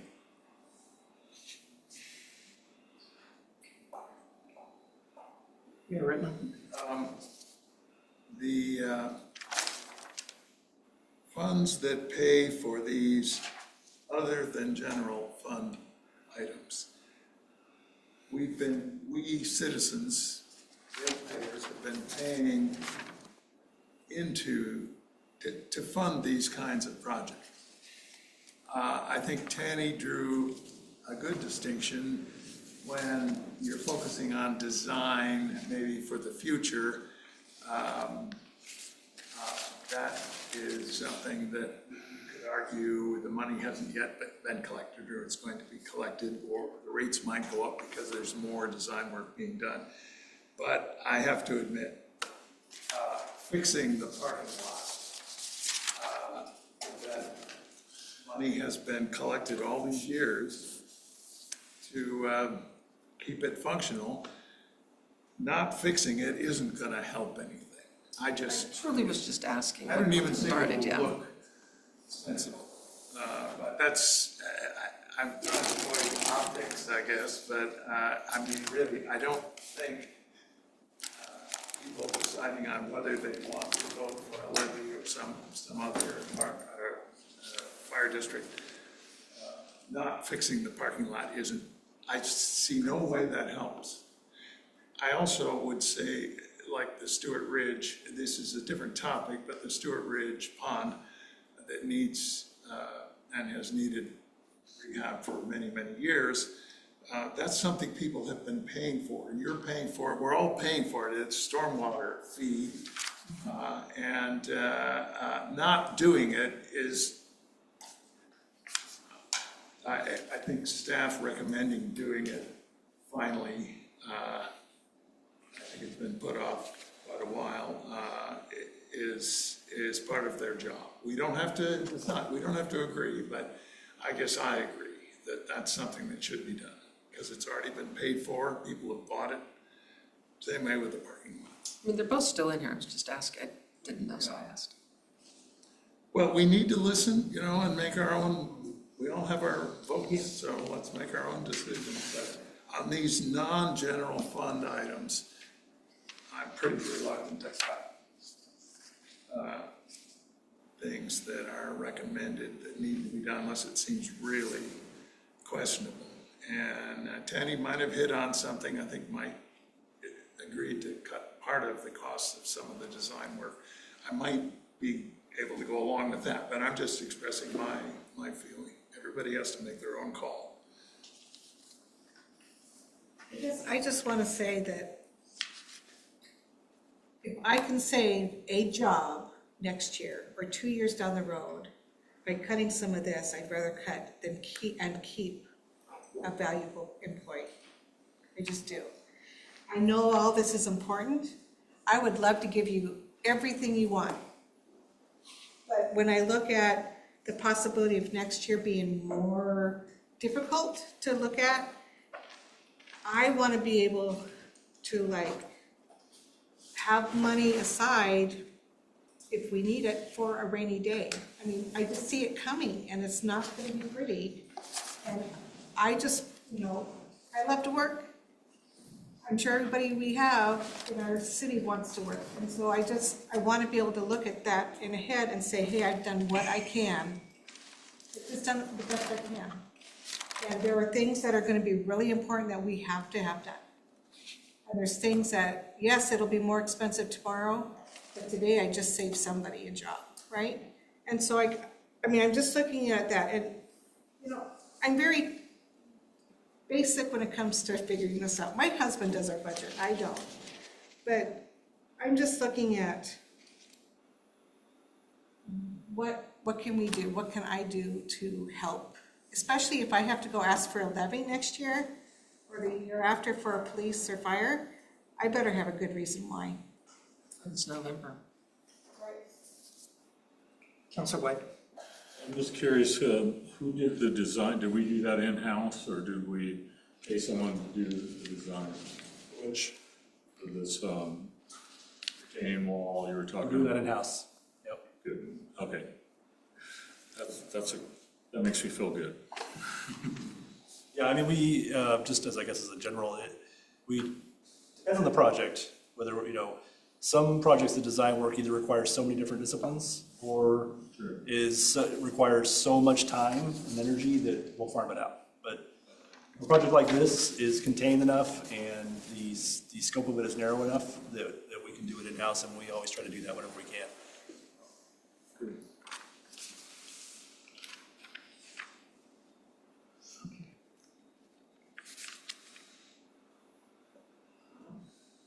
You said all the HVACs are staying.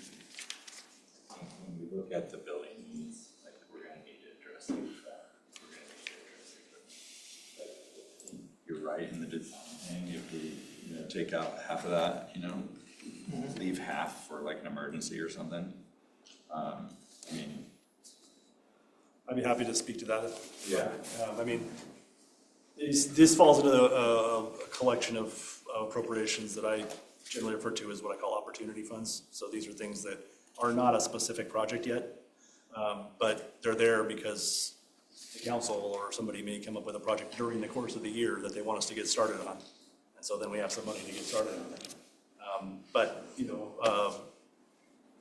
That would certainly be something you could cut back pretty significantly, and it's not going to be a huge hindrance to our day-to-day operations unless the council comes along and says, hey, we want you guys to do this project now. And we're gonna be like, well, you're gonna have to do a contingency appropriation or something because we don't have money set aside for that, So, the big one that comes to my mind is if we get a federal allocation for the bike hub, being able to pull from the design money to try to fix that up and get it out the door and fund it through federal appropriations.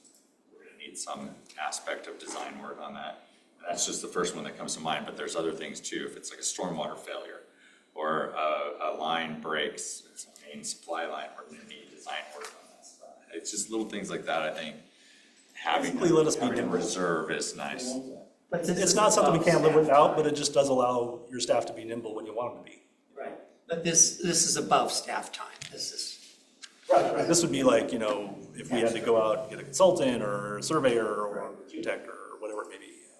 And part of the thing with these too is, and this is true for all of those opportunity appropriations, each design appropriation is fairly modest on its own. But because Public Works is split up into so many different funds. And a lot of them have specific restrictions and things you can spend the money on. We end up having, well, we got to put 50 here in case it's a stormwater thing. We have to put 50 here in case it's a street thing. And we have to put 50 here in case it's a sewer thing, We're never going to spend all of those in a given year. We don't know what's coming, what might come up. So as a practice for a long time, we've always kept those little appropriations in there just so we can be, light on our feet if we need to be. But it's not gonna hurt our day-to-day operations badly at all. If you guys want to cut that back, I would really not have any concern about that. Yeah, he's cut it back a little bit. Yeah. All right.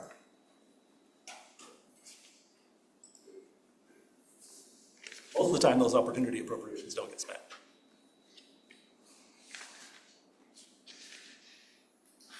Okay, so the only one I see left is the truck.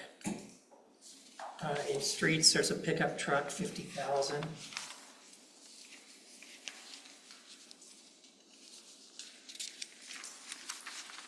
That isn't the same pickup truck, is there? No, it's a different pickup truck. Yeah, there's 3 total vehicles that were in the budget. One was a truck in the parks, one was a van in facilities, one is a truck in the streets. But the 3 vehicles that were in there. Oh, and then non-vehicles, but still vehicles, are the forklift and the Kubota. We could put that truck off. It's not gonna hurt us badly.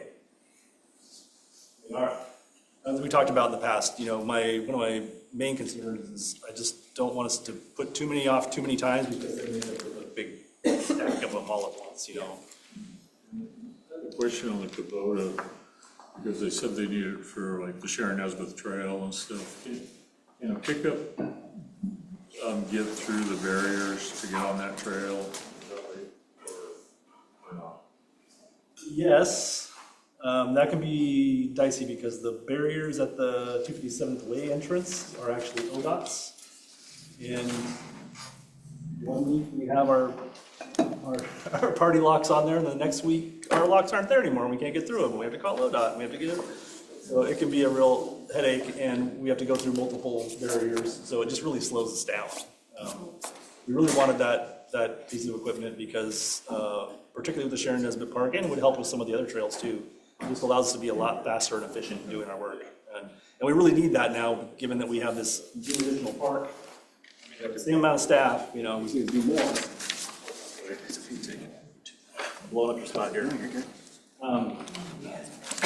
So from an operational efficiency standpoint and being able to cover everything with what we got, that would be a huge for us.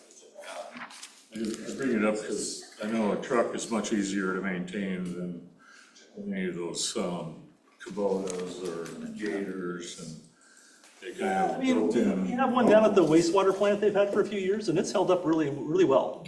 We have fantastic equipment maintenance staff. Yeah, we do.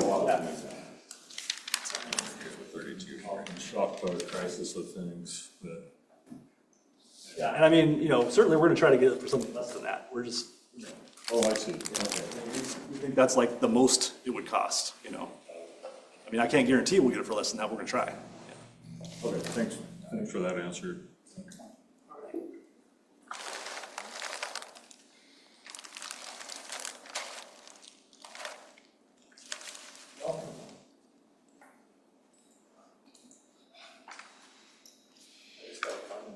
He looks real nice. Notice they kept this apart. All right.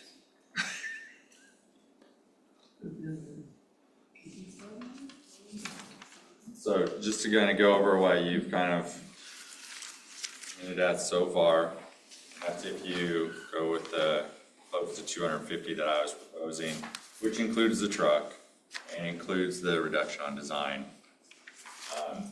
You're still right around 1.25 million, just over 1.25 million reduction overall budget. So your total is 1.3, about 1.3 million total. Reduction. Total reduction, Total reduction overall. Total budget, or how much out of the general fund? $1,085,000. 1,085,000 out of the general fund. What does that do to the $25 fee? Anything? I'd save an extra $1. Yeah. Get you down to 24. It would save very little. Keeps you from 32. Better than 32, yeah. I think we were already at 25, right? Yeah. But it is an improvement from 32. So better than we were.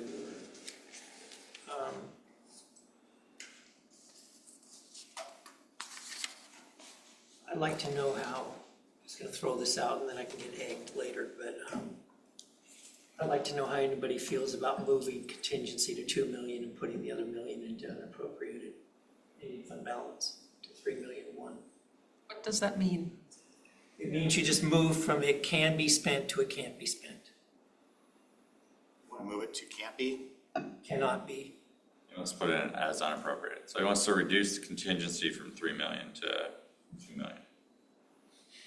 We have a higher ending fund balance. It'll be the same ending fund balance. I don't know what that does. Because your carryover balance is gonna be the same. Like I said, I don't understand what that does. You guys have 3 million that you're capable of spending each year, and you usually don't spend it. Yep. And I'm just saying, if we just took that to 2 million, then you'd have 2 million to spend, and then there's potentially more for next year. I'll give you an example. Project comes up, we need $2 million to get the road into the confluence. And we only have, or say it's $3 million, and we only have 2 million in contingency, it doesn't happen. That's the relevant example right now. I think that's why it was taken from 2 million to 3 million anyways. Just because, in case something wild and crazy came up for the confluence, to be able to be flexible. And if it's unappropriated, the council can't decide to just go spend it. If it's in contingency, the council can elect to go spend it. So it would take your councilors, your spending flexibility away. Or reduce it.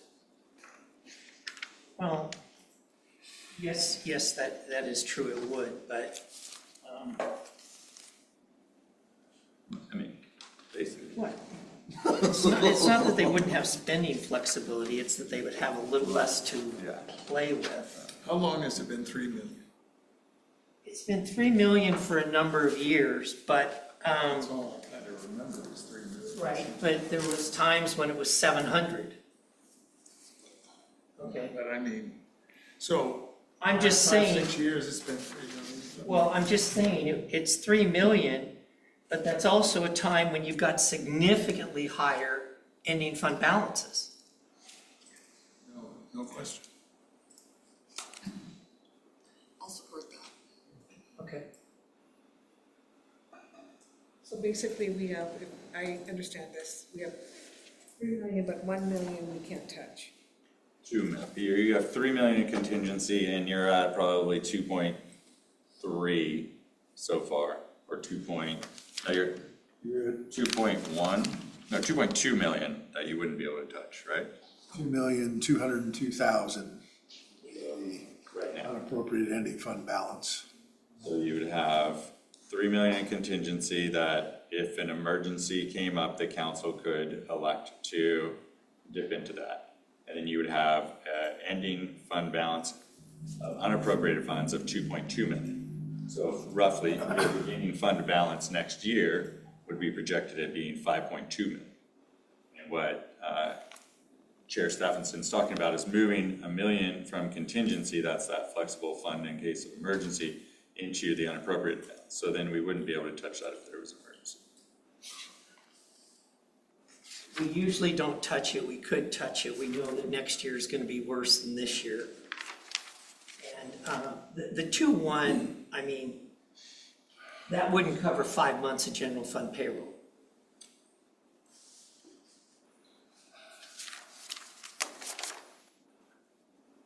Just saying. increase my comfort level to do that, the funding, fund balance, where we typically keep it. So contingency's been 3 million for several years, but we didn't ever touch it. For very little. You potentially use it, because when you vote for, you're voting to increase the budget by that amount. So the 3 million becomes part of the budget. So in other words, if you go into contingency, it gets added in. It doesn't get, it hasn't been spent in the last few years when it was at 3 million. Correct. It would have to be authorized by you, councilors. And was it ever at 2 million? No. Last year was 1.1. Talking about contingency. So do I. Last year it says it was 300, it was 3 million. No, you authorized to spend 1.1 out of it last year. Was that for Buxton? That was for Buxton. That was not for Buxton. I think that was. It was 800,000 of it was to loan to the Urban Renewal Agency as part of the required matching funds for the $3 million of grant money. Yeah.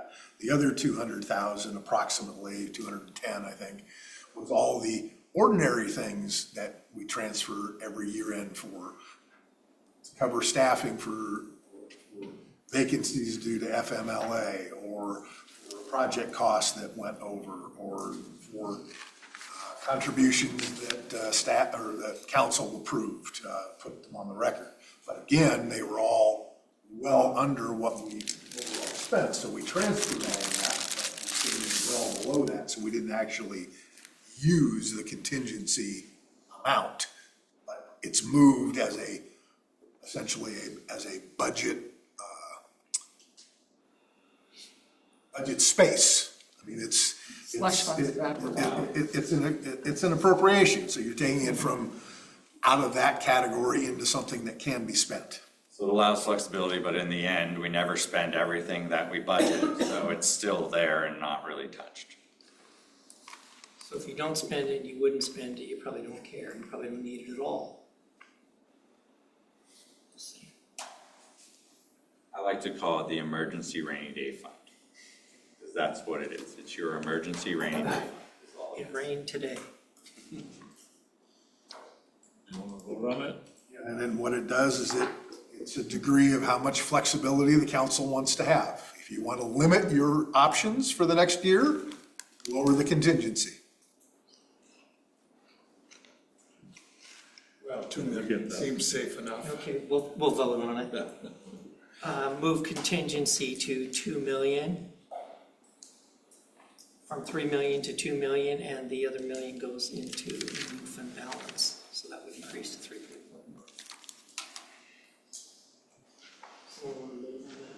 So moved.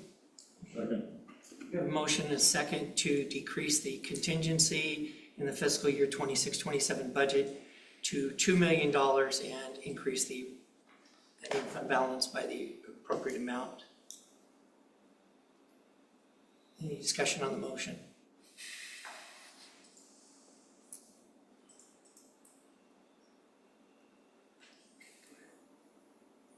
Tammy Stephenson. Yes. Mayor Ritma. Yes. Jean Bent. Yes. Heidi Timberman. Yes. Counselor Allen. Yes. Andy Glantz. Yes. Counselor One. No. Paul Wilcox. No. Counselor White. Yes. Victoria Rizzo. Yes. Counselor Davidson. No. Counselor Laney. Yes. Okay, I believe that passed. Okay.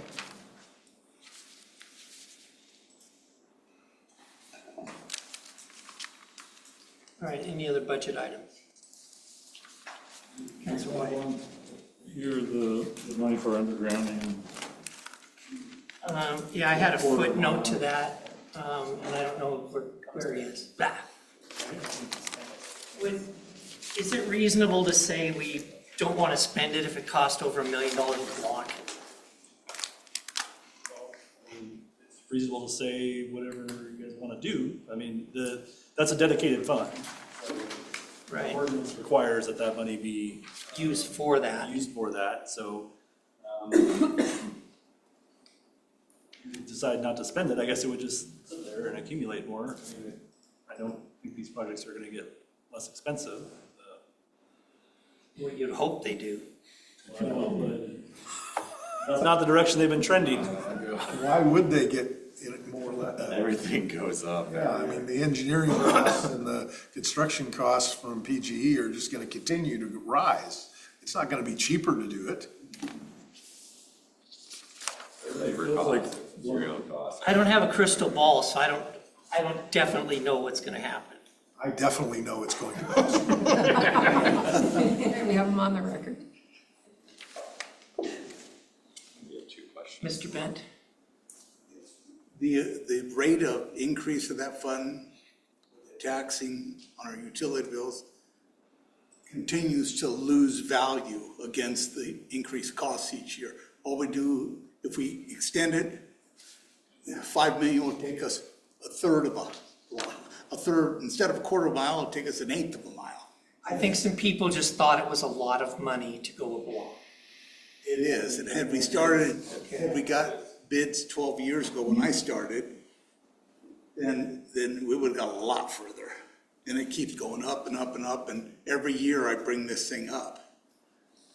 And we just keep losing value of that same money. This is worth less every dang year because it's exceeded substantially by the increase we've got each year. Gain in it, it's like a bad investment.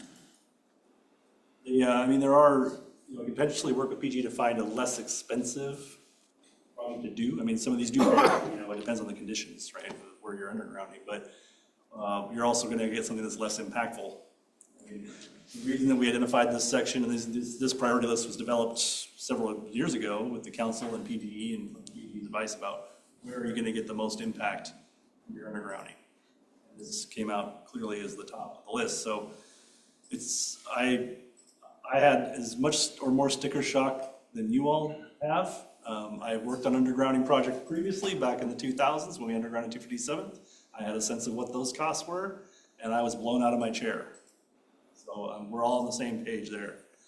All I can really do is look at the money that's there, what we can do with it, and what's going to have the greatest impact. And in speaking with PGE, I do believe this will have the greatest impact for that money in terms of system reliability. That is a very vulnerable section. It serves a lot of the city, goes through there. Now, if you're talking aesthetics, just getting those ugly power lines out of your eye line, then yeah, maybe we could have some more impact if we did a different section of grounding and maybe got a little more distance out of it. But it kind of depends on what you value more. When we developed the priority list some years ago, that was what was determined to have the highest value. And this is Troutdale Road? Troutdale Road, correct. Right now, we're looking to go from the north side of Beaver Creek, so that the county has a project in the works to improve the crossing at Beaver Creek. And then we would get that little piece undergrounded with that. South of that is undeveloped land. So I don't want to underground that because the developer can be made to underground that when they develop it. So the plan right now is to take off from the north side of where the county's project is, that little section undergrounded, which is a super vulnerable section right by the creek. That was actually where the power lines went down and knocked out a big chunk of the city for a week in the January 2024 storm. Start from there and go north as far as we can get.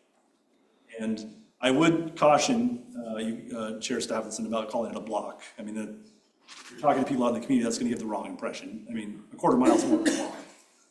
I'm not saying that it shouldn't be more than that, but it is more than a block. Well, no, it was 5 million for a quarter mile. Right, so that would be in excess of like $1 million a block.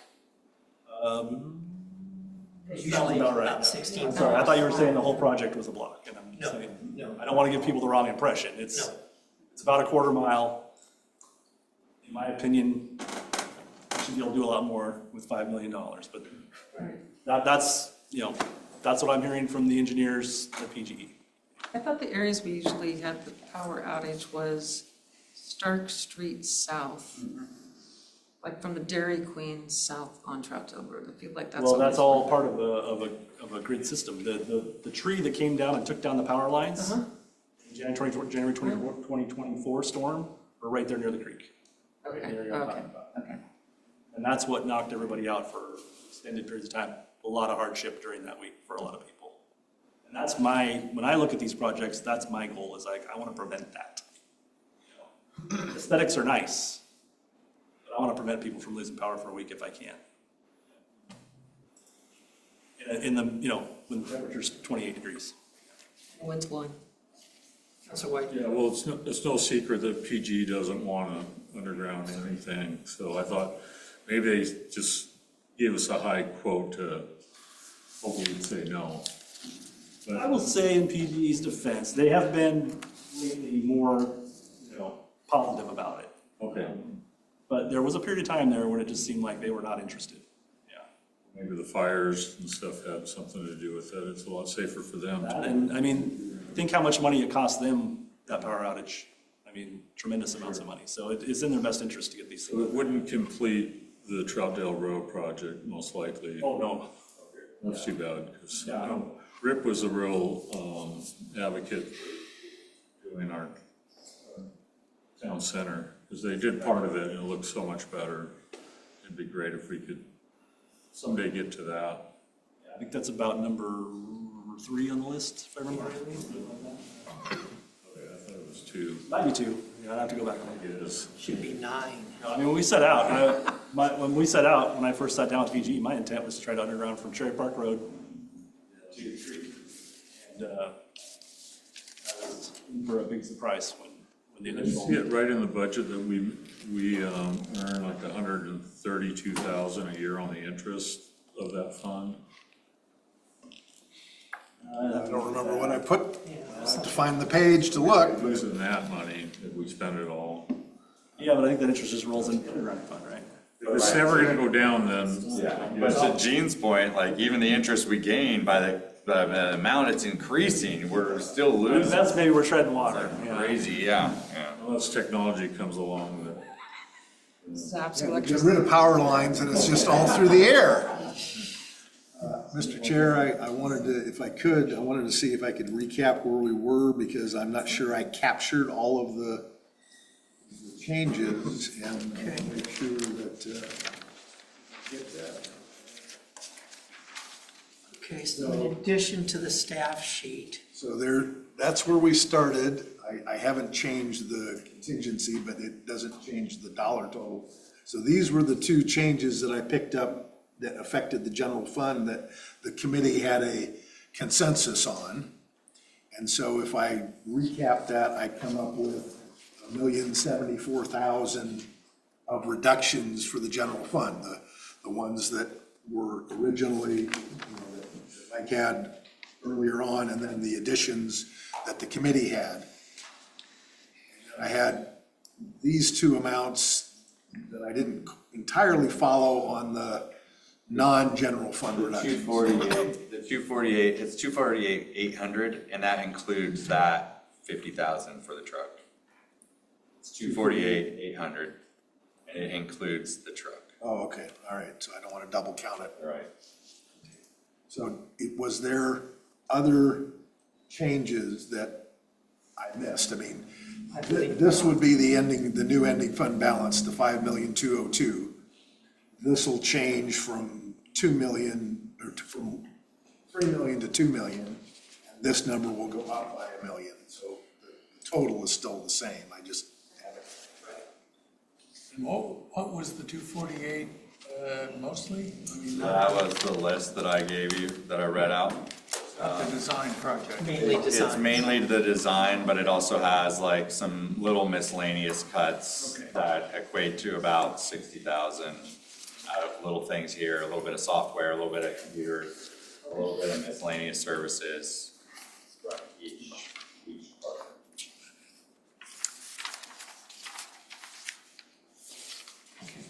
Anything else? Councilor White? Yeah, the problem I have with this budget is that we're still gonna have to increase the public safety fee. And, the only thing I can see left to do would be to take like 800,000 out of contingency, pay that difference with that money instead of passing it on. I think it's a big mistake for us to do that. We're trying to get the support of our community to vote in even higher costs to fix our police and fire situation. I'm just throwing it out. 800,000 of contingency? I think Eric would have to give me the exact number, but I'm figuring at $10 additional, it's gonna be close to the $800,000 figure. So, Yeah. my concern with that would be is that we're just putting ourselves in a worse position next year. Because then next year, it's Putting our not citizens in a bad position. We already have. But you might be asking him for more than that next year. It might not be $25. If you go $25, maybe next year you only have to ask for 5 more. If you go $15, then the year after that, you've got to ask for like $60. I was wondering how we were gonna get people motivated to vote themselves into a district, and, you know, this unfortunately is the tool. And it concerns me, because it was never my intent for that to be the hammer to the public, and that's what it's gonna become.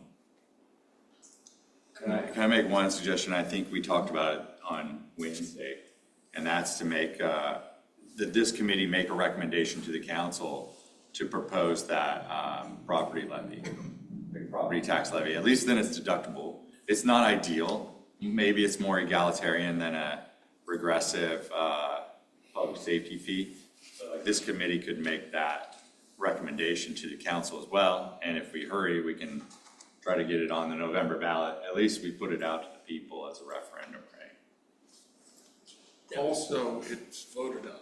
Yes, it would be voted in by the public, by the taxpayers. It's not that it's just that it's deductible, it actually needs a vote to happen. So it would be a property tax increase. Yes, it would be a Okay. 5-year levy. A 5-year levy. Call it a public safety levy or something. To get us to the end of our current IGA regression fire district. And if it didn't pass, Unfortunately, Glenn kind of, what do you call it, a hammer or something? Anyway, if it doesn't pass, the fee.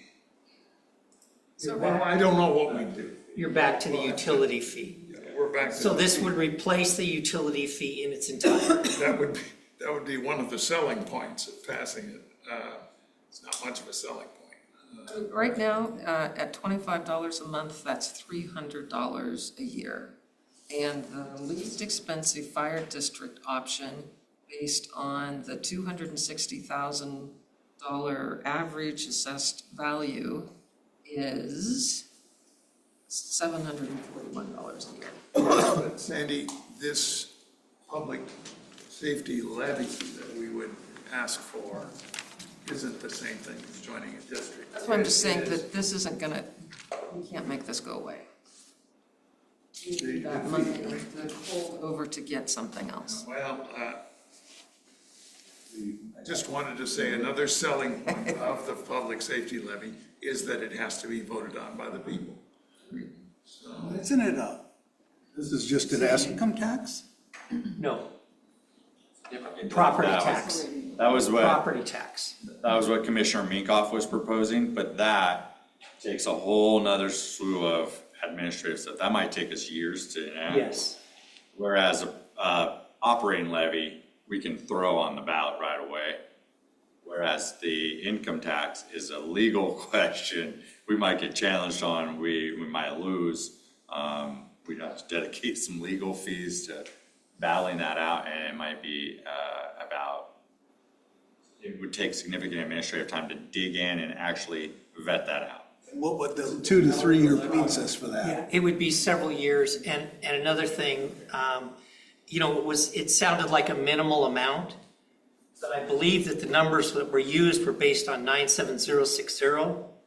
And there are a significant number of people that have a 97060 zip code that do not reside in Troutdale. all of Wood Village. Clear up Clay, yeah, all over. There'd be some bad math. Like Eric was saying, probably a minimum of a 2 to 3 year process to do that. Yeah. And while I love the idea, I think it's great, it doesn't solve our immediate need or problem. Now, this was What's the levy proposal? This is $1.60 per thousand of assessed value. is what we came out with over a 5-year period to pay for the increases in the public safety costs associated with both the police and the fire. And It doesn't cover the entire amount, but it is a substantial contribution to it. The estimated cost, and as Sandy was talking about, what the monthly fee is on the public safety, on the utility bill versus what this would be. Now, this is based on assessed value, whereas the utility fee is based on having a utility account. Whether your house is worth $100,000 or worth $1 million, you're still getting the same fee on the utility side. This scales, part of the argument here is that, okay, Amazon would probably pay more under this because, their assessed value is probably greater than the number of ERUs they have times $15 a month or $25 a month. So the argument that businesses would pay a greater share is, both a pro and a con, depending on who you are, but, it's a property tax levy. It's limited to 5 years. And, there's a number of them that are on the ballot every year from communities that have them reauthorized or attempt to have them reauthorized. What's the projected annual revenue per year? 3. Right there at the bottom. 3.5 per year. That's an average. I'm trying to take 5 years of increased costs, changes in assessed value, and blend it all out rather than give you a spreadsheet with 69 columns and. Start out low and grow up a little bit each year. Yeah, we still lose like 100 or change in the end. If you look up there where it says 3.7, that's like their 5-year average on what our funding gap is. And then the 3.5 is what I think we're talking about trying to fill with levy revenue. So it just it goes back to that same equation where here's our property tax revenue and here's the rising costs of public safety. And what's the average of this and trying to fit that average so that we at least fill that gap. Okay, Dave, you're next. I may be the only one here who can remember this, but when 5 and 50 first passed, that was when these 5-year levies started to be available. Before that, cities, as you might recall, cities and school districts and everybody just put taxes on the ballot and the taxes went up. They usually took a ballot when nobody was voting, and that's what made everybody mad. Anyway, we did one, I remember, because it was Erica Varston was the city manager, and we did a 5-year levy just for police. Troutdale Police, everybody loved Troutdale Police, and we weren't anywhere near the streets we're in now in those days, but we tried it, and it was gonna be $5 a month on an average house. Houses were cheaper back then. This would have been in the 90s, okay? It went down in flames. It was like 89% no. So I don't think this would be an easy fix. It's a good idea because it would have the voters saying yes. If they agree to it, then it's justified and some people are gonna grumble, but it will have been voted on. But this would not be an easy sell because we tried it once before. I remember we just couldn't believe how badly it went off. Oh, just lost our screen. Just lost the screen. Oh, I was gonna refer to what's up there. Anyway, I did the figure did the levy equivalent for the $32 fee and came up with $1.50. So say your $1.60 is equivalent to $33. So $36.78 is what I'm estimating. Close. So over 5 years. Okay, so your $1.60 is equivalent to a $37. Part of it is I'm trying to adjust for what the average home value is because, the average home value is going to go up 3% a year. So this has basically got 2 years of increase, because the 260 number that I talked about on Monday night is the tax report from last November.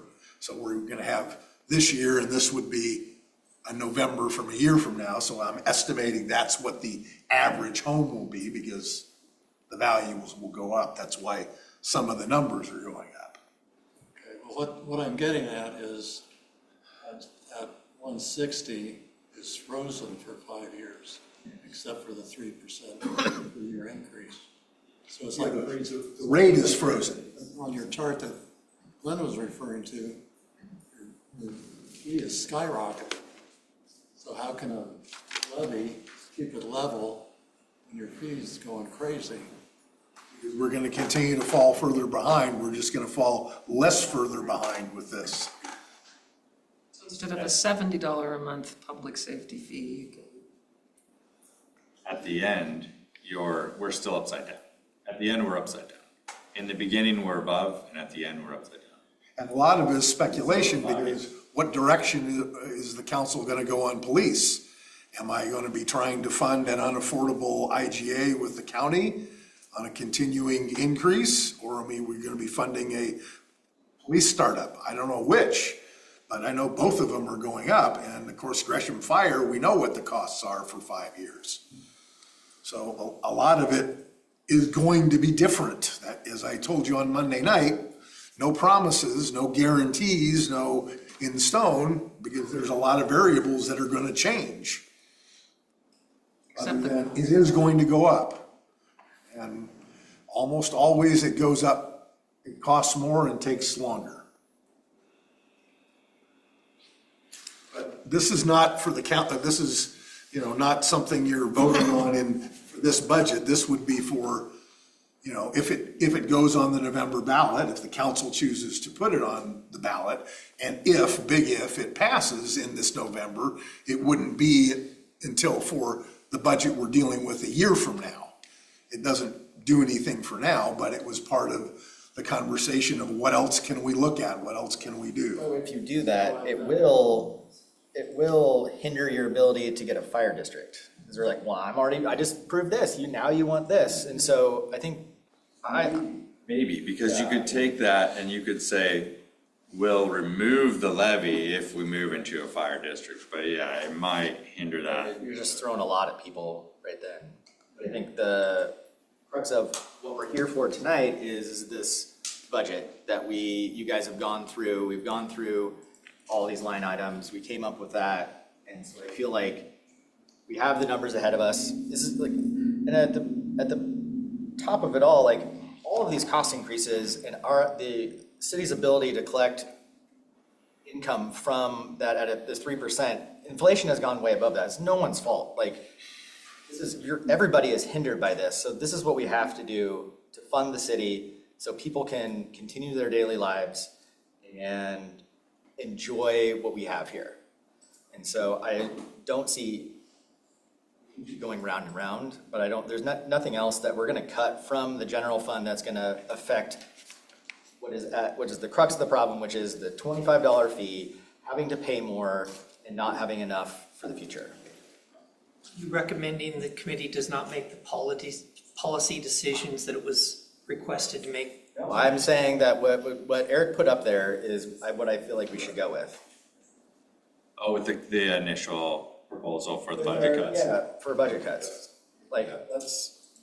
Yeah, we were talking about whether or not to put this, the committee makes a recommendation whether or not to put this at 160 per thousand. Yeah, that's fine. Let's do that. Okay. Like, we can recommend all of those options and then council can discuss it. Like, I think that that's a benefit that we can do to help ask the council to do that. I am totally for that. Ask them to do whatever, but I feel like this budget, what we have up there is reasonable. We've been super cost conscious, and the fee is gonna have to be $25. And I will admit, like at the start of this, I did not want to raise that fee. That was my main thing. I didn't think we should have raised it. I thought it should have been $25 last year. It wouldn't have to have raised it this year, but it has to be $25 for us to have these things, for us to have public safety and for the city to run. So I guess at some point, like, I would like to make a motion that we approve the budget as We were stated. supposed to take care of these policy issues as I mean, part of this evening. Yeah, I mean, I have that in my motion, so I have that in my motion. I know Eric yelled at me last year, so. So I just want to make sure I have this right. You want to recommend that we approve the budget as Eric has proposed up on there and recommend the $1.60 public safety suggestion to levy to the suggestion. Those are two separate items. Yeah, I have like 4 motions here that I'd like to put up on screen and let. I got in trouble last year from Eric for this, so. So if you know, the committee can vote yes or no, obviously, so.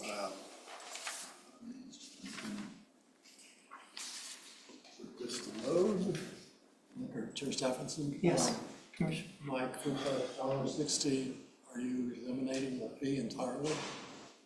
That would be my suggestion to the council, is that they eliminate it or at least reduce it to a very nominal remainder of their choosing. My guess would be either $1 or $3 if they wanted to keep it on there just as a backup.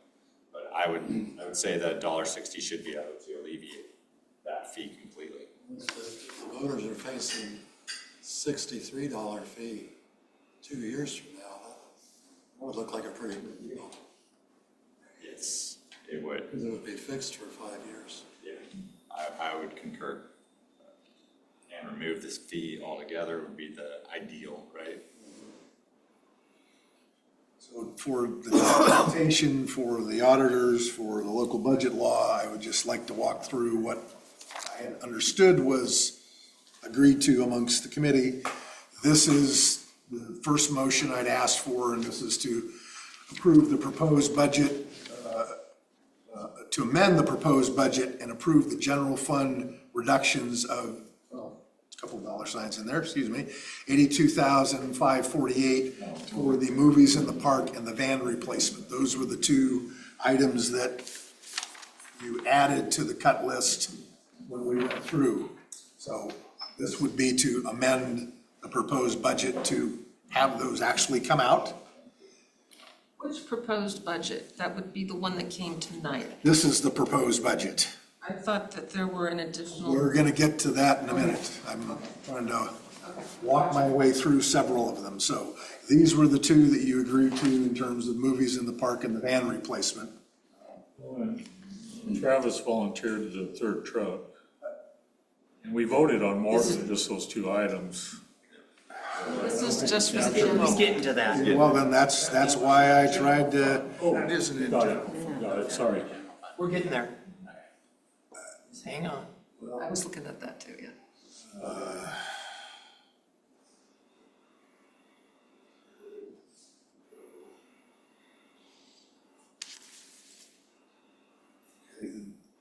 These were the, this is what I'm looking at it. Why aren't you looking at it? Sorry about that.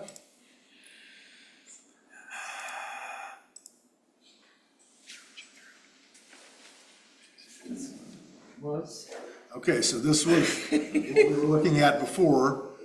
From this sheet, there were movies in the park and the Ford van were the 2 additional cuts, correct? Was there another one that I missed? In the general fund, not outside the general fund. Okay, so that's the 82,000 that I had on that previous screen. So, and then I'm gonna have a motion for you here in a minute to approve these changes, but I've already written that one up, and so I'm trying to walk my way through these. Make contingency part of that master motion.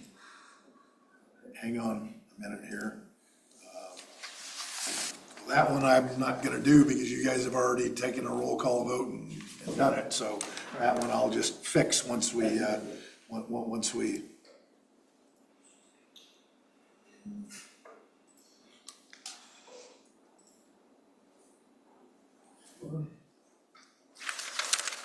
So So I need a so-moved motion to amend the proposed budget and approve the general fund reductions of $82,548 for the movies in the park and van replacement.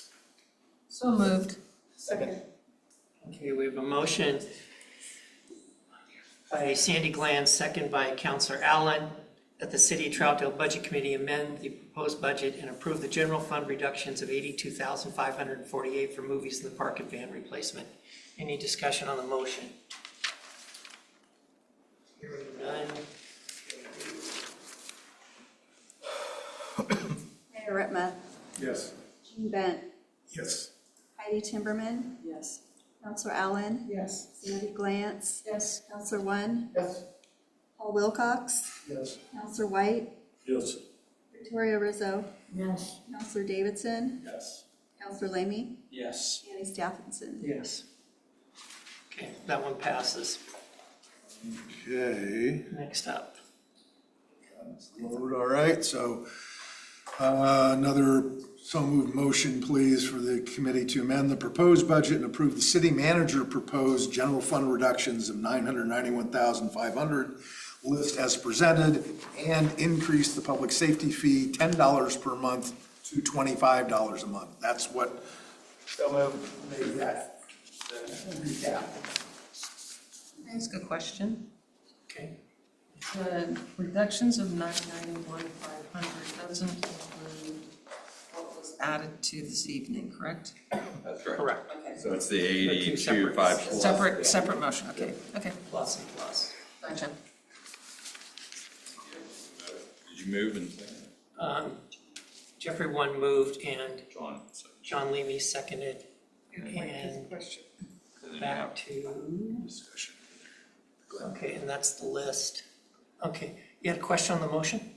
Yeah, I had brought up the idea of taking the money out of our piggy bank, because we've already hit the public for $1.4 million. I'm trying to protect them from this $10 add-on. And I'm just wondering if anybody else thinks that's a good idea. I could make a motion and see if it, You mean the one, just for clarification, what do you mean the 1.4 add-on? well, the $15 fee extracted 1.4 million from our community. And keep in mind that commercial in some cases paying 17 times that amount because of how their sewer and water is charged. And I'm suggesting that we have the money in our savings. Maybe we take that out of the city's piggy bank rather than hitting our community with an additional charge. I think it'll help us if we are going to try to pass this levy by doing that. It shows good faith and like I said, Okay, for clarification, you're taking more than 1.4 million, but that's okay. no, I'm talking You're about. just talking about the utility fee. $15 utility fee, but not increasing it by $10. And I think it would take roughly 800,000 out of contingency. Where would you get that? Out of contingency. What that does is that spends down the fund balance, which is what you, when you talk about the piggy bank, that's what we're talking about. The 5.2 million that we've gotten to on the other screen you're talking about. It's the money that's sitting there that we usually don't touch or spend. I'm saying, let's spend it on this. Let's show some goodwill that both sides we're in this together. Okay, but you realize the piggy bank's got a crack in it and you don't have any super glue. And it's not doing everything. I think it will help pass this levy. Yeah. I think that 20, I guess it probably should have been 25 to start with. And I think that we cut it down from 32 to 25, was a good faith effort to. Public's not gonna know that. No. No, but that's something that we can explain when they complain to us on council. Yeah, can't explain it. It's already been cut down, it's cut back, and here's the cliff, so. Can you put the motion back up, please? Sure.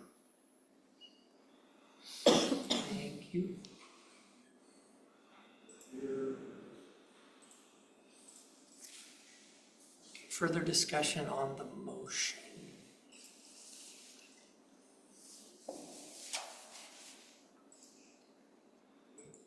That was it. It was there. Okay.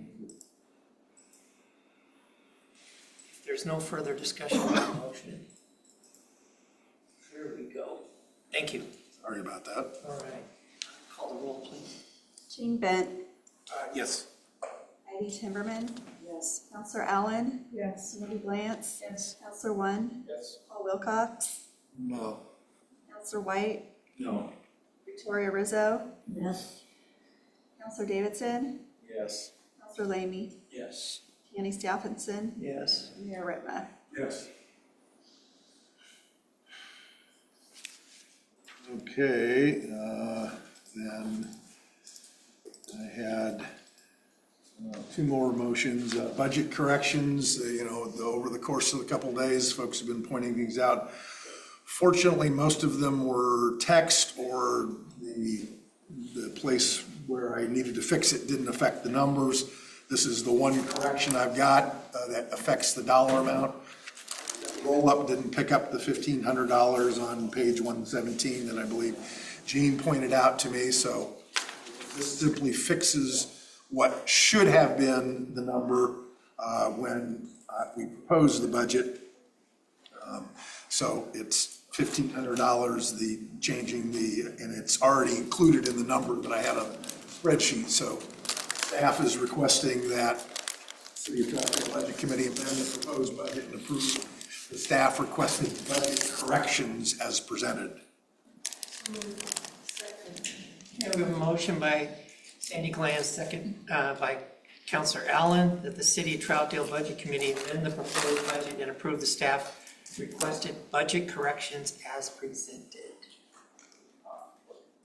Heidi Timmerman. Yes. Counselor Allen. Yes. Sandy Glantz. Yes. Counselor One. Yes. Paul Wilcox. Yes. Counselor White. Step down. He stepped out. Victoria Rizzo. Yes. Counselor Davidson. Yes. Counselor Lamy. Yes. Kenny Stephenson. Yes. Mayor Whitma. Yes. Yes. And then this was the follow-up motion related to the $1.60 per thousand. This, of course, the Budget Committee is not setting this rate. They're not establishing it. They're just recommending that, as a committee, that the City Council put a ballot measure on. Doesn't mean the City Council has to do it. There'll be a presentation, one or more, to the City Council on this before it would be considered, and the process that we have to go through to even put something on the ballot. So this is just, you're saying that the council should actually put this question before the public on the November ballot. Is that $1.60 locked in, or is it, that's a discussion point to council? This is just what you're recommending as a committee to the council. The council can choose not to do it at all, change it to whatever number they want, or whatever. So moved. Second. Okay, we have a motion and a second that the City of Troutdale Budget Committee recommend that the City Council refer a ballot measure for public safety local option levy of $1.60 per thousand for the November 2026 election. Any discussion? Yes. While we're at it, you said at the end of this, we'd be in the hole. Would 170 be, or a different number, be more fitting to put it in a better spot? My initial calculations were that by the end of the 5-year period, we'd be seeing about a $315,000 deficit between the funding gap and the money raised on the levy for that particular year. It starts off as a positive for the first couple of years, and then it starts going negative. But it carries a kind of a budget neutral over the span of all 5 years. So it would be even at the end? At the end, we would be breaking even, yeah. It's based on a whole lot of assumptions that I guarantee you are going to be different in reality, so I don't.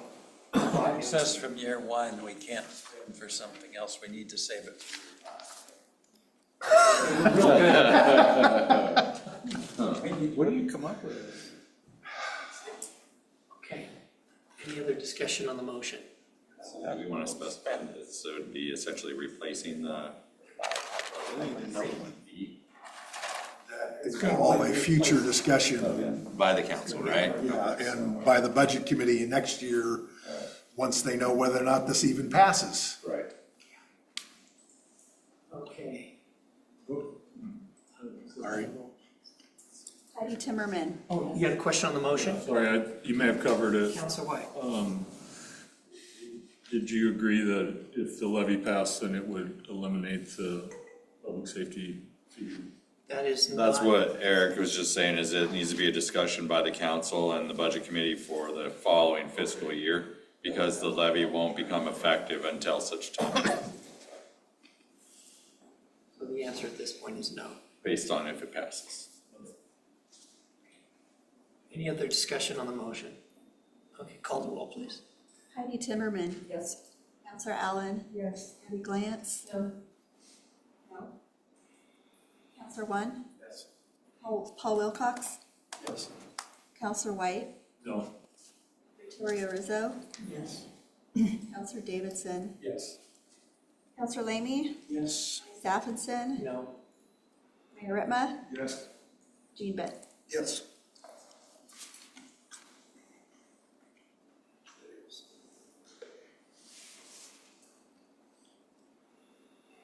Nine, I think.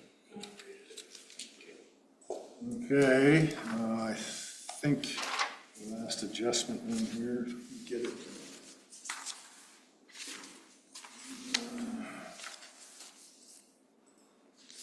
If I got the dollar amount right, so the City of Troutdale Budget Committee amend the proposed budget and approve the non-general fund reductions of $248,800 So moved. as presented.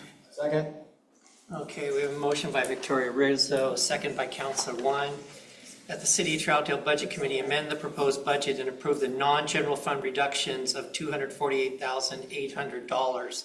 Any discussion on the motion? Hearing none, call the roll, please. Counselor Allen. Yes. Abby Glance. Yes. Counselor One. Yes. Paul Wilcox. No. Counselor White. Yes. Victoria Rizzo. Yes. Counselor Davidson. No. Counselor Lamy. Yes. Tammy Stephenson. No. Mayor Ritma. Yes. Jean Bent. No. Heidi Timmerman. Yes. Passes four. Okay, then the more straightforward ones that we have every year. That working? Okay, yes, that the City of Troutdale Budget Committee approve property tax levy in the full permanent rate of 3.7652 per thousand of assessed value for the fiscal year 26-27 for the operating purposes in the general fund. So moved. Okay, we have a motion by Victoria Rizzo, second by Heidi Timmerman. The City of Troutdale Budget Committee approve the property tax levy at the full permanent rate of 3.7652 per thousand of assessed value for the fiscal year 2026, 2027 for operating purposes in the general fund. Any discussion on the motion? Same thing, it's a 3.7652. permanent rate. It's our permanent tax You rate. can charge less than that, but you can't charge more. We're very few those charge the most. Okay, any other discussion on the motion? What's the next motion gonna be? Pardon me? What's the next motion after this? Well, it won't be that one. It's be debt service on the. It's the debt service, bonds. why? What's that?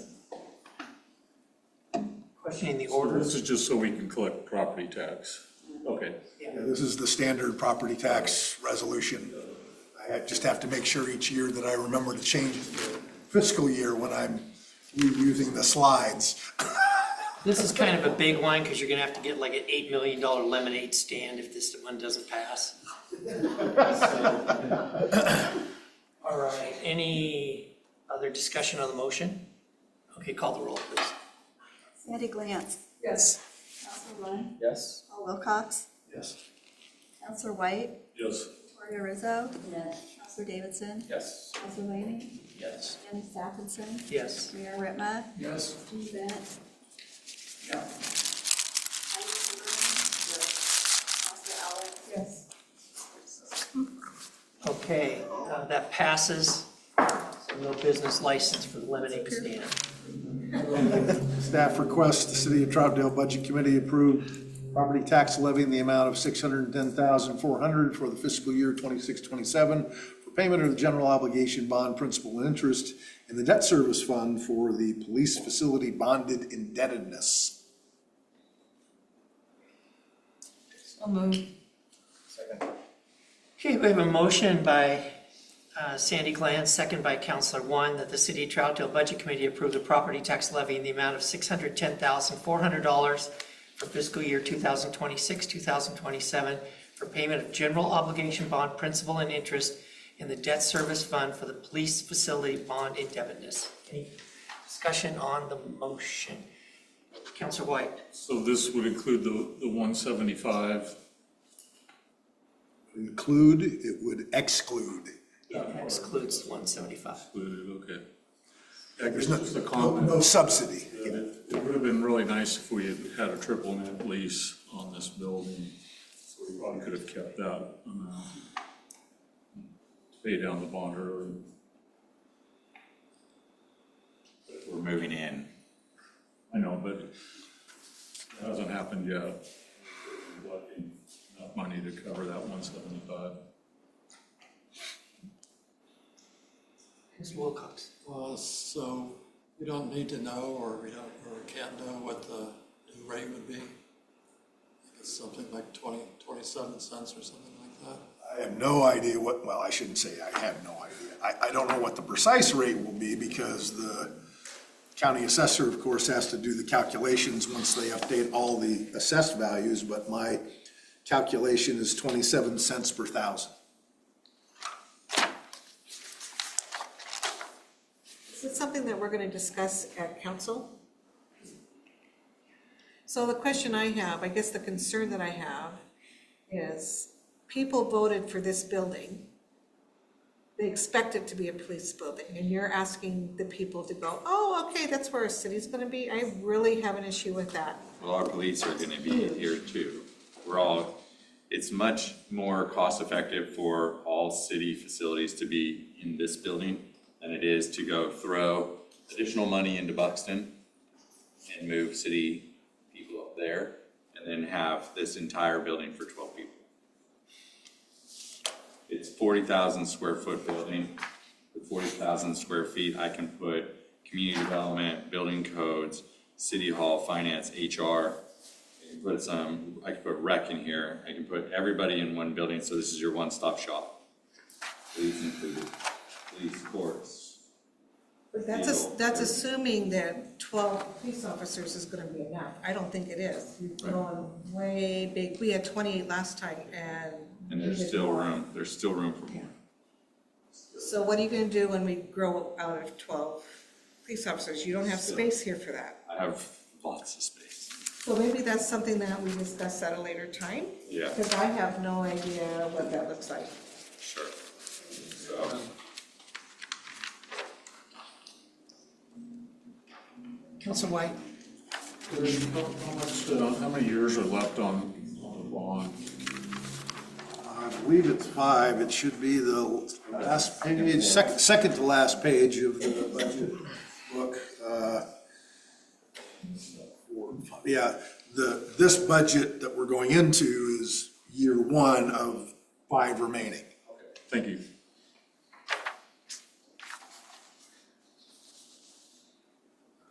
Mr. Benson?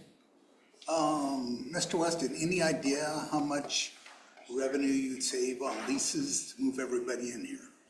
And we talked about this before. I think it's like 75 or so. 80, I think. I want to say it's like 75 to 80,000 a year that we would save on those 2 leases. We also add some more capacity at the parks location for park staff that are currently crammed into the garage. They don't even have office space. So get them some office space. We expand our capacity and our public safety. Well, public safety, and service, all in one building. Okay. Any other discussion on the motion? Okay. Counselor One, Yes. Paul Wilcox, Yes. Counselor White, Yes. Victoria Rizzo, Yes. Counselor Davidson, Yes. Counselor Lamy, Yes. Annie Stephenson, Yes. Mayor Ritma, Yes. Jean Bent, Yes. Heidi Timmerman, Yes. Counselor Allen, Yes. Mary Glantz. Yes. And staff requests a so moved motion that the City of Troutdale Budget Committee approve the entire proposed budget for fiscal year 26-27 in total as proposed and amended. So moved. Second. Good job. Okay, we have a motion by Counselor One, second by Counselor Davidson, that the City of Troutdale Budget Committee approve the entire proposed budget for fiscal year 2026, 2027 in total as proposed and amended. Discussion on the motion. Seeing none, call the roll, please. Paul Wilcox, No. Counselor White, No. Victoria Rizzo, Yes. Counselor Davidson, Yes. Counselor Lamy, Yes. Annie Stephenson, No. Mayor Ritma, Yes. Jean Bent, No. Heidi Timberman, No. Counselor Allen, No. Heidi Glantz, Yes. Counselor One. Yes.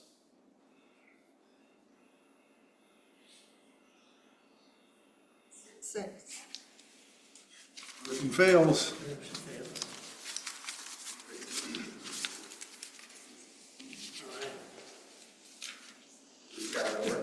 How would it feel if there were 6 no's? Because there has to be 8 affirmative Yeah, votes. they have a special rule for us. It takes 8 affirmative votes to pass. No matter what's present. So if we had 6 no's, didn't we have at least 8 yeses? No, because we're missing people. Oh, So what do we need to look at to get consensus here to get this thing passed today? Yeah, what did you know folks want? Yeah. What do you Well, want? we got everything. What do you I was want a that's yes. different? For me, it was the $10 increase to the public. I'm dead set against that, because it's just gonna continue, if we don't stop it now, it's just gonna continue to escalate. I think it harms us in our credibility with the public, trying to persuade them to spend even more money than that in the future. I would argue that we're not being responsible by taking that kind of funds out of contingency. I mean, we've already cut so much that to even contingency with even less. And I don't know that even at 25, it's barely covering what we need to do, so. At least it's not 32. Well, I think it needs to be looked at too, for what it's doing to local businesses. They're really getting impacted by that. So I $15. think to that, Glenn, I kind of had the same after that all came in. And I think we as the council, when we go to approve that number, whatever number we come up with, we can put in some contingencies on that, or appropriate, however you want to look at it, as to, hey, maybe a restaurant can only be charged so much, so there's a cap to it, or they get a reduction because of all the extra, what are they, ERUs or ERUs that they have on their business or their restaurant. And so I think that that's something I was going to propose that council is to look at that and be like, hey, they're getting charged a proportionally large amount compared to the individual house, and is that fair? And I'm just pulling a number out. If there's 20 restaurants in Troutdale and you give them, you cap it at, I'll say $200 or $150, whatever it is, how much is that really going to reduce the overall amount by? And I kind of came up with maybe like between around $100,000, and I think that is something. I want to be business friendly. I want to be restaurant friendly. I want people to stay here, so that's something we can give them. But I think as council, that's a discussion I want to have. think it's really, I mean, to that point, I think if you get a cap like that, just, I mean, what I see here, I don't know if restaurants are under other or commercial, but commercial under the $32 month fee only bring in 335,000 anyways. So if you capped it, I mean, what are we gonna lose? 10,000? I mean, yeah, or if you say, hey, you get a 20% reduction, something, whatever number that seems reasonable at that time, that's what, we can do that on council. I think that's a show of good faith in terms of that. Yeah, so the 260 businesses are bringing in almost half right now. A little less than half of your total. The argument for the restaurants is that compared to one of the food carts, it does seem disproportional. So that's what we can look at and make a. So maybe not every business. We are working on that. I think Travis and his crew at Public Works are working on kind of equalizing that out a little bit. There's a little bit of work that we have to do on that front, but we're hopeful that we'll be able to finish that by May and get it in at the last meeting in May with the fee schedule, which would adjust some of those things, but we're still kind of diving through. It's a very complex database to go through everything and QA, QC that and make sure that we have the right number of ERUs assigned to each one. But we are working on trying to level that out a little bit. Question for Eric. Councilor White's talking $800,000, but I thought that Mike had said 1.5 million is what we would have to cover that $10. So how much does the $10 ad bring in per year? It's between, basically looking at 1.322 for, I think, the 15, and then 2.2 for the 876,000. How much? 876,000. Actually estimated. And I think the problem with that is that we're shooting ourselves in the foot that much faster. So then the cliff comes at us that much quicker. And we're not changing the equation. Next year we'll be here, instead of asking for 25, we'll have to ask for 50 or 60. So I think it's, in my opinion, it's just short-sighted. I understand that there's only one well and everyone's suffering. And it's a really unfortunate case that we're at. Ideally, we wouldn't have these contracts that force our hand. Now, covering the $10 fee out of contingency is just deficit spending. That's all it is. It doesn't solve anything. It doesn't come up with any Makes next year a any lot other harder. way in spending. It's just deficit spending that we simply can't afford. I'm curious. Now, Councilor White has expressed a nice, simple reason why he voted no. Did the other no votes vote no for that same reason? I mean, because my hope is we can explain or convince enough of the no votes of the wisdom of passing a budget that we can do it. Even though I, of course, respect Glenn's right to his opinion. It's just, that's very, the other no's have a reason that's nice and clear like that? I'm sorry, Tanny, but I'm really curious. I think it's what we should discuss.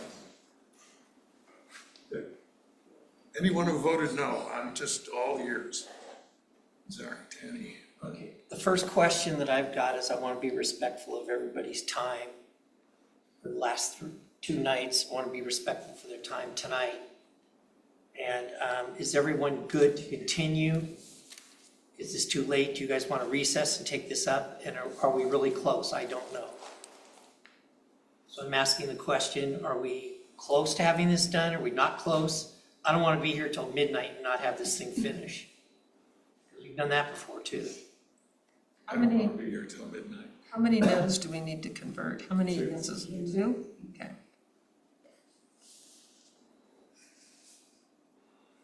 I think that's a question for the people who voted no. Correct. And so the first question is, where we at? Are we close? Or do we need more time, or? I would like more time. I know this, nobody's a fan of going over this thing line by line, but I think we really need to. Didn't we do that? Pardon me? So didn't we kind of go through the, I know, I went through it line by line literally and came back with a list. There's a,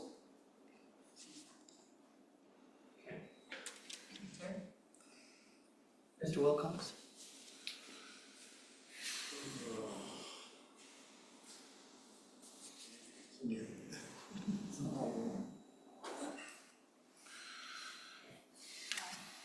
Mr. White? Oh, I agree with Paul. I think we're close enough. We can continue tonight. Oh, continue tonight? Or continue to a different date? Okay. All right. Who else? You were a no, Tanny, right? I was a no. What do you think? Who else was a no? Was Carol, you What were did we no? fix to turn you around? I need Pardon me? time to think of this. There's just too much in my head. Okay. I don't want to have another meeting, to be honest. My life is busy as it is, but this budget is too precious just to. It's fair. Yeah, it's okay. When would we have another meeting? When would it be? Thursday? That's what I had as a whole day. All right. So Thursday would be, I can't. I'm at Reynolds' budget. That was our problem. you don't want to be at We were Reynolds. missing, I don't want to make Reynolds' budget. I think we were missing even more people, and that's why we were. Do we need to move to next week? Just try to. I understand the need for time. I mean, we've gone over it line item by line item here. I'm just wondering, from it, it's a budget, it's a framework, it's a policy framework for us to operate off of. We've cut significant figures out of both sides of the house, both operational, enterprise funds, and general funds. We're down to the quick. There isn't much left. I don't see where else we can go with it, even if we delay another couple days and we go and rehash this over and over and over again. It seems that we're kind of going around in circles instead of just moving it forward. And I hate to be the one trying to push it forward, because I understand where you're at, but at the same time, how much further do we think we're going to be able to move the needle, even if we dove into this thing? What's it going to take to move the needle? You're talking not raising the public safety fee. Would that make everybody happy? Because we honestly, I don't think we can do that. And I think we've come to that conclusion as a body.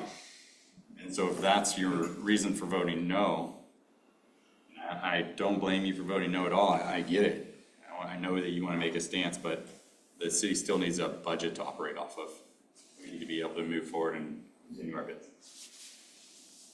That's my take on it. If you want to do another day, we'll do another day, but I don't think we need to, because it's not going to change the end. Councilor Leamy? I guess one of the things I don't understand is that we went through component by component and passed each component of it. And then when we came to the whole thing, we didn't pass it. So where's the disconnect? Well, not everybody not everyone voted affirmatively on everything. But predominantly everybody did. Right. I mean, they passed. Yes. I think we had full Then we had attendance, it mass. probably would have passed. You know, I'm just saying, but I don't know. Is there anything that we can do tonight to ease people's concerns on this and get this across the finish line?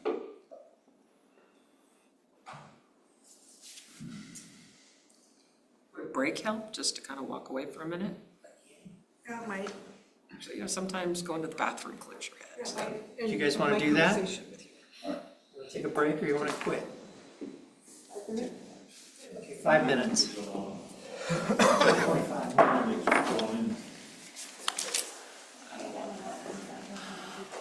Yeah, I don't do that.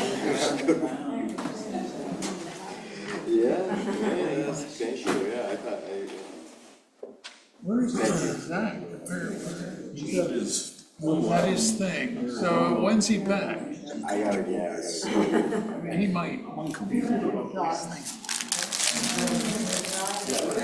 If it works out. So that way, if they were here and they voted yes, we'd be done. Well, I know. Oh, I understand. It's all right.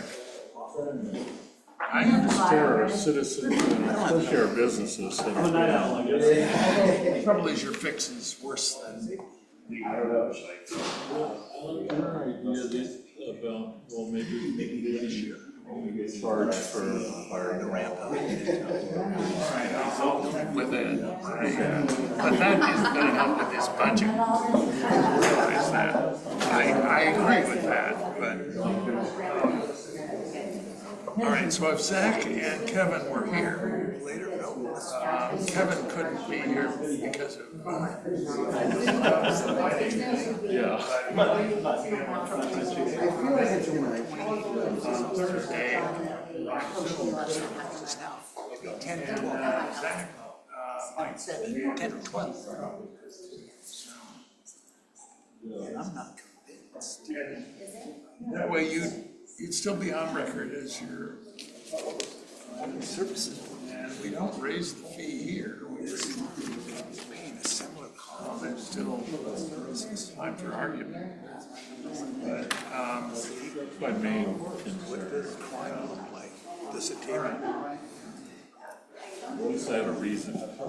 no, nobody else gave me one. That's what I was hoping. Yeah, this is very well bad. I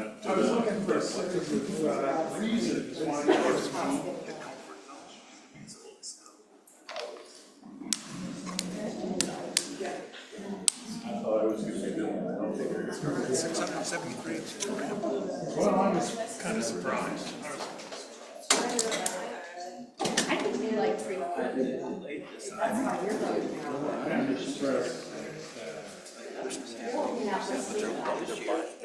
Cars and doing stuff. There's not a car. Not for really. There is For the police chief, it's There is not a car. Jesus.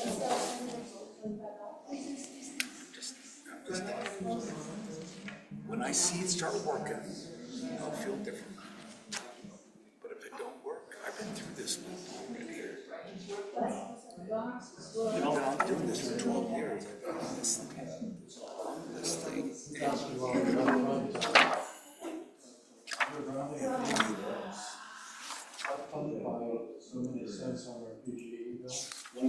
of gross revenue. So that's.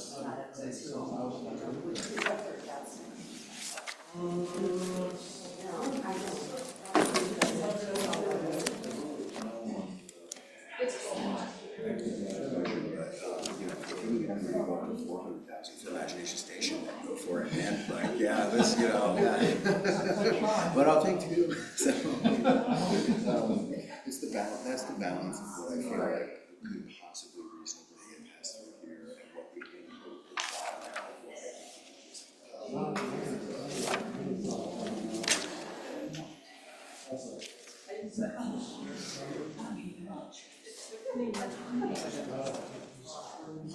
Eventually. Yeah, potentially with the, it depends. I need to, You could, and often then it's a accounting for projects anyways, because a lot of projects get built in the summer. It's one of those, veins of our existence, it's like.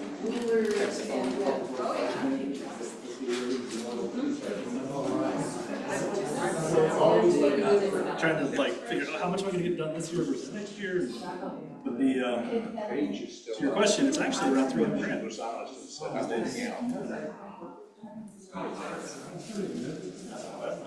I mean, as I look at it, right, it's a percentage of gross revenue. We're paying a lot for power, total in Troutdale. Trying to figure it all out. Plus all the revenues, right?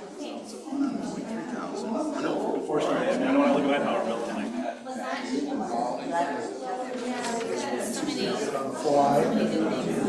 Didn't to you before because Troutdale PG customer didn't exist.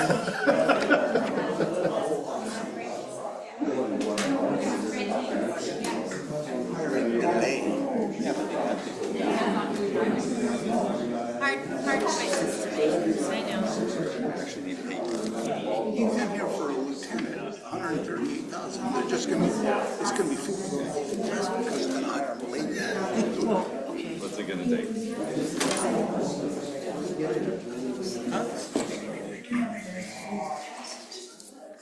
That's his wage.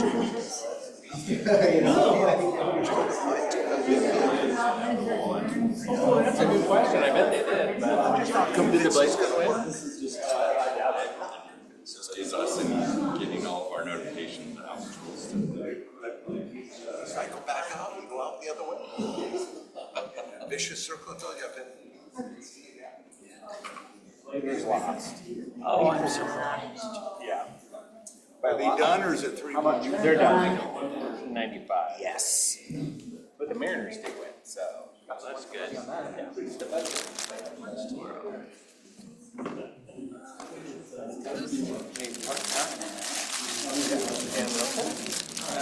Oh, yeah. Oh. Yeah.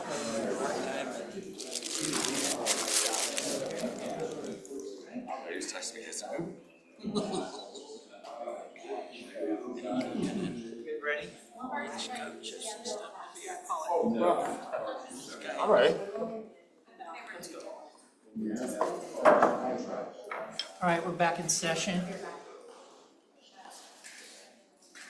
Vote before everybody gets back in here.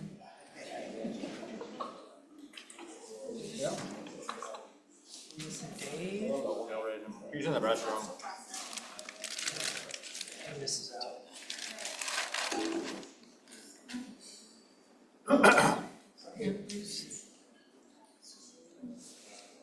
Yes, you can. So, just kind of following up on discussion and things of that nature, when we look at the budget, I just want to remind everyone that there's an additional $700,000 that's in the budget this year for the startup of the police, right?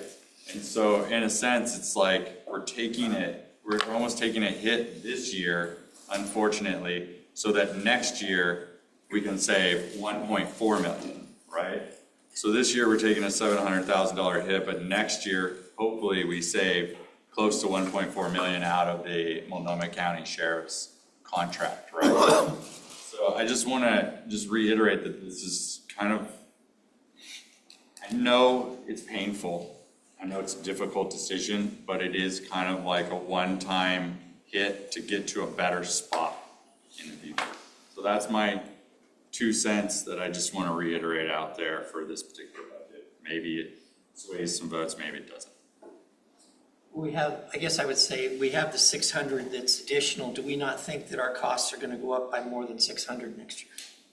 I actually think our costs will be reduced by 1.4 on the police side of that. Because you have 5.7 in the contract for this year. We won't have that 5.7 next year, and our total cost on the limited police is 5.1. So next year's Multnomah County contract goes up to Here's my spreadsheet. So next year, right now, Multnomah County is at 5.7. By next year, it's 6.3. Our budget is 5 million for our police. So that's a reduction of 729,000 next year, just off the top. And then you add the additional 500 and change, 600. So then you're up to about $13,000 or $1.3 million next year. Reduced spending over what would be projected if we maintain the Multnomah County contract. That's kind of my 2 cents. I know this year we're spending the 5.7. We have budgeted the 5.7 plus our 700, but next year it's just going to be 5 million. So instead of it being essentially 6.4 million for police, it's going to be 5 million. So that's a reduction of 1.4 million total for next year. So, I mean, looking ahead, we're trying to make moves in this budget that will save us money next year and the year after, and the year after. And that's what we're trying to do, and that's assuming that we can do it for 5 million next year. Yes. Right? That's my big question. A lot of questions. Yeah. There's a lot of logistics. Councilor White? What is the projected, are we gonna go with the projected number for the public safety estimate in next year's budget? So are we gonna be looking at the $63 that's on this to get to that savings? I think you'd be looking more at the $36. Right? Yeah. Still up. Unless you were able to get and this is just projections, right? Maybe we're able to cut some out of that, but that's doing our limited police plus the fire, right? And really what creates this 36, the raise, is the increase in the Gresham Fire contract, right? Which would climb from 3.5 this year to over 3.7 next year. So there's a raise there, like a couple $100,000, $200,000-$300,000. And it continues to climb 7.4% every year. So I think there's options, and I really hope that we're able to convince folks that the levy is the better option. And if that's the case, then the council can consider eliminating that fee altogether. Not ideal, but at least it's a. I would think you could get support. I was looking at some of our demographics and it looks like 60% of our population fee would be, what they pay in property taxes would be less than what they're currently paying, or what they're currently paying for the public safety fee. So from that perspective, that 60%, if they vote, would I like to, lower my cost per month? Yes, let the people who are rich pay for it.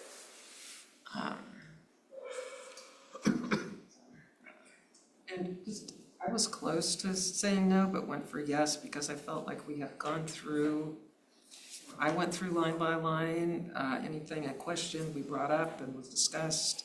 Wasn't always agreed on, but I felt like I asked each question, and I believe there is some wisdom to, lots of people working on this and putting in their 2 cents, so.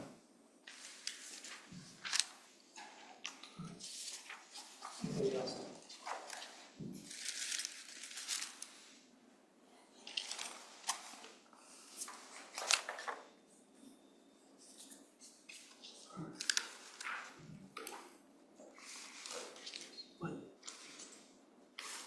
This time, call the question. Vote again. Yes. The motion? The final motion. Restated.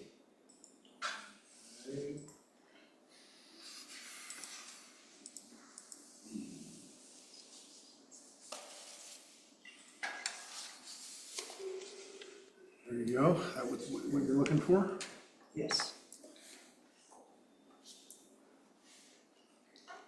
It's back up. So moved. Second? Okay, we have a motion by Sandy Glenn, second by Counselor One, that the City of Troutdale Budget Committee approve the entire proposed budget for fiscal year 2026, 2027 in total as proposed and amended. Discussion on the motion, please.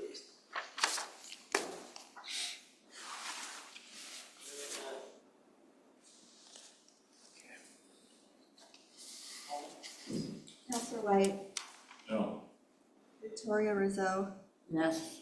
Counselor Davidson, Yes. Counselor Lamy, Yes. Annie Stephenson, Yes. Mayor Ritma, Yes. Katie Bent, No. Heidi Timberman, Yes. Counselor Allen, Yes. Patty Glantz, Yes. Counselor One, Yes. Paul Wilcox.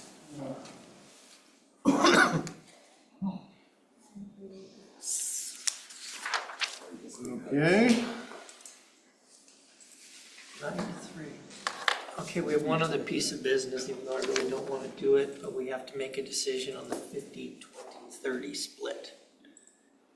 No, we don't. I was told that we had to make a recommendation to the council on that. nope. Not on the agenda. Can or you can't. I wouldn't recommend we take it up right now, just because it's a complicated piece that probably needs some more. That'd be my suggestion. Yeah, if I may, I looked into the adopting ordinance, and there's nothing about a split. It was proposed by staff, but let's not, please take it up now. Second. Well, it is a significant issue that does need to be taken up, so how does that want to happen? I don't think it needs to be taken up by the village. I really don't. There's no statutory reason why we have to take it up. It's, well, it is a change of allocation of funds significantly from what we're doing today. So I would think that the budget committee would want to chime in on that. Certainly something we can brief the budget committee on at the mid-year meeting, and if council passes the ballot measure on, we'll have those results as well. They can all be discussed before the next proposed budget is put together. It doesn't affect what this budget was. But it would affect policy going forward. Right. So the mid-year meeting would be, 6 months from now and long before we prepared a new budget. I do not want the budget committee to take it up as a policy matter. Period. At least not this year, not this time. At the very least, not tonight. Okay, so that's your position as mayor, that the budget committee not take that up? Well, as mayor and just as a member of the budget committee, I don't think it's relevant. I really don't.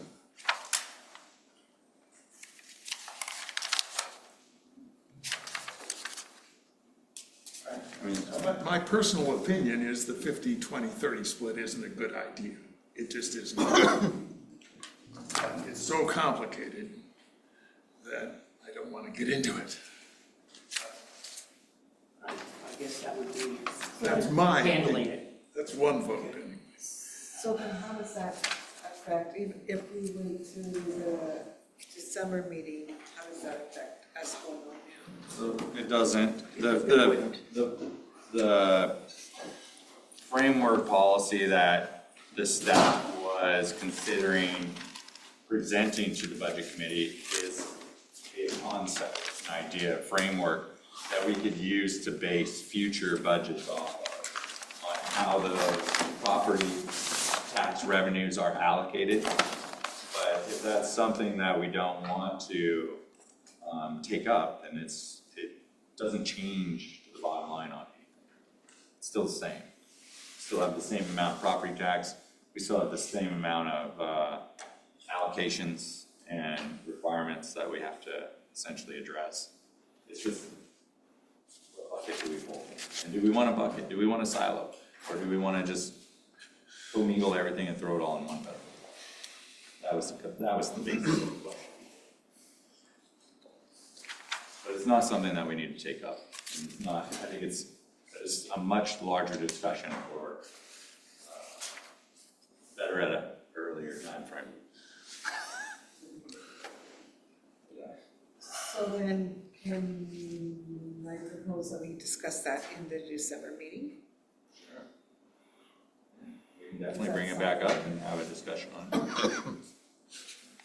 Something we can, I definitely want to know more about it. I have no clue.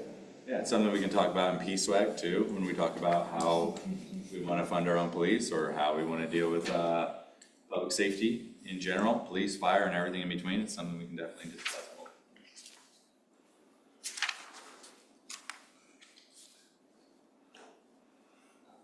I guess I agree with Mayor Rittman on the subject. I didn't think it was a good idea. There's any flexibility we need. And I think it would be a very expensive way to do the budget. Yeah, we have never done it.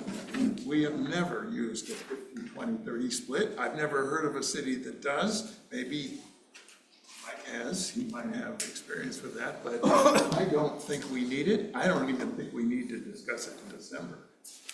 I think it was something that maybe sounds like a good idea, but I actually don't. That's my opinion. And I'm probably wrong. I thought that it was discussed in these meetings about possibility of a policy recommendation. Staff was discussing it from time to time during these meetings. That's all. It wasn't, I don't recall us ever saying, gee, let's all talk about that more. I really don't recall anything like that. And you, I could be wrong, but I don't recall it being asked for by the committee. It was discussed by staff. That's all.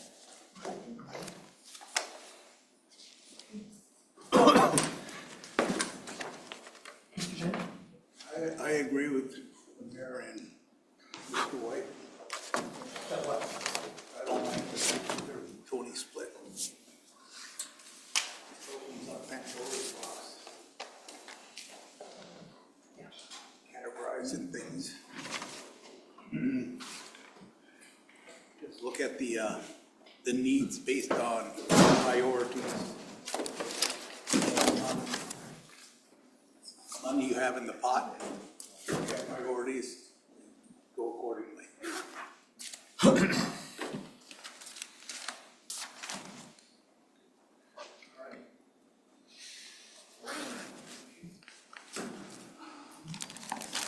we at the point where we should adjourn? Yes, you can. Second. I want to say thank you for herding cats. All in favor? Yes, thank you, Tanny, really, honestly, and Mike and everybody. You're adjourned. No, I didn't. Yeah, you're right.